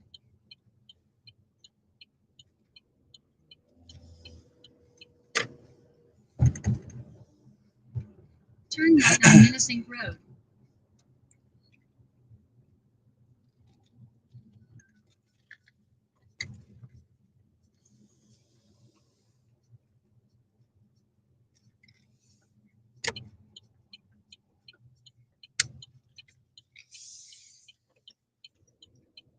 In 0.7 mile, keep right toward New Jersey 23 North using the right lane.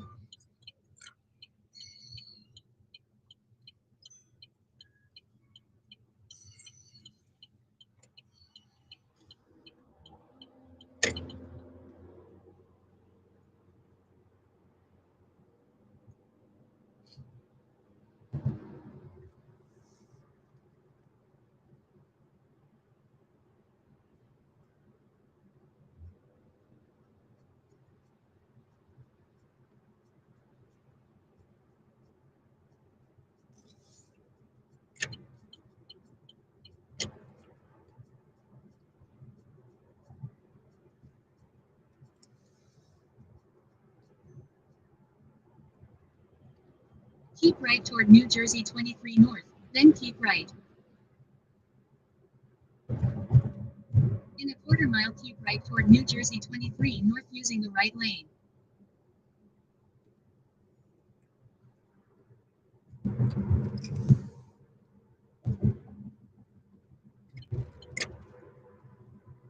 Keep right toward New Jersey 23 North, then keep right.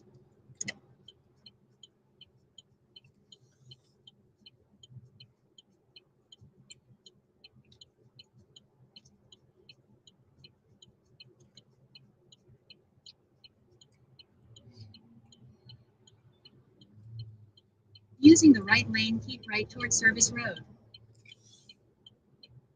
Just ahead, keep left toward New Jersey 23 North using the right lane. Keep left toward New Jersey 23 North. Just ahead, keep left toward New Jersey 23 North using the right lane. Keep left toward New Jersey 23 North. Just ahead, keep right on State Route 23 using the right lane. Keep right on State Route 23. In 1.6 mile, turn left on Susquehanna Avenue.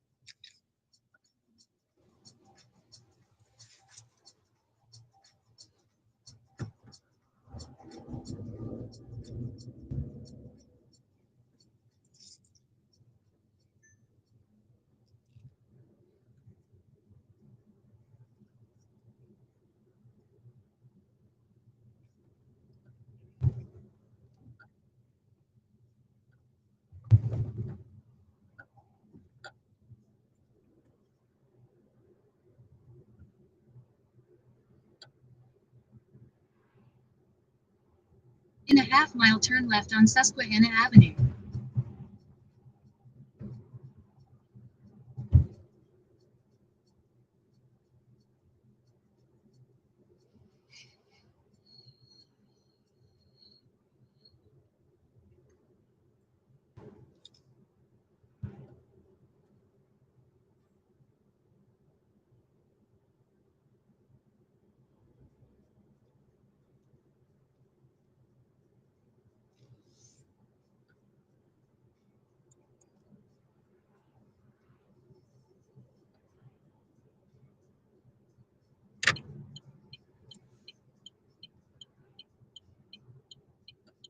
Turn left on Susquehanna Avenue.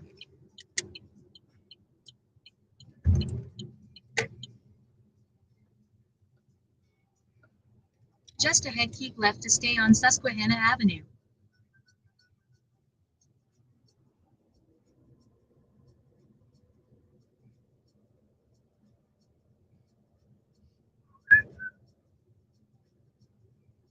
Keep left to stay on Susquehanna Avenue, then keep right onto Algonquin Avenue.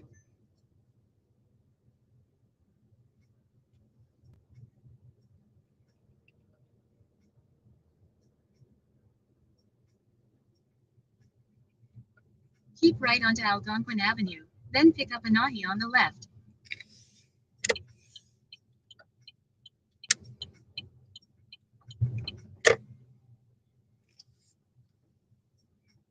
Pick up Anahi on the left.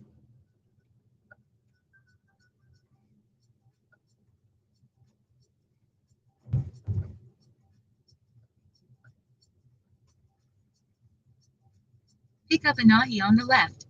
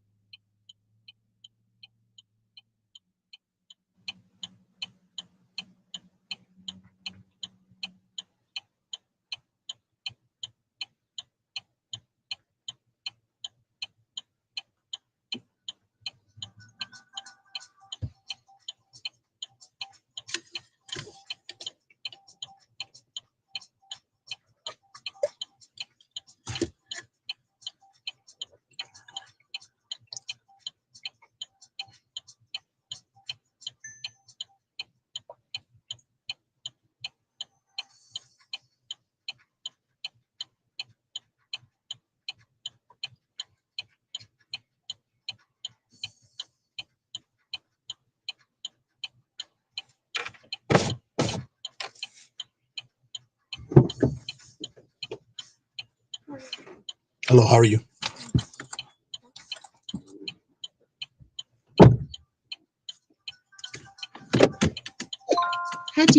Head to your drop-off at 250 Farm Road.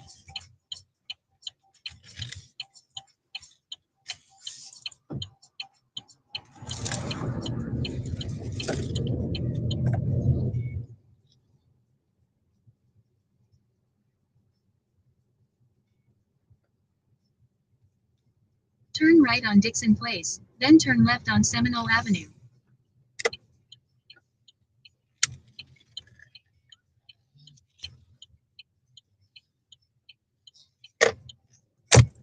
Turn left on Seminole Avenue, then turn right on Riverview Avenue.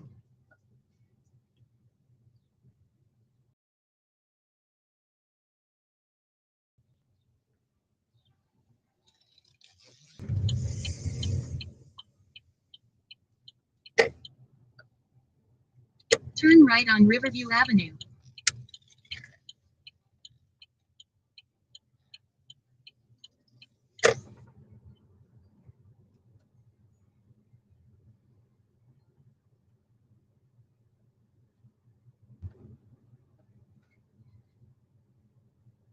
Just ahead, turn left on Boonton Turnpike.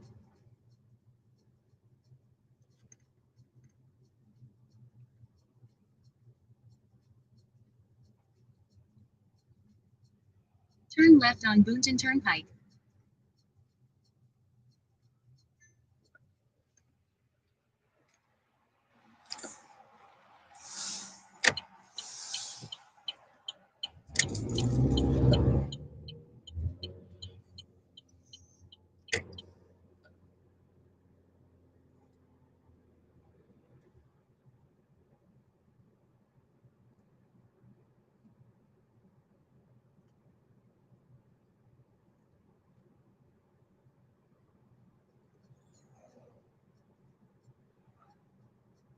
Check out this line that just goes on and on. Voters wanted to let Congressman Chuck Edwards know exactly what they think about Donald Trump and Elon Musk's big cuts to the federal government. And boy, did he get an earful. So first of all, there have been no cuts to the staff of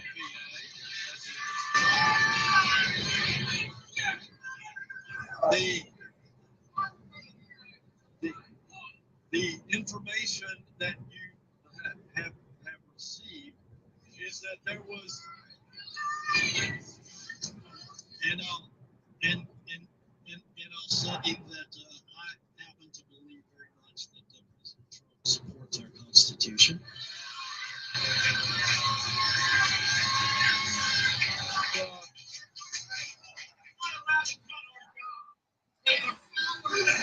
Yeah.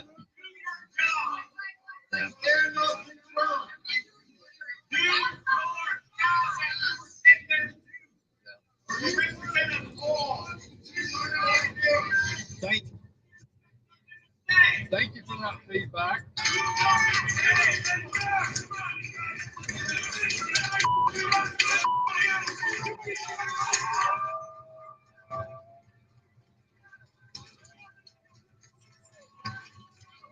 Republican leadership had told its members not to hold these in-person town halls. Should he have listened to them? Or does he at least get props for showing up?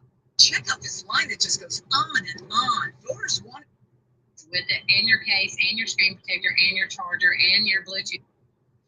Peace, family. I know y'all see it, right? I know y'all see that big ass shark tail that's behind my head, right? And y'all see me in front of a boat, right? Now, the other day, I put a post up showing you guys how they portrayed animals in the water in the past.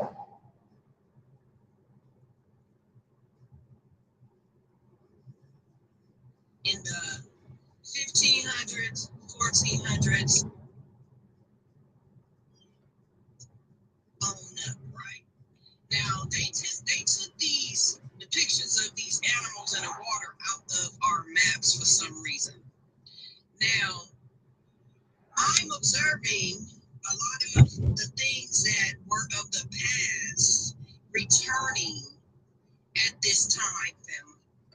I'm about to run this clip. I need y'all to watch the clip all the way to the end.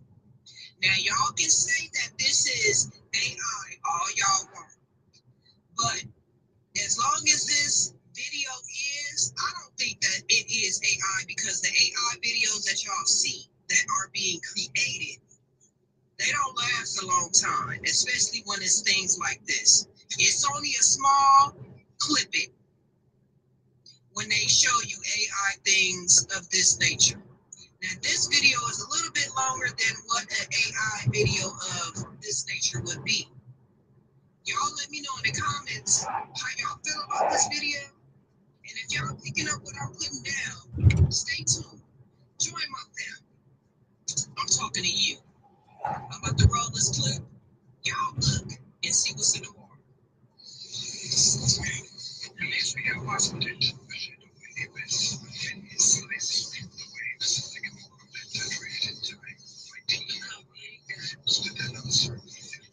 That is. It does not flee. It does not acknowledge us. It simply moves as if guided by a force older than reason itself. When we first glimpsed it in the image, we thought it a trick of the light, an illusion.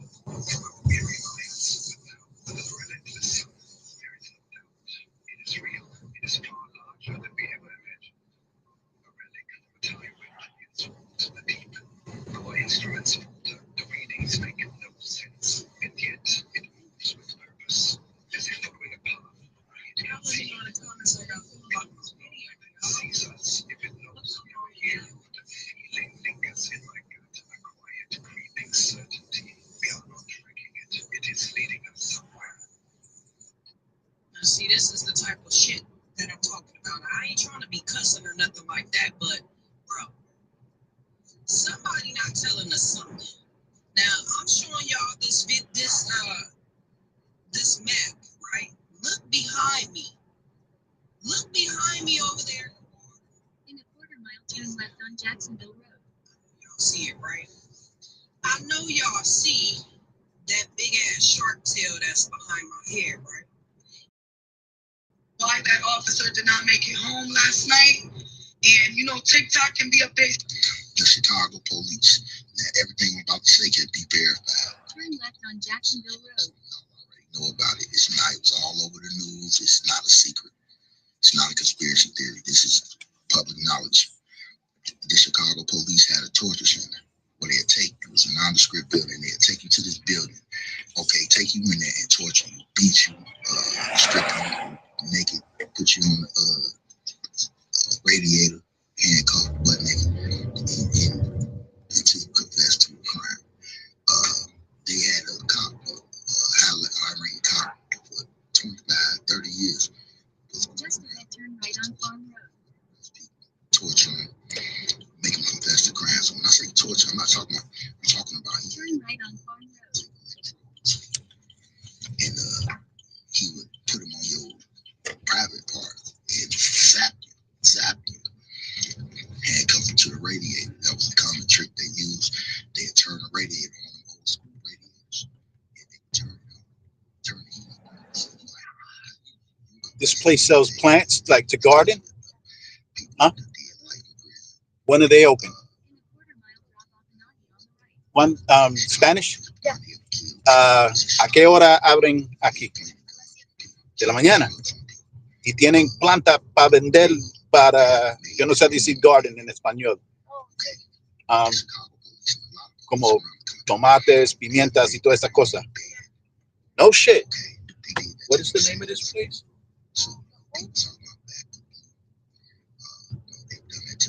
I'm coming here. ¿Aquí? No. Oh, por aquí también. Orchids. Okay, yeah, no. Yo necesito fruta y vegetales. Oh, yeah. Allá. Aquí. Here. Okay, pero no allá atrás. Oh shit. Aquí es.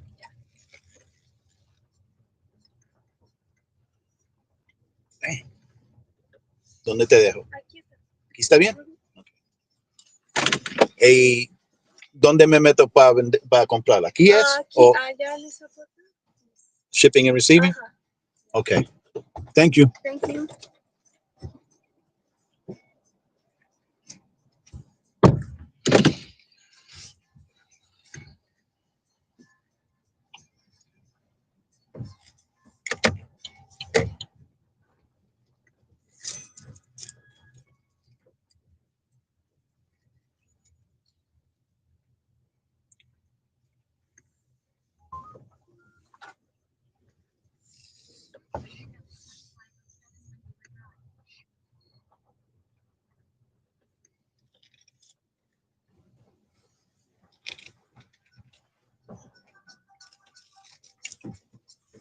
$230 J Van Vogt.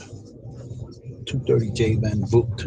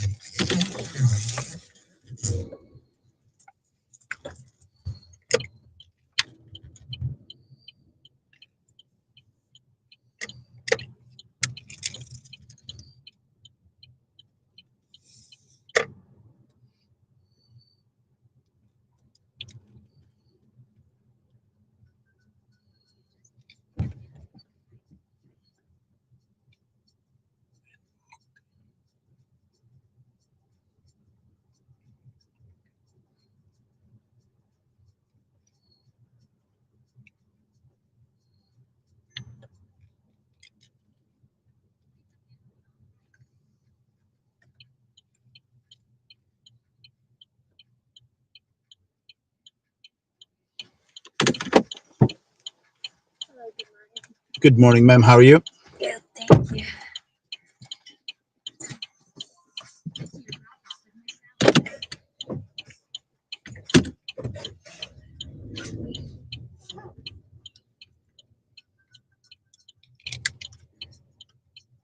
My salad, right? Yes. Okay.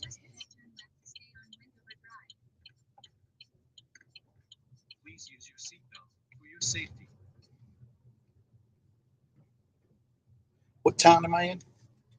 Excuse me? What town am I in? I think this is the Turn left to stay on Wendover Drive, then turn right on Bedford Drive. Pompton Plains.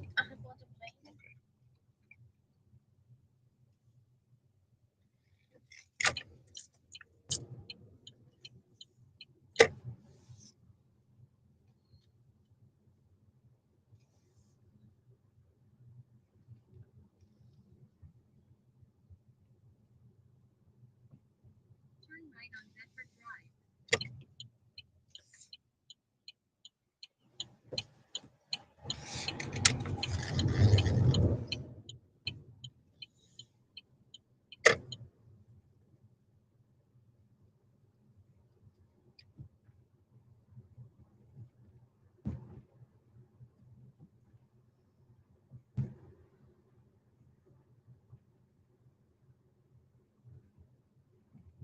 Just ahead, turn right on West Parkway.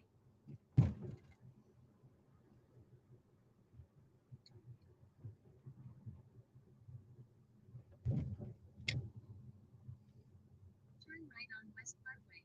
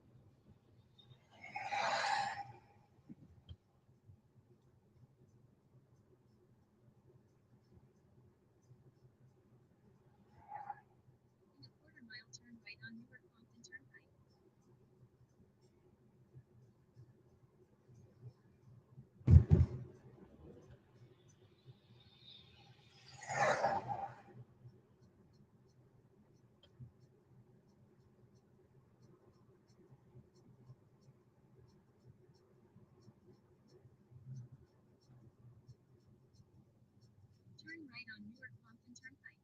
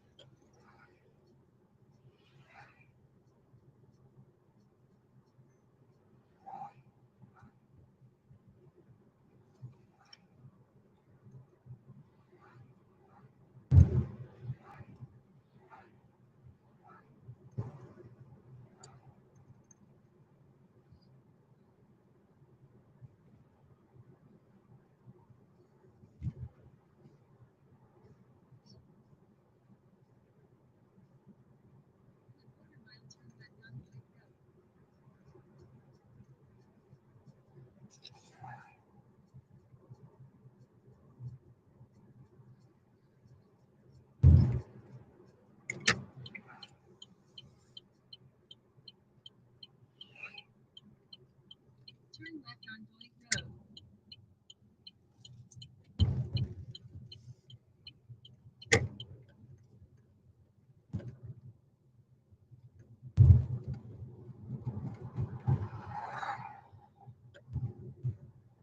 Just ahead, turn right.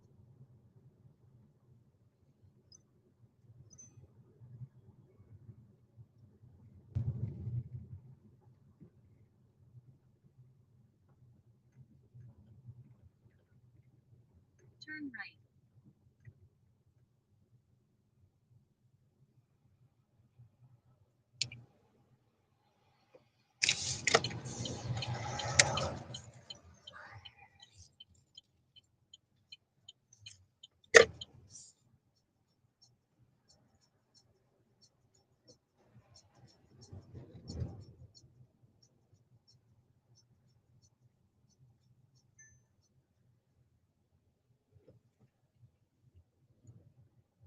Drop off Annalie.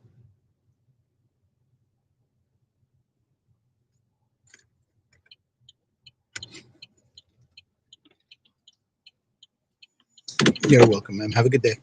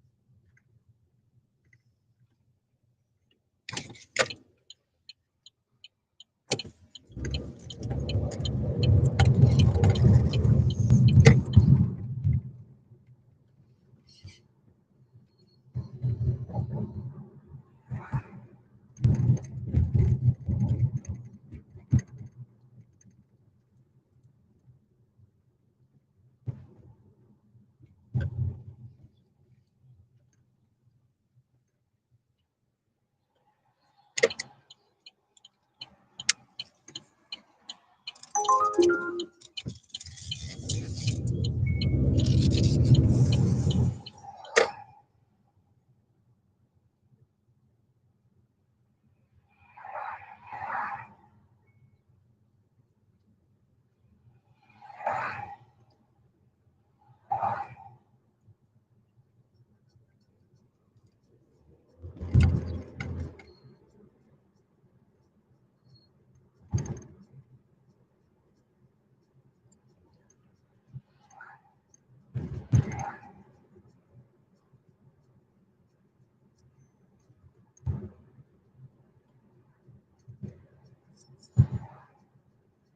quarter mile, turn right on Black Oak Ridge Road.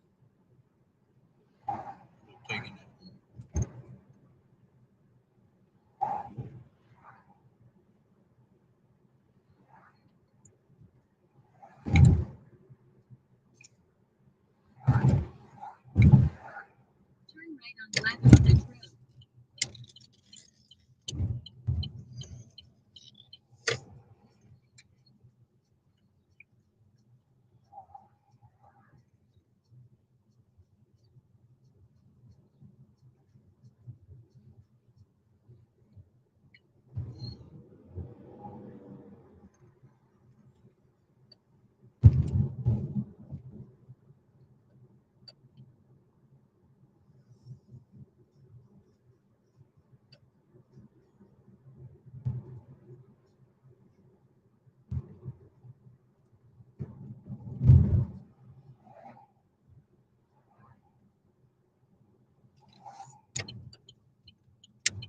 In 2 miles, keep right toward Elks Road.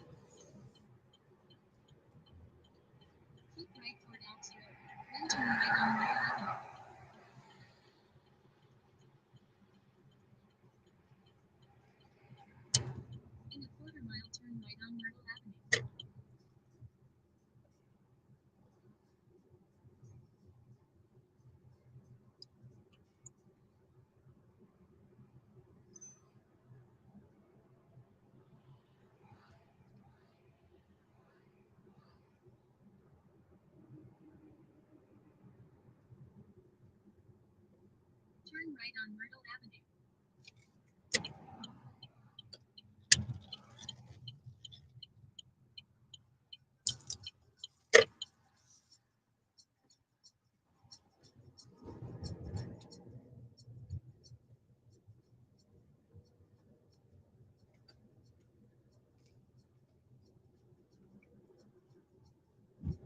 Just ahead, turn right on Brandon Avenue.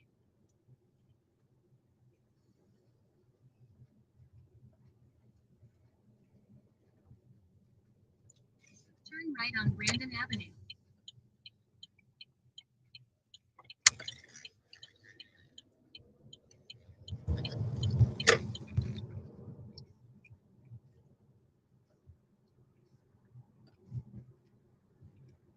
Just ahead, pick up Cynthia Lee on the left.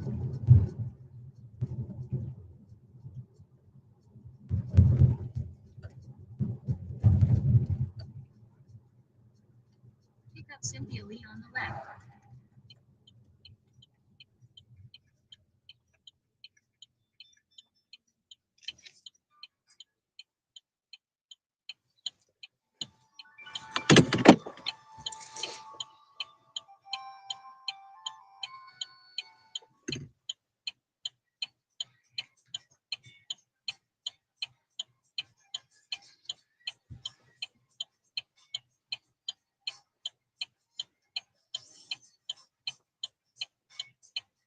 There's some serious shit going down off the coast of Florida right now, and you're probably going to see a lot of videos over the next couple of days about what's happening. There's a group of whistleblowers, some claiming to be military personnel and sailors, going all around on X, Telegram, and even Reddit right now, talking about how the U.S. Navy, and this is according to them, okay, apparently discovered a huge ship that's underwater off the coast of Florida, somewhere near Daytona Beach.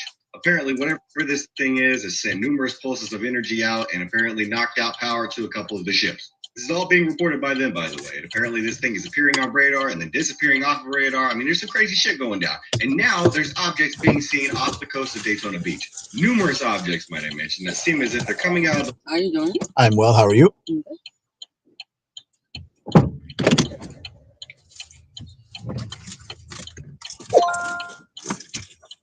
Head to your drop-off at 1211 Hamburg Turnpike.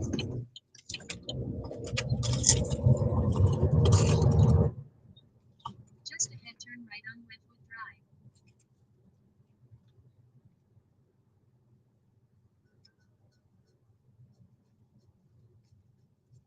Turn right on Redwood Drive, then turn left on Maple Avenue.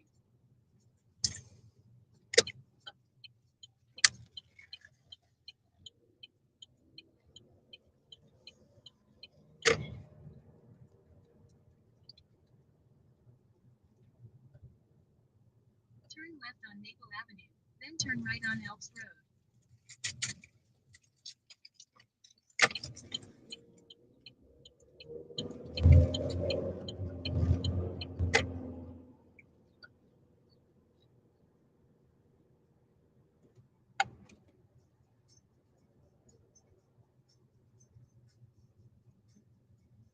Turn right on Elks Road.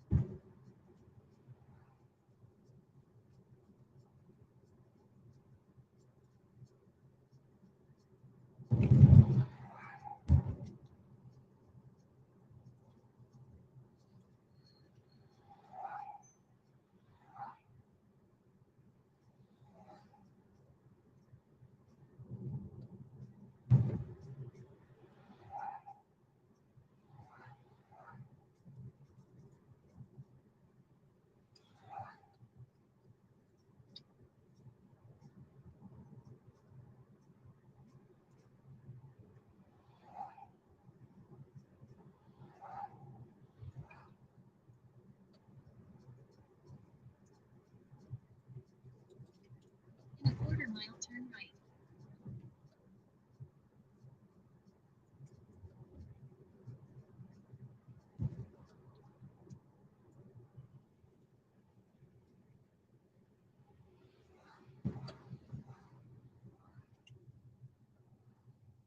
Turn right, then make a slight left turn.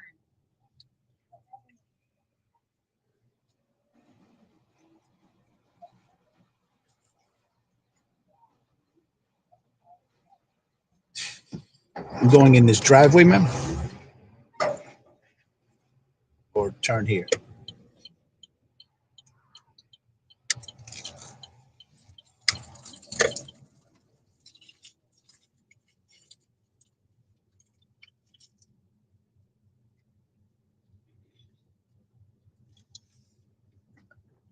Make a slight left turn, then turn right. Up in there. You're welcome. Thank you. Turn right.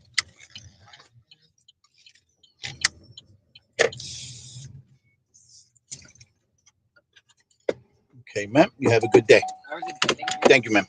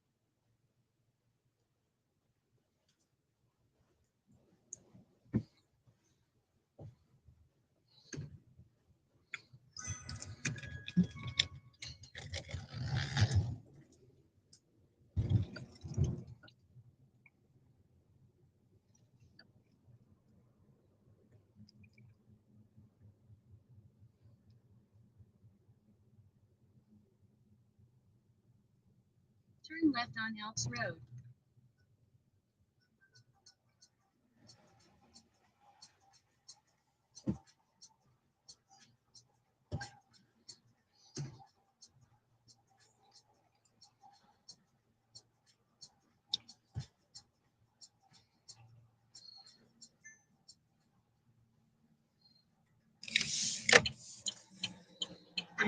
You told me to go back to Oakland, right? Let me tell you, your dusty, dirty, dingy, mannequin built ass up. You don't tell me where the fuck to go. When you leave your house, you old stinky ass lady, you are in the world. So you don't tell me to go back to Oakland. You take your break and pussy ass to Oakland. Get your funky ass to Oakland. You got a whole COVID-19 fit on with your dusty ass. You bring money shit here. You got serious things to spit on that motherfucker sweater, tell somebody to go to Oakland. I was lucky for a minute. How can you control your mouth? You need to control your ass because stink. You need to go get a wheelchair. Get your old funky ass somebody and tell somebody to go back to Oakland. You're an Alex. Okay, I got 80-something years old. Your age don't matter. It seems like you're racist because you see me run by and you tell a black person to go back to Oakland. So it's black people in Oakland, right? Ain't no black people in Alameda? There's more white people who live in Oakland. Get your dusty, bag, trash, face having ass about here then. Don't tell no black person to go back to Oakland. You can't tell me where to go, all right? I'm fucking grown. Right now. You told me to go back to Oakland, right? Let me tell you, your dusty, dirty, dingy, mannequin built ass up. You don't tell me where the fuck to go. Mannequin built ass. Terry Scott Turner posted on X earlier today, I think it was, that per the president's instructions, he is stopping a HUD program that funded FHA loans for illegal aliens. Are you shitting me right now, bro? Is this comedy hour? Are you serious? So not only were they getting Section 8 housing, kicking American citizens off the Section 8 list, putting them down at the way bottom,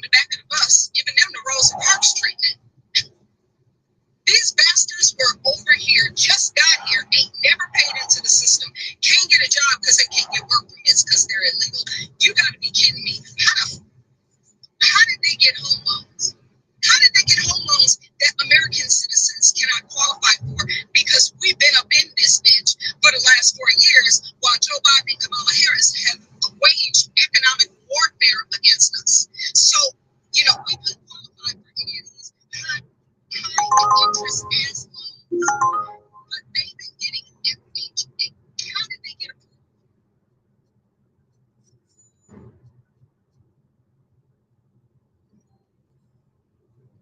In a quarter mile, make a sharp left turn on Radzer Road using the left lane.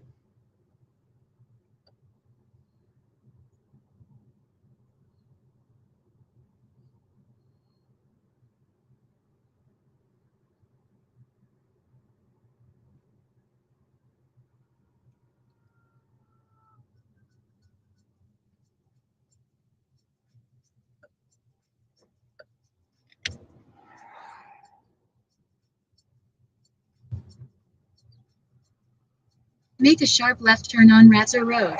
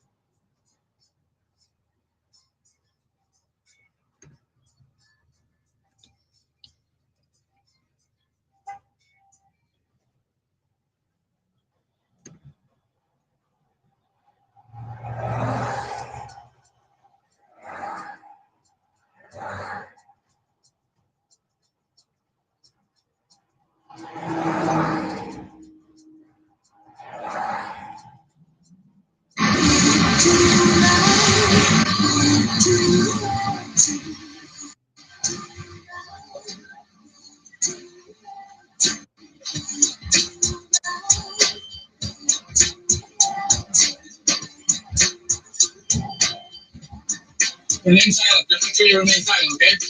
Don't answer any questions. Just say, please, here.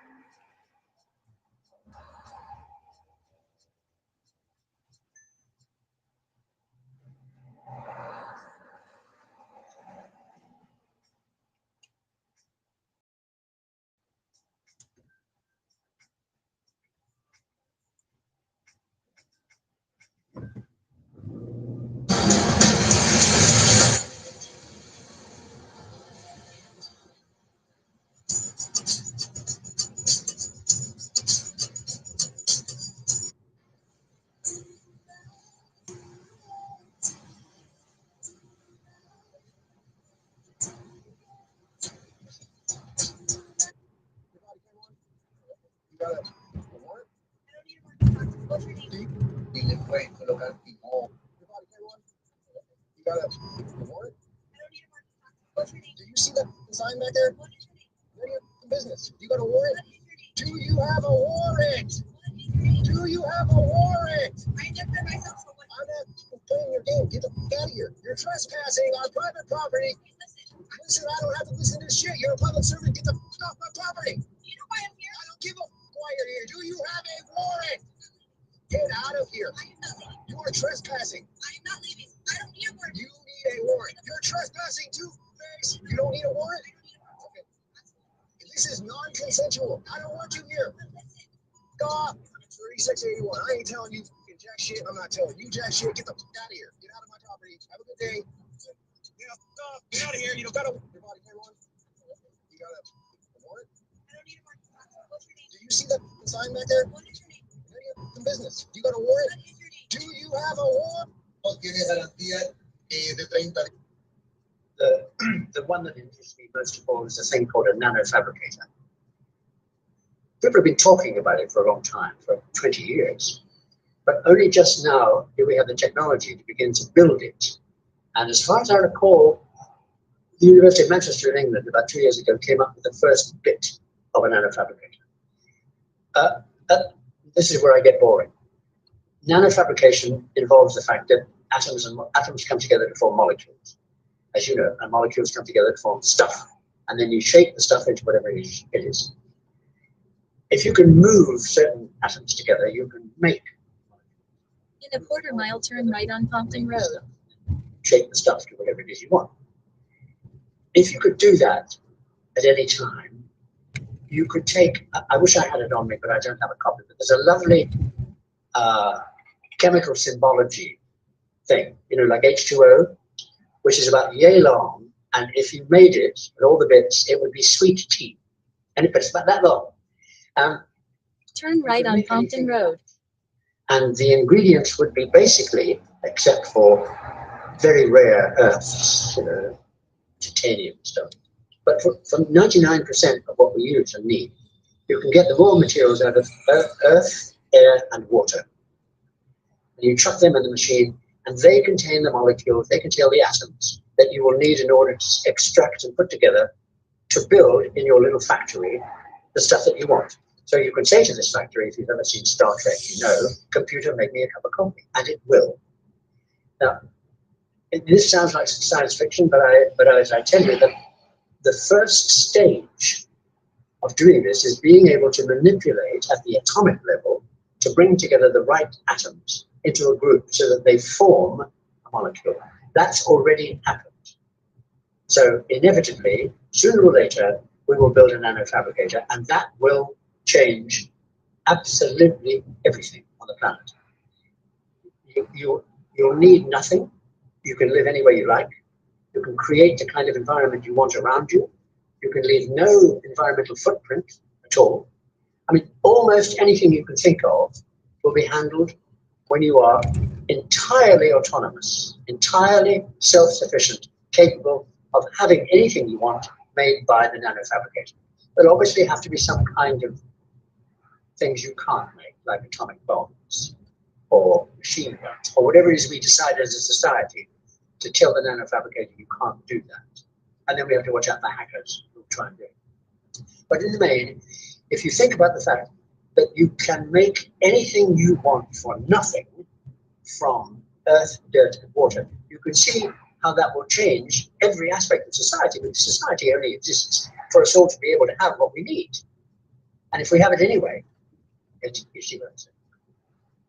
And I think 2050 maybe for that. In a quarter-mile, turn right on Mangold Street. Of them will be like televisions and be like crazy and then go down like computers? Or do you think normal people will be able to have them? Have what? Nanofabricators. Oh yes, of course, of course. I mean, the whole point about a nanofabricator is the first thing it makes is another one. So you make 1, 2, 4, 8, 16, 32. The guess is about 2 years for one for everyone on the planet. And you obviously Wi-Fi the instructions to other countries to do it. And as I say, each nanofabricator makes its own copy, and that one makes another copy. So, as I said, 1, 2, 4, 8, 16. So the cost will be negligible because by that time we will be using stuff like perovskite to spray solar energy cells on everything, so that whatever kind of light, whether it's starlight or light from the traffic or light from the sun, Turn right on Mangold Street, then pick up Andrew on the left. whatever you want, spray your house, that's the power. The one that interests me most of all is a thing called a nano.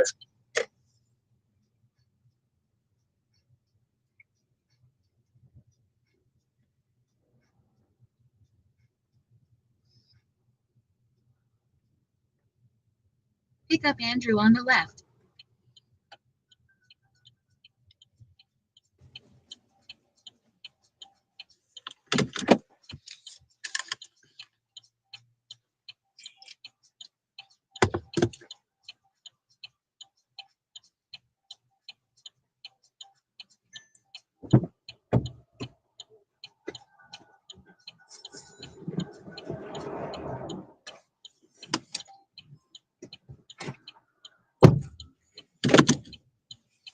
Morning.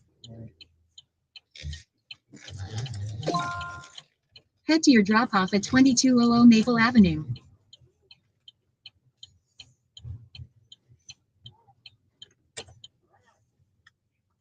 Turn right on Belmont Avenue.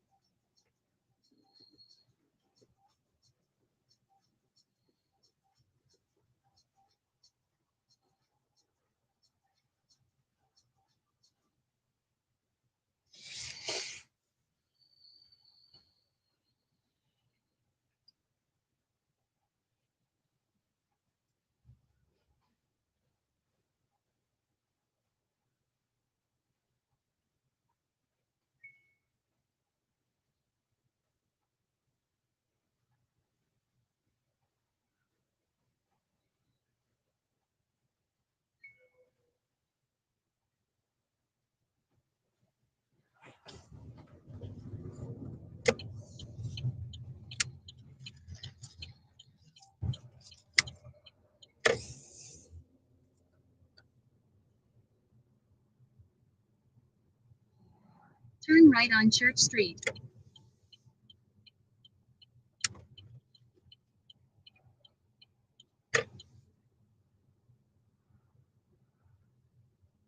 Turn right on Hilden Avenue.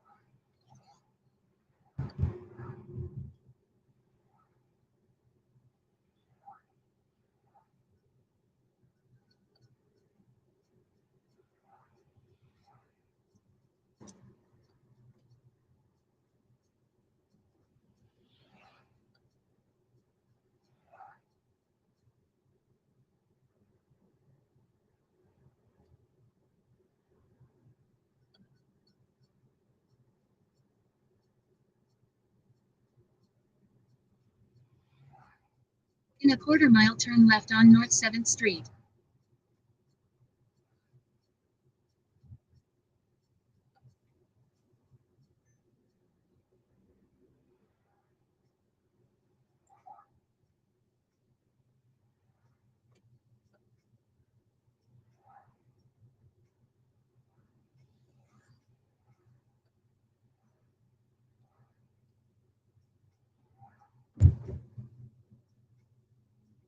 Turn left on North 7th Street.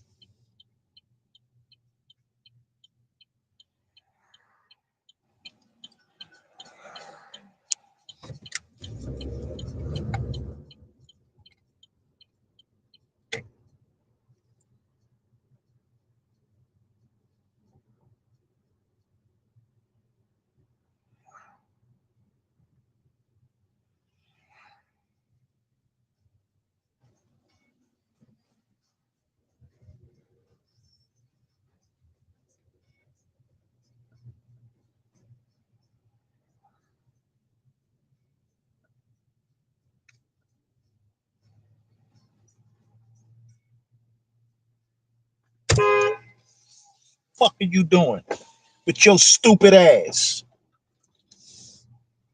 Fucking idiot.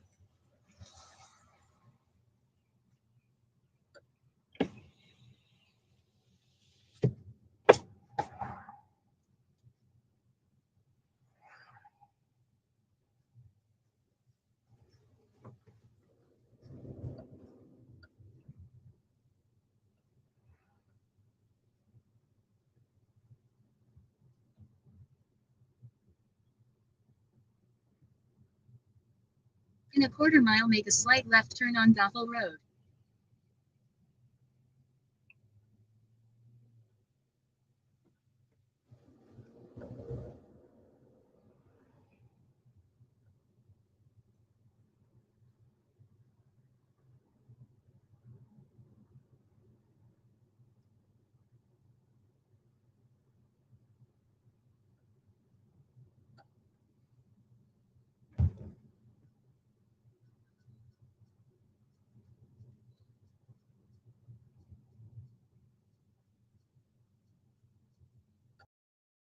Make a slight left turn on Goffel Road.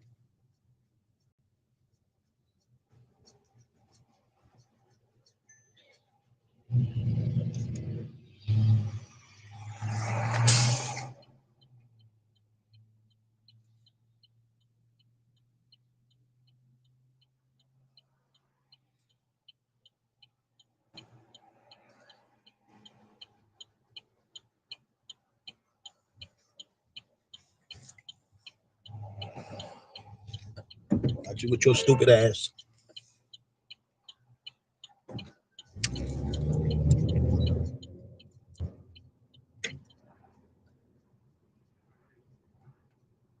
Just ahead, keep right on Wagara Road using the right lane.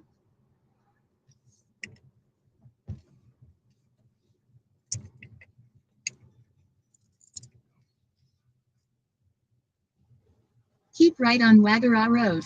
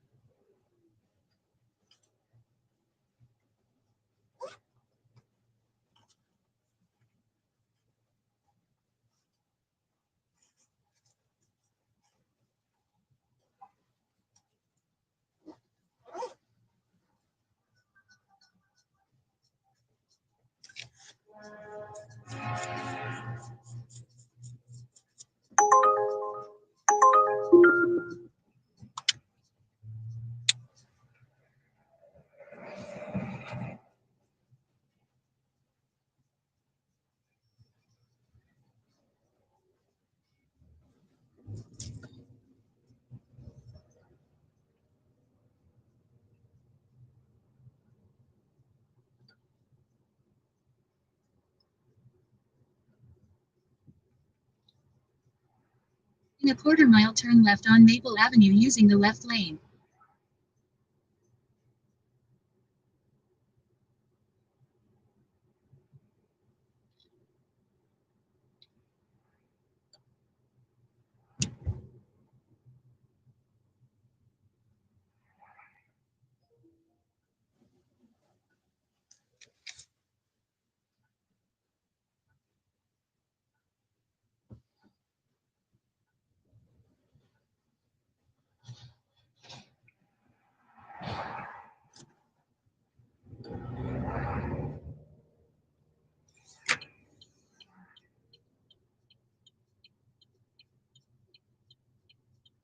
Turn left on Maple Avenue.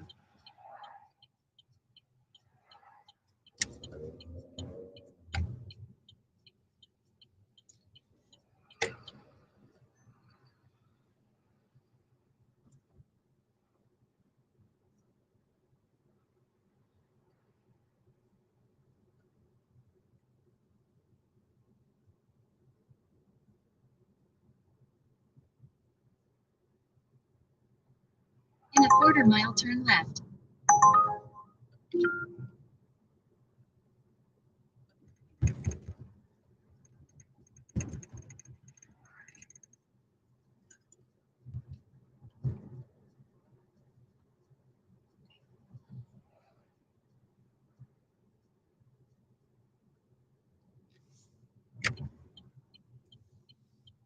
Turn left.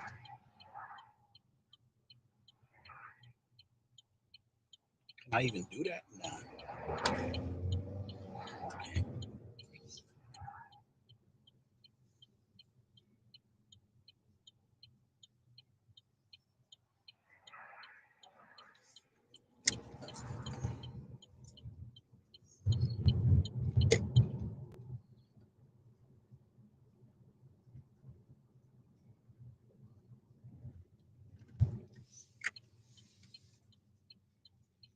Turn right.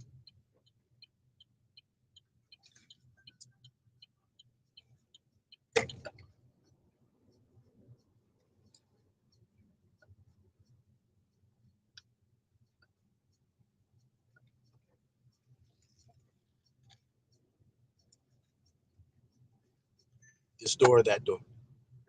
It's good. Drop off Andrew on the left. You're welcome, sir. Have a good morning. Stay safe, stay healthy. Head to your pickup on 5th Avenue.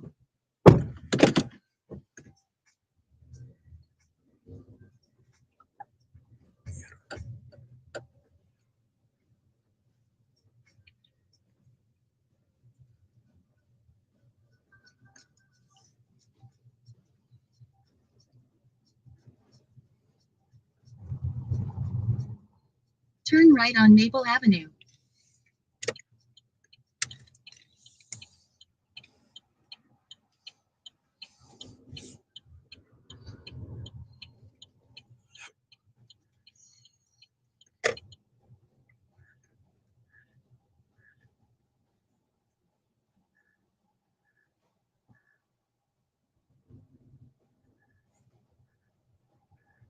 Fabricator.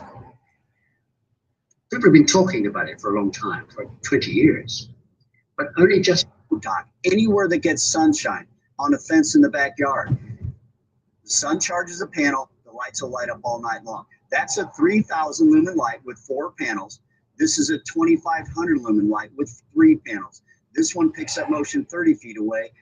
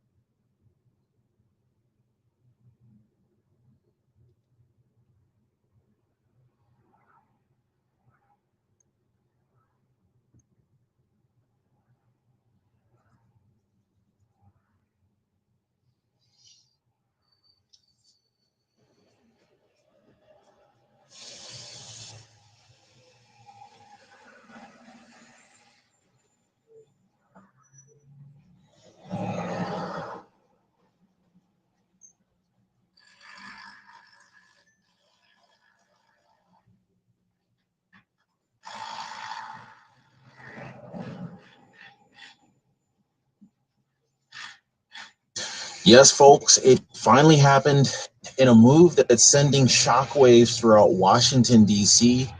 They're lighting up social media. President Donald Trump has just signed a massive executive order that could quite literally change and transform Social Security forever. Now, guys, we're literally talking about billions of fraudulent payouts cut off overnight. This is wild. In a quarter-mile, keep left on River Street using the left lane. And illegal immigrants have been banned from accessing benefits that they were never really supposed to get from the very beginning. They weren't supposed to get these benefits. No. And for once, the people who actually paid into the system their entire lives are finally getting protected, guys. But that's not all. In fact, we've got arrests that are already underway. Keep left on River Street.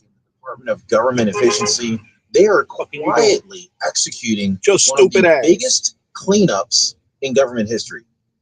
And even more shocking than this, guys, I know this is already shocking as it is, right? But even more shocking than this, Joe Biden, remember that guy, the old guy who was always taking naps in the middle of the day? Joe Biden was caught live being fact-checked by the actual Social Security Administration during his own speech. Unbelievable, guys. Now, this is not just about policy. This right here is about justice. In a quarter-mile, make a slight left turn on East 15th Street. Wait until you hear how this new executive order from the Trump administration ties right into the Doge dividend refund checks payments and even plans to end taxation on Social Security completely, guys. I ask you to stick with me because we have a lot to really uncover today that they don't want to talk about on mainstream media. So I'm going to break it down for you guys so you understand what's coming down the pipeline. Make a slight left turn on East 15th Street, then turn left on 5th Avenue. Drop me a quick yes in the comments, hit the like button, and subscribe.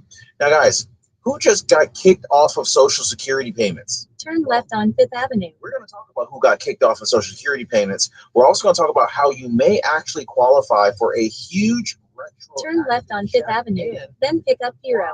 This one order may be the final nail in Biden's political coffin, guys. So make sure to smash the like button.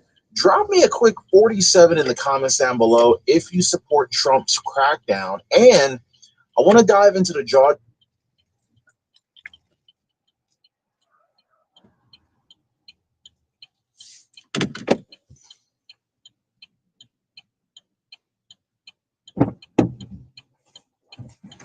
Buenos días, señor.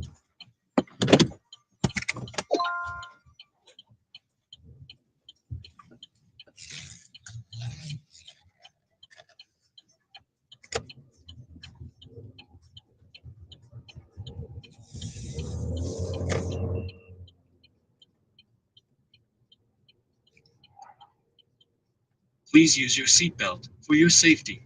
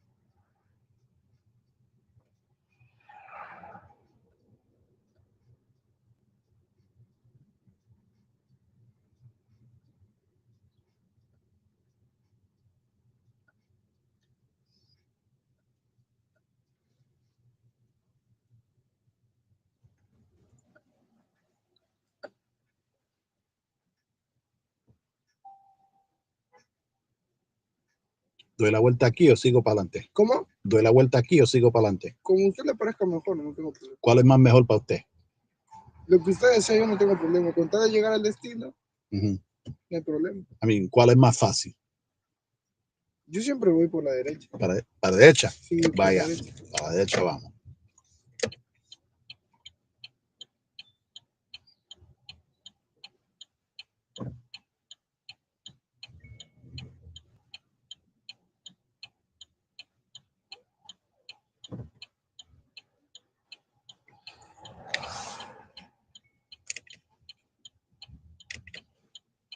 Come on, lady.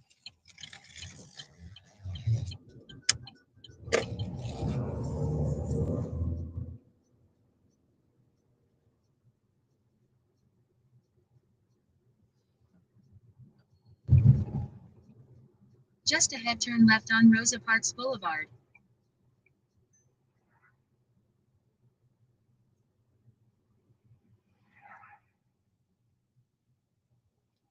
Turn left on Rosa Parks Boulevard.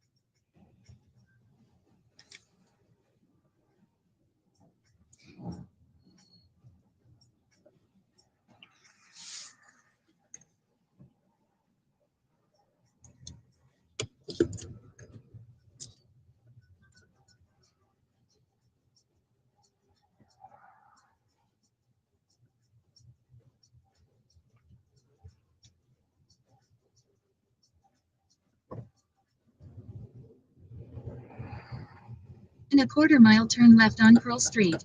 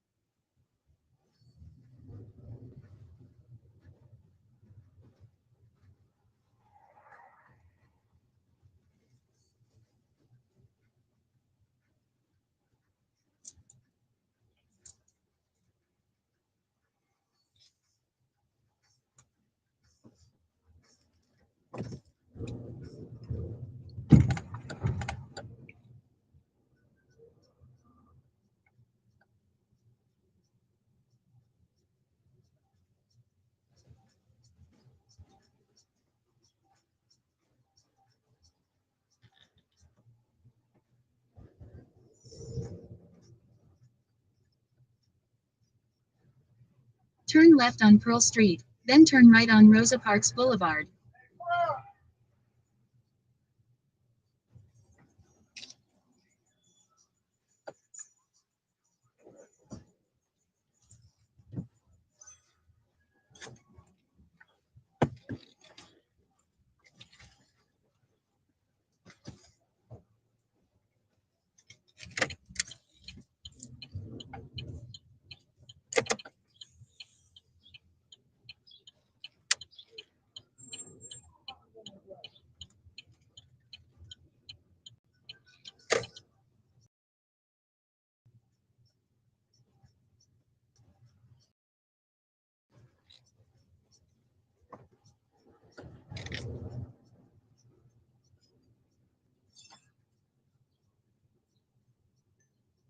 Turn right on Park Avenue, then drop off Piro.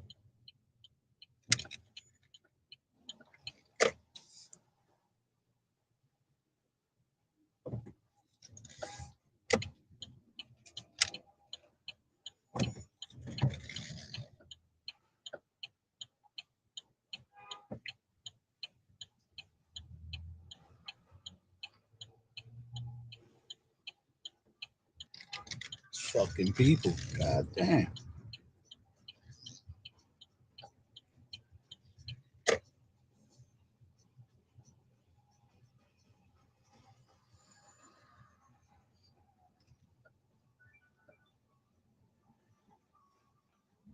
Cuidado.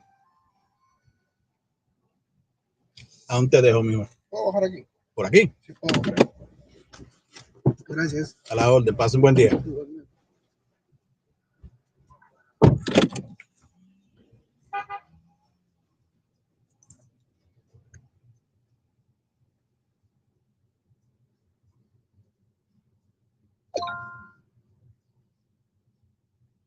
Head to your pickup at 202 16th Avenue.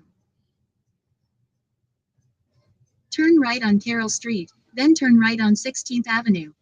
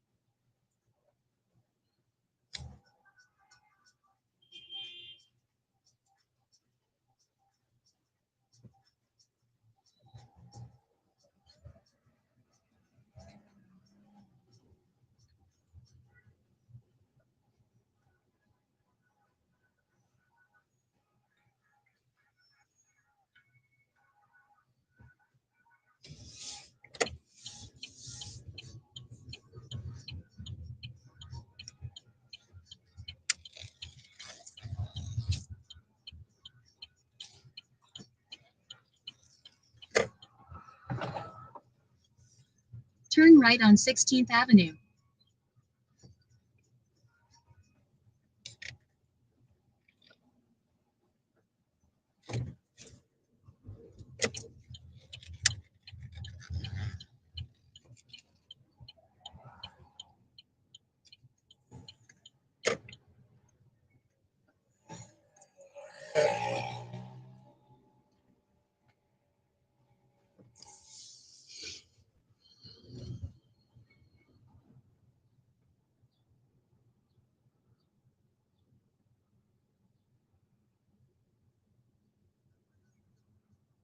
Just ahead, pick up Emilio on the left.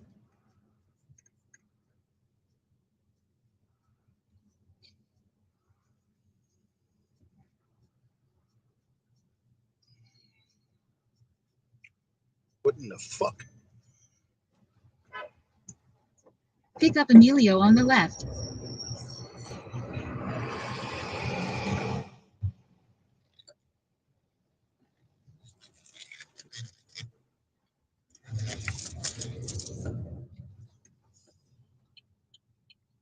Vamos, Emilio.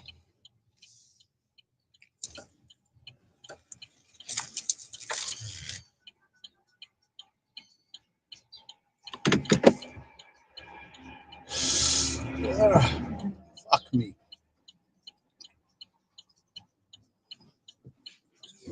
Hello, how are you?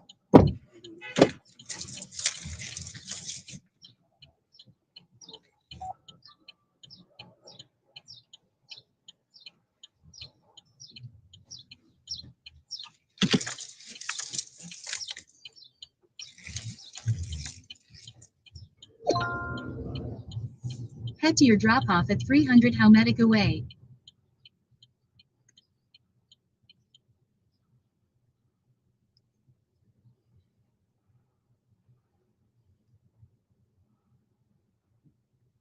Just ahead, turn right on Madison Avenue.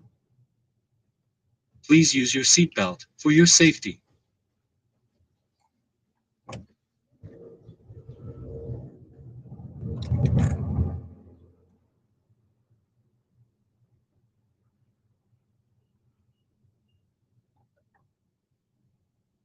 Turn right on Madison Avenue.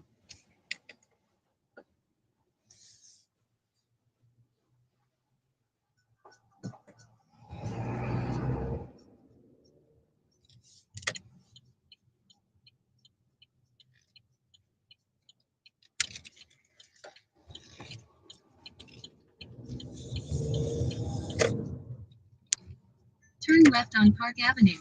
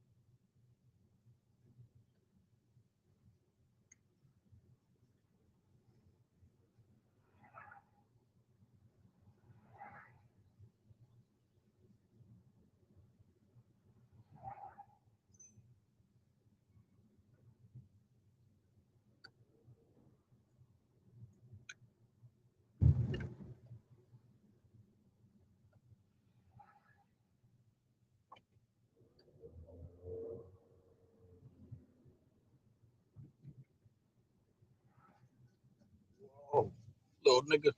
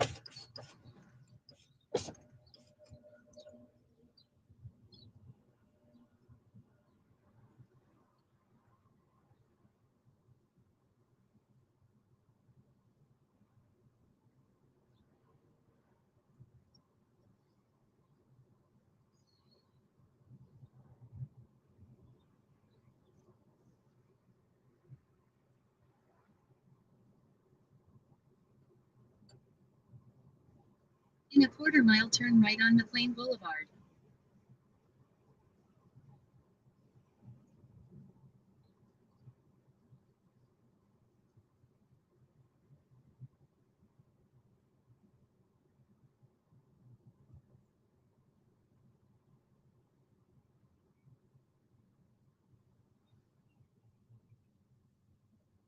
Turn right on McLean Boulevard.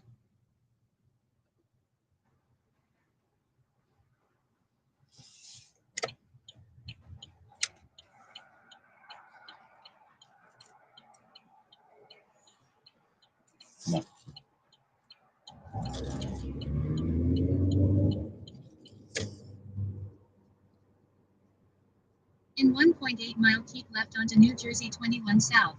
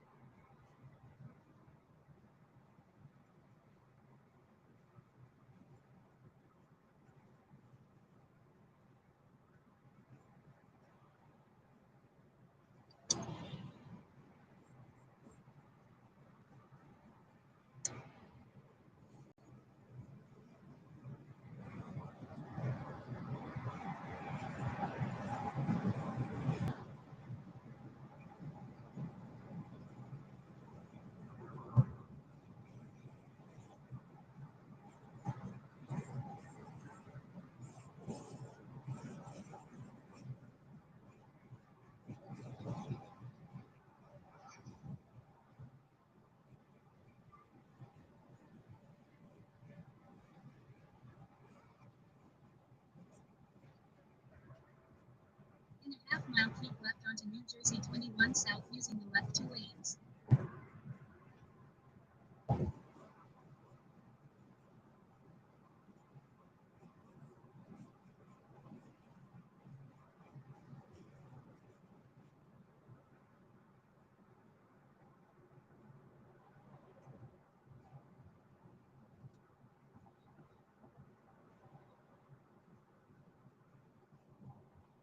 Keep left onto New Jersey 21 South.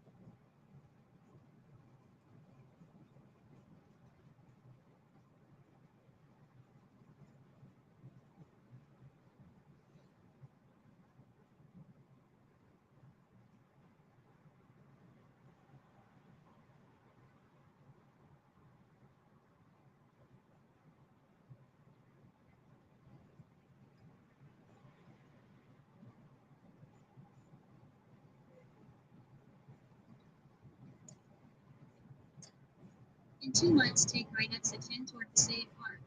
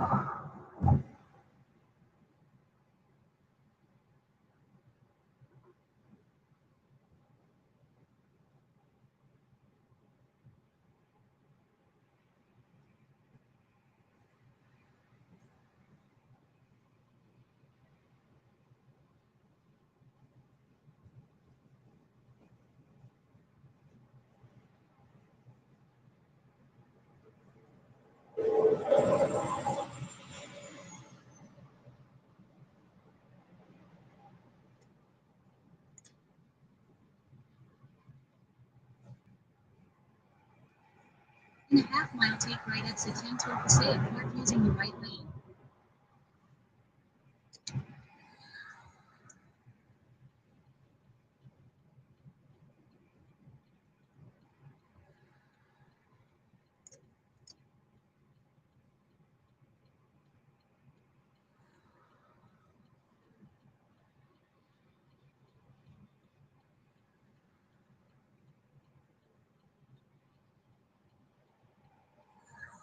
Take right exit 10 toward Passaic Park.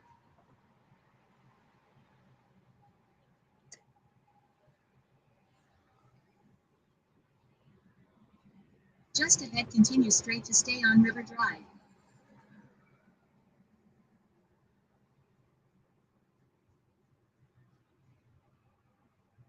Continue straight to stay on River Drive.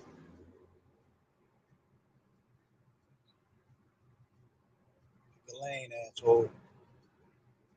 Just ahead, turn left on Passaic County 624E.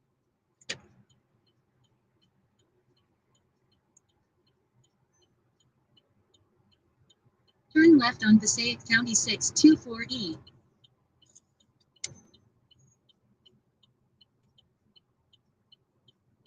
Just ahead, keep right to stay on Passaic County 624E.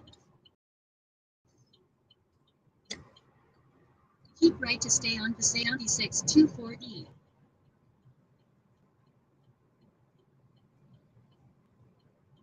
Using the right lane, make a slight right turn on Union Avenue.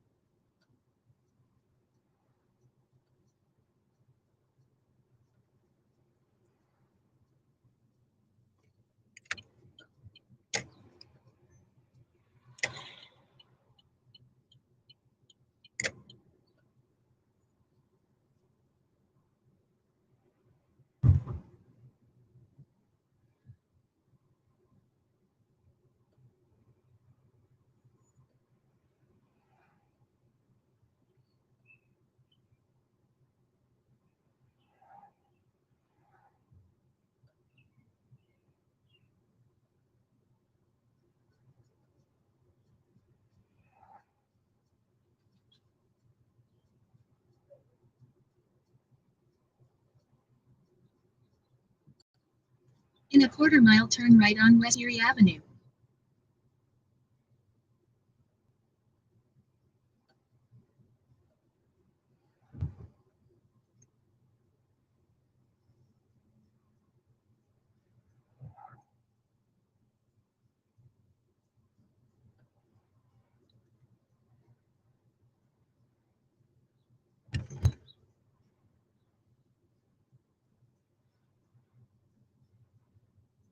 Turn right on West Erie Avenue.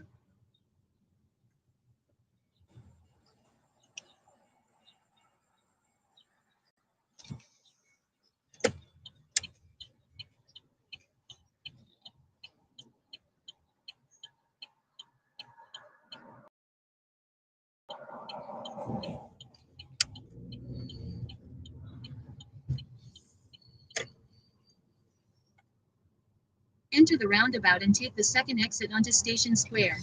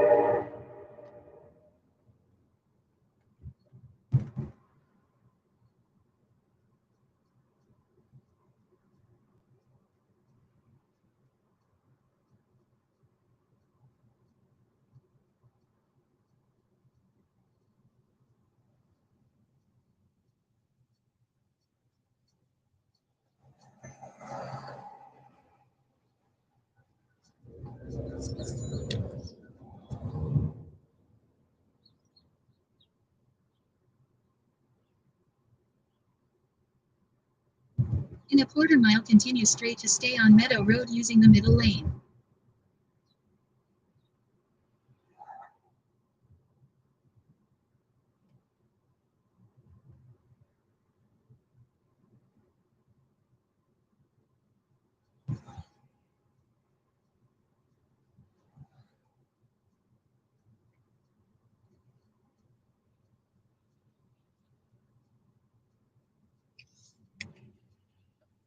Continue straight to stay on Meadow Road. The fuck are you waiting on? God damn.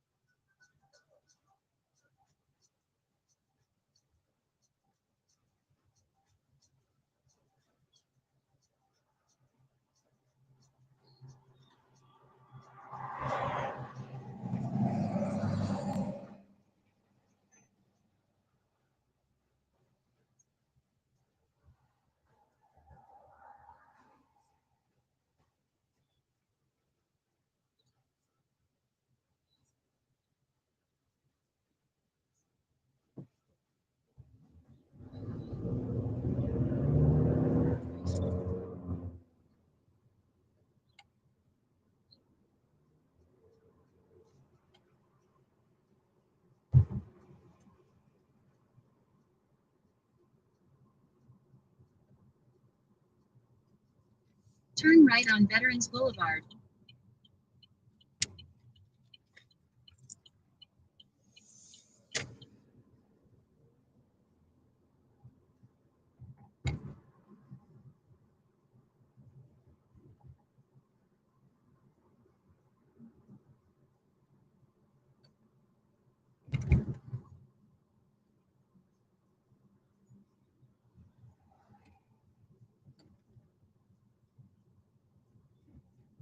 In a quarter mile, turn left.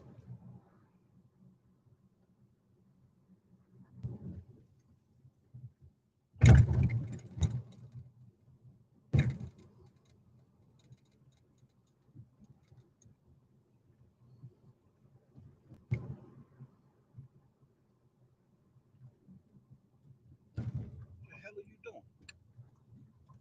You stupid ass. These people shut the fuck up. Turn left.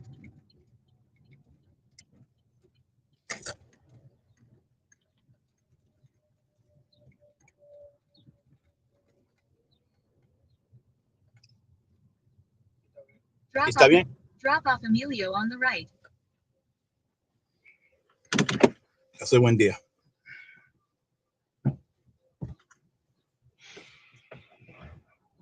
Yo.